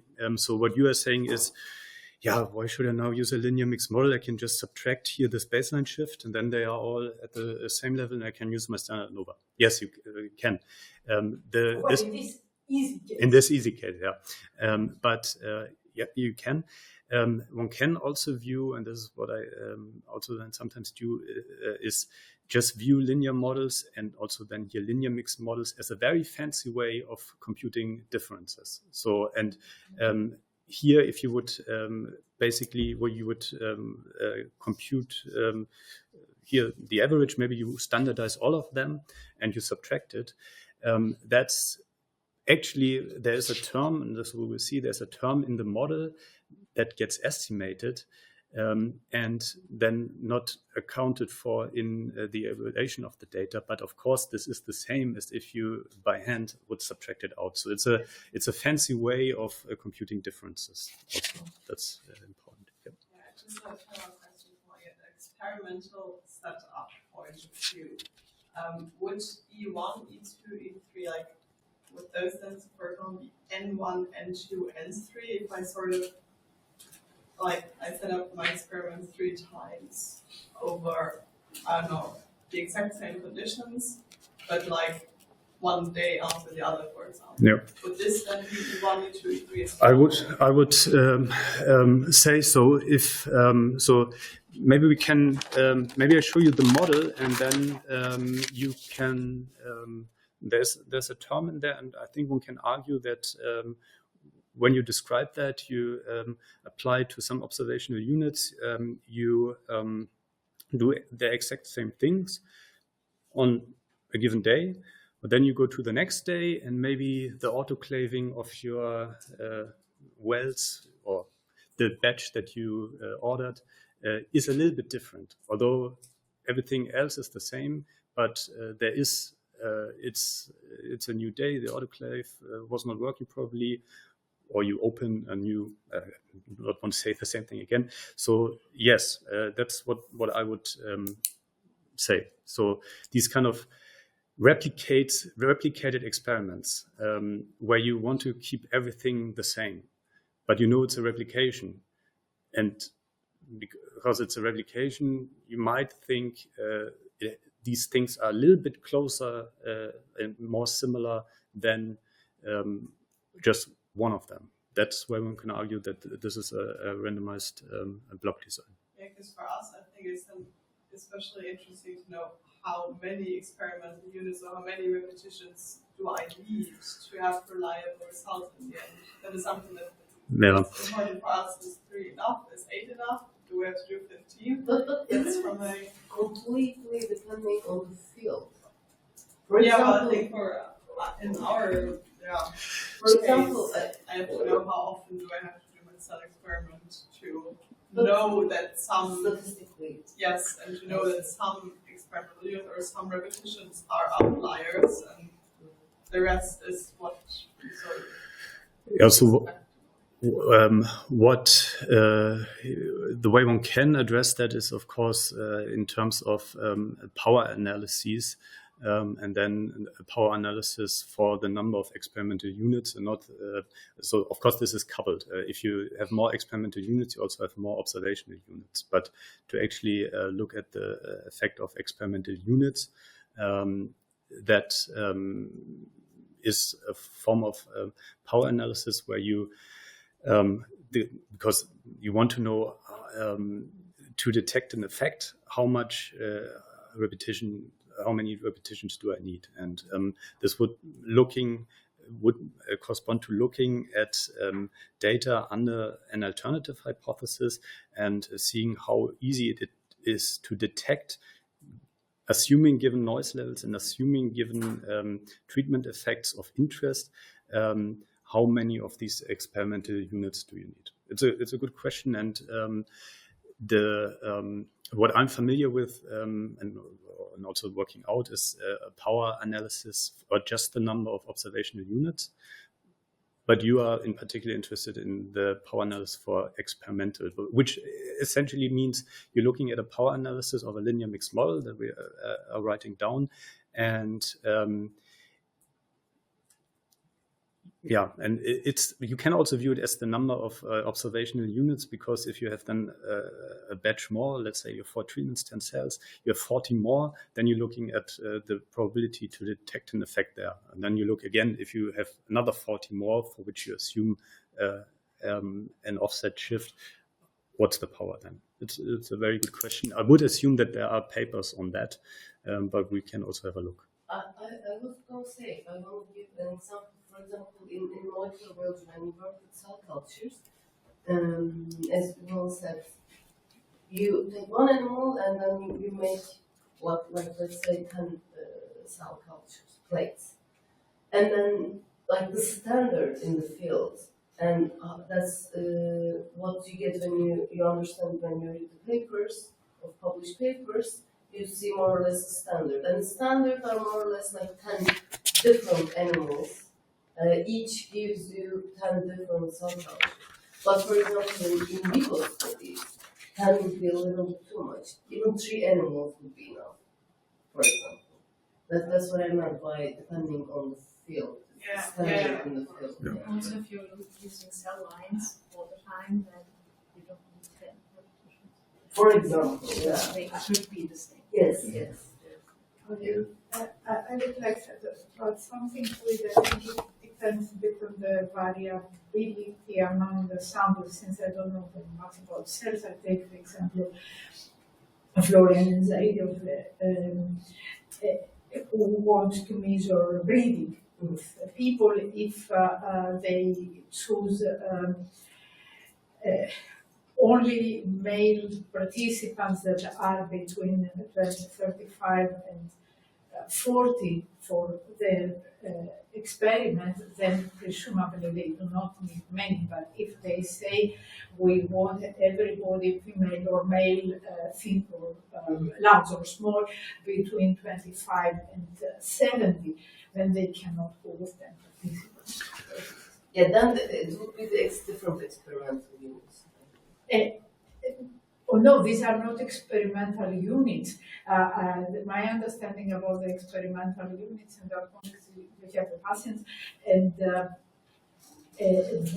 you have 4 briefing sessions for each patient.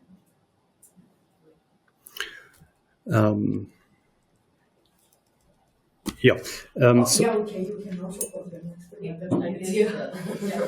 Because parameters would differ in between patients, let's say 30-year-old male and 10-year-old female. Okay. So let me then briefly show you how the model looks and how you can evaluate that, and then look at the simulation, and then we go a little bit fast about this nested subsampling, which is actually the case where you can get false positives. So it's fairly simple if you if you're familiar with the linear model, the linear mixed model for the randomized block design or repeated measures design for a randomized block is very similar. There are different forms of notation. I'm using one that is now quite close to what we've seen yesterday. The important thing is that experimental unit now plays a role, and that's what this K value then is about. So you have a number of experimental units, and you still have your treatments, you still have your observational units in each experimental unit and each treatment, but you have you account for the fact that you have different experimental units. And then the model first looks very similar. So you take the reference group expected value. you are also taking just the treatment effects like yesterday, and this is still what you're interested in. Yeah? So the treatment effects are what is really your core interest. You also assume an error, and these errors that I'm writing down here, they are still assumed to be identically and independently distributed for each treatment, also specific for each treatment, each experimental unit, and each observational unit. But the crucial thing that then comes in is, and there are many ways to write that, but one way is this: you take in a baseline shift or an effect for the experimental unit, which can be zero if that would be zero for all of the experimental units, then we would be back at where we were yesterday. But you allow this one to be different from zero. And mathematically, the difference between this thing and this thing is that this is still a fixed true but unknown value, but this thing is a random effect. And random effect just means it's a random variable, and it has it's usually assumed to be also normally distributed and have a specific variance. And this thing has still the distribution that we saw yesterday. What if one then goes into the theory of linear mixed models? What we don't see here from this is that we get these error correlations that we talked about earlier. So that if you know what that means is if you know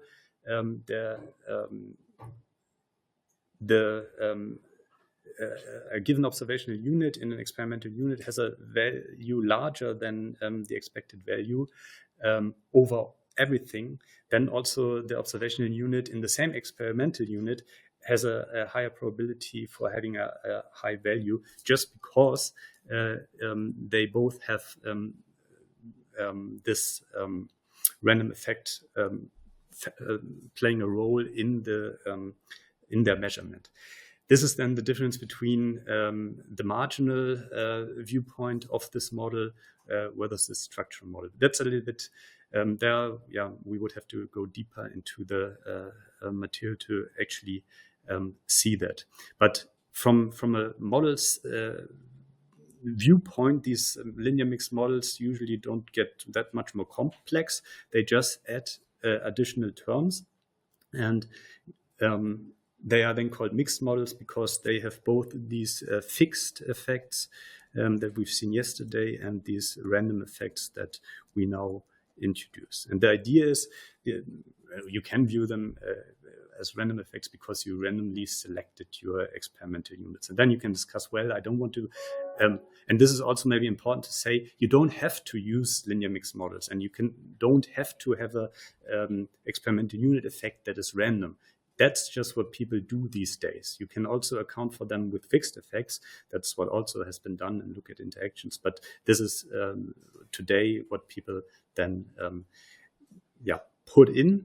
And then, of course, you have more parameters to estimate. And this is where then this whole thing that we talked about yesterday, that you have closed form solutions for linear models, breaks down, because here you have then different variance parameters that you need to estimate, and you have more unobserved random variables, because this is again something that you don't observe, and you can then infer upon it in a kind of Bayesian way, but the whole estimation gets more complex. However, this has been implemented. This is also why these models are so popular. This has been implemented, as I said, around 2000 by people in R then in the beginning, and has been set up in a kind of straightforward way. So and this is why people also use this a lot, is if you are already familiar with the way that you estimate linear models. break that.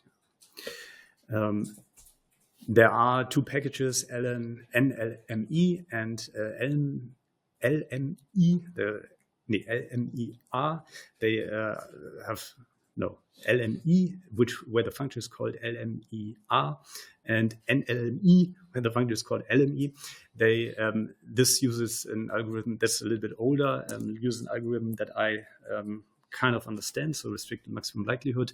The other package that is even more popular uses an algorithm that I haven't studied in detail and don't understand at this point. So when I'm doing this, I'm using this.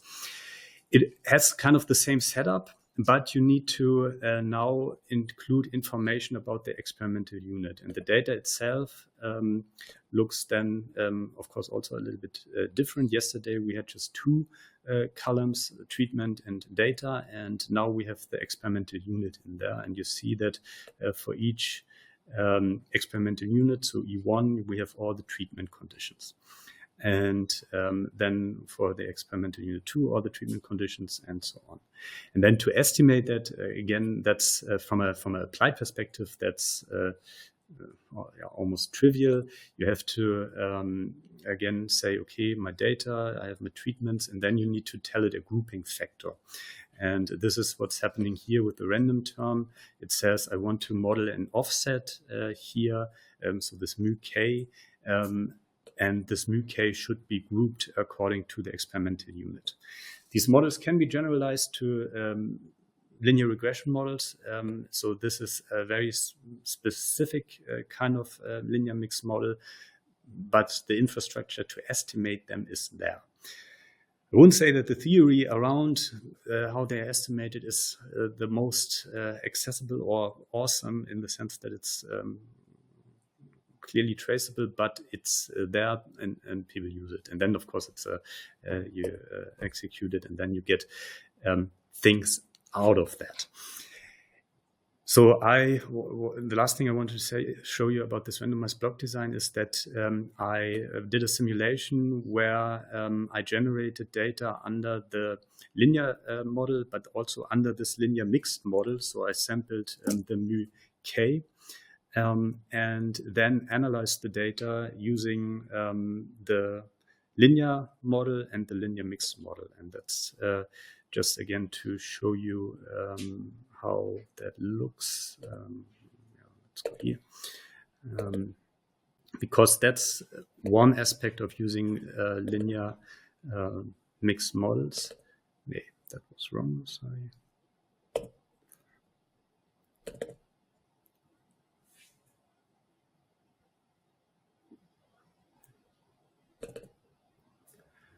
So we talked about that the mean sum of squares within gets higher, and this is what you see here in the middle graph. So this is just what we did yesterday, and again analyzing that with the linear model for a one-way ANOVA as we saw yesterday, and there's a nice match between the f values that you actually observe and the analytical distribution.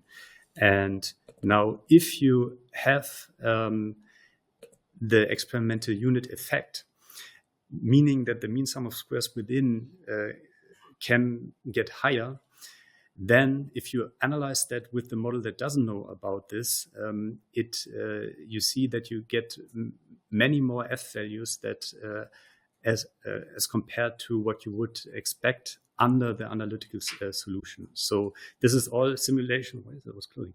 This is all simulations under the null hypothesis. So in this case, it's not really a loss of sensitivity. A loss of sensitivity happens if you, under the alternative hypothesis, so if there's an effect, you misclassify it as a null effect. But you see the effect here that we discussed, that the mean sum of squares within gets higher, your f values get lower, and there's a mismatch between the analytical solution and what's actually happening if you don't account for that. But if you account for that, so if you use a linear mixed model and tell the model there is this random experimental unit effect, then things match up nicely again, and you have your f distribution that corresponds to what the analytical solution says. So that's, in a way, if you look at this U tutorial, that's, in a way, you punish yourself if you want, if you are, of course, we discussed that, but if you are after finding effects and you have this kind of repeated measure randomized block design structure, and you don't use a linear mixed model and account for the variability of the experimental units, you punish yourself or you make your life harder in detecting something if it's really there. So you're not doing something bad, so you're not kind of doing the wrong analysis and find an effect and really it's not there. Rather the opposite, you miss effects, which is of course also bad if these effects are important for patients and so on. So this is one scenario where linear mixed models, using linear mixed models pay. But there is, of course, and this is in the last bit, also the opposite scenario. So do you have a question about these randomized block designs at this point? There is, of course, we didn't go into the theory of how these models are estimated. We didn't talk about how they are formulated in matrix thing, what many options you have and so on, but this should just give you a first impression. Another setting, and this is kind of the opposite, and we will be able to do that in the last 20 minutes, is what this Shahjua Yu discusses in her tutorial, and which you also might sometimes have, but which, I don't know, if you're setting that up, I don't know whether you set up something like that. One can be tempted to do that, especially, for example, if there is something with time going on. But in general, one should have the impression that maybe that's not the most awesome idea, or one would really be, one really would rely on that somehow the experimental units are fairly similar. And then you can basically ignore them. So there the idea is you still have your collection of experimental units. In this case, we need some more. So this could be then different animals. And you have, we need some more, not only 4. And you have your treatments. So you have T1, T2, T3, and T4. But now you don't replicate the treatments within each experimental unit, but you allocate experimental units to treatments. So you take one experimental unit and you put it into treatment 1. So maybe this goes in there. And then you take another experimental unit and also put it into treatment 1.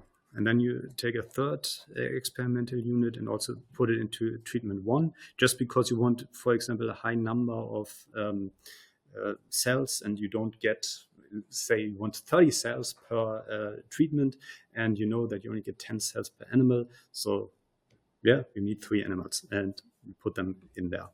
And you do that for the other treatments as well, but of course you take different experimental units here. So here you have your 4th experimental unit, your 5th experimental unit, and the 6th.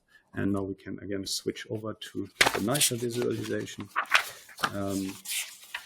which I've shown here. So now the experimental units are nested within treatments. That's why this is called nested. So the experimental units are within the treatments, and subsampling, because from each experimental unit, you not only take one observation, but you take multiple observational units. And this is what she, what she discusses in the tutorial a lot. And now, if one looks at data from this,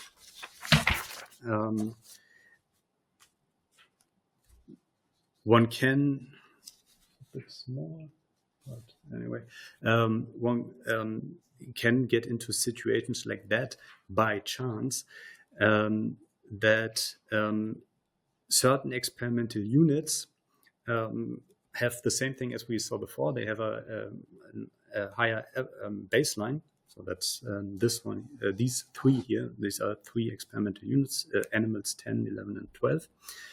And that's what. Now we have three of them that have this baseline shift, but unfortunately, all of them are in T4.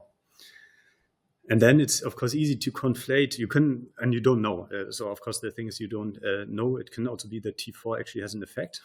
So, but it can also be that just the experimental units 10, 11, and 12 are very different.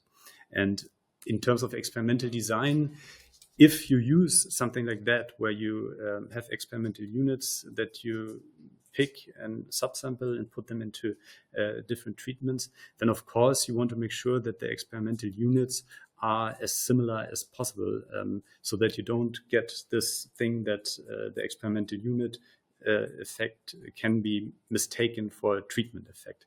Has anyone used something like that, where you have a clustering within each treatment, and you have, like here, you definitely have more experimental units.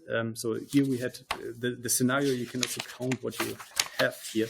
In the previous scenario, we had, it's not necessary that you have that, but here you had 4 treatments, and they were always grouped together in only 3 experimental units in this case. But here you can also have many more experimental units. But in this case, you definitely have more experimental units than treatments, because for each treatment, you have not only 1 experimental unit. So does anyone use a design like that? Okay. She has an example where it's over time, and you do it on different days, and then I think it's likely that maybe a little bit more likely that you get something like that. And here the effect is then the opposite. Here, of course, if you are looking for the sum of squares between, you again take the grand average, and then this effect of the experimental units or the treatment, you don't know, it might be a little bit clearer. Even if this would be down here, then it would be even clearer that this is the experimental unit effect. For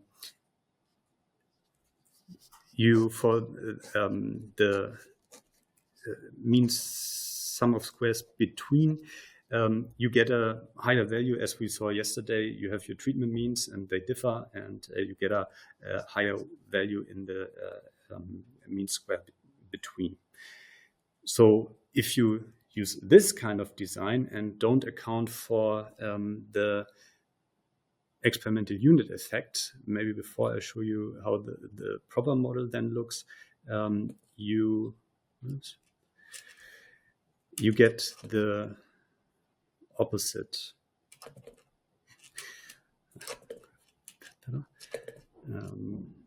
You get the opposite to what we've just seen, and there you can argue, and this is also why this is of course a neuron and makes a big fuss. You get under the null hypothesis, when the alpha i's are all 0, but there is now a random experimental unit effect nested within the treatments, you can get F values that are on average much higher than what you would expect under the null hypothesis, and you would you can get false positives. So the null hypothesis is true in terms of the treatment, but your F value is larger because your mean sum of squares between is larger, or your sum of squares between is larger. And here, then using linear mixed models would prevent false positives. And this is what she's talking about a lot. Finally, let me show you. This is again analyzed with the same R code as I showed you previously. Actually, the grouping the grouping factor in the code, you just need to say again, the grouping, the random effect is experimental unit. But because now, maybe that's something to show, because now in the data, because now in the data, the grouping looks, of course, different. Now you have the treatment, you have all treatment 1, and you have the experimental units nested under the treatments. To model that from a linear mixed model perspective is essentially kind of like before. You just need to ensure that the indices on your variables account for that, and make sure that you account for the nested settings. So the way I wrote it down for the purposes of this tutorial is to say, okay, we have our observations and we have our treatments, and within them we have our experimental units, and from each experimental unit we have our observational units, so that's the J. And the model then again assumes expected value for the reference group, the treatment effects that you're interested in, and now a random term, where the only difference with respect to the other model is that you take a random term that is treatment and experimental unit specific, because the experimental units are nested under the treatment. So each these data clusters, they are specific to an experimental unit and a treatment. And you put that in, and you put the remaining error term in. And again, this is then the random effect, and can be different from 0.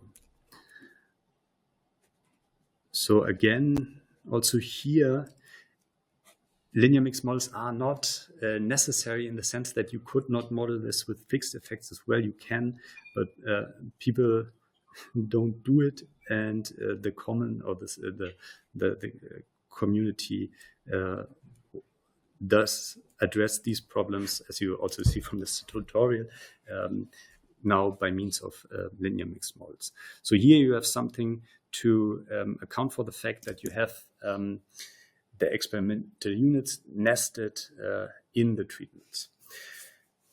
But what I wanted to show is that not using linear mixed models can work against you in a way, and but also can in a way work for you in a bad way, so that you get significant results. Although if you would have control for the fact of the experimental unit, you wouldn't have seen them. So that's kind of the motivation for using linear mixed models. And I think that's where I stop.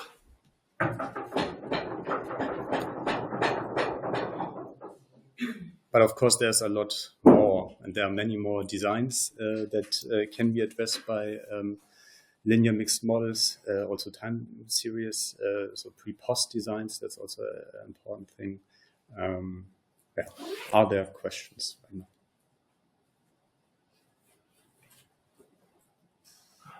I have a question regarding, so most of the time, also for our experiments, you assume things are independent, like especially, for example, when applying the treatment and so on.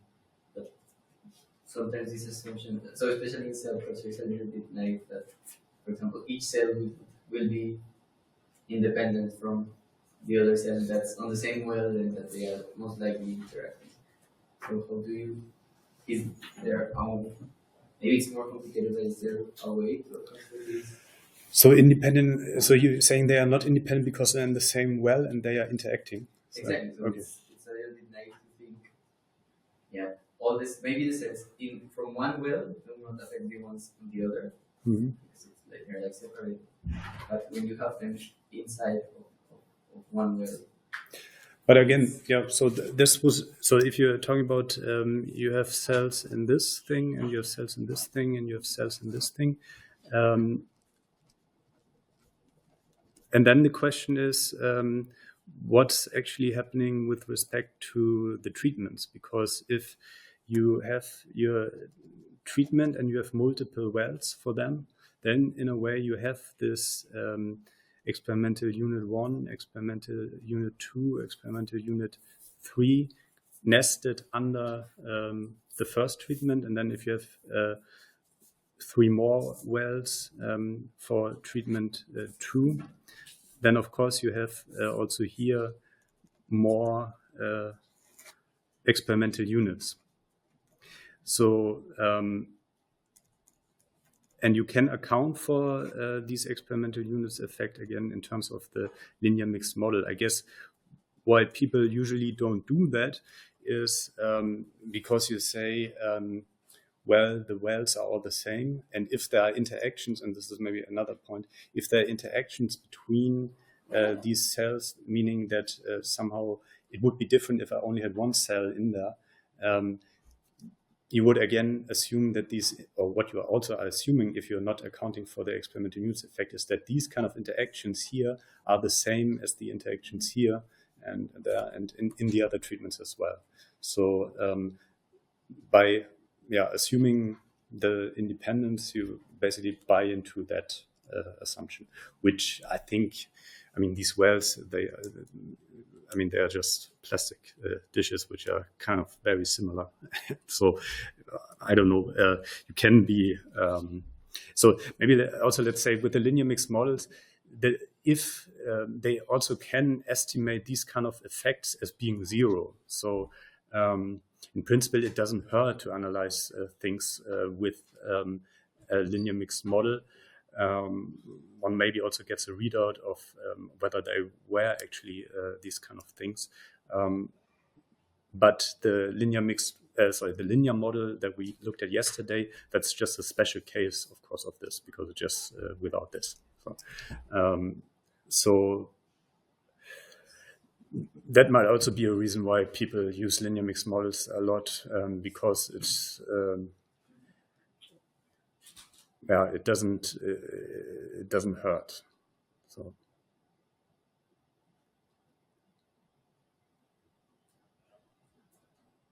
And I assume there will be, I looked around a little bit, didn't find something, but I will assume so. This was neuroscience, and I guess somebody will also, a couple of years or maybe now, write a tutorial why people in cellular stuff should use linear mixed models. That's then always because it's somebody will read that up, think, oh, I can write something, that people will cite that, and I tell everyone. This is also why she wrote this thing only on the nested subsampling, because it can be like, oh, everything is going wrong, we have to do something.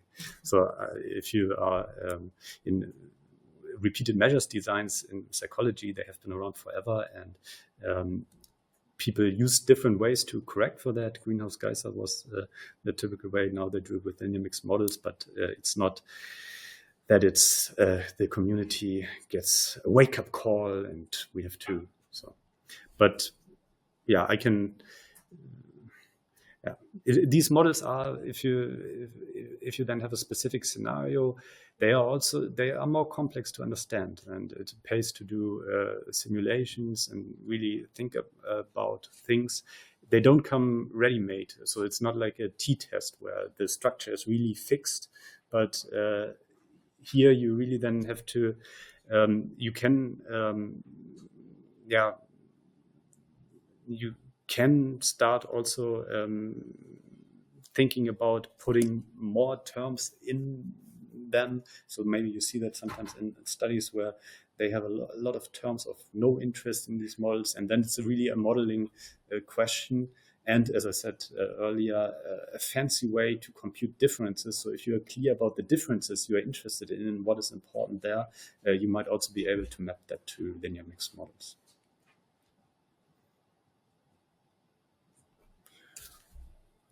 But that's kind of state-of-the-art statistics, if you want.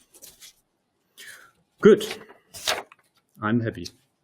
Hope you're happy too.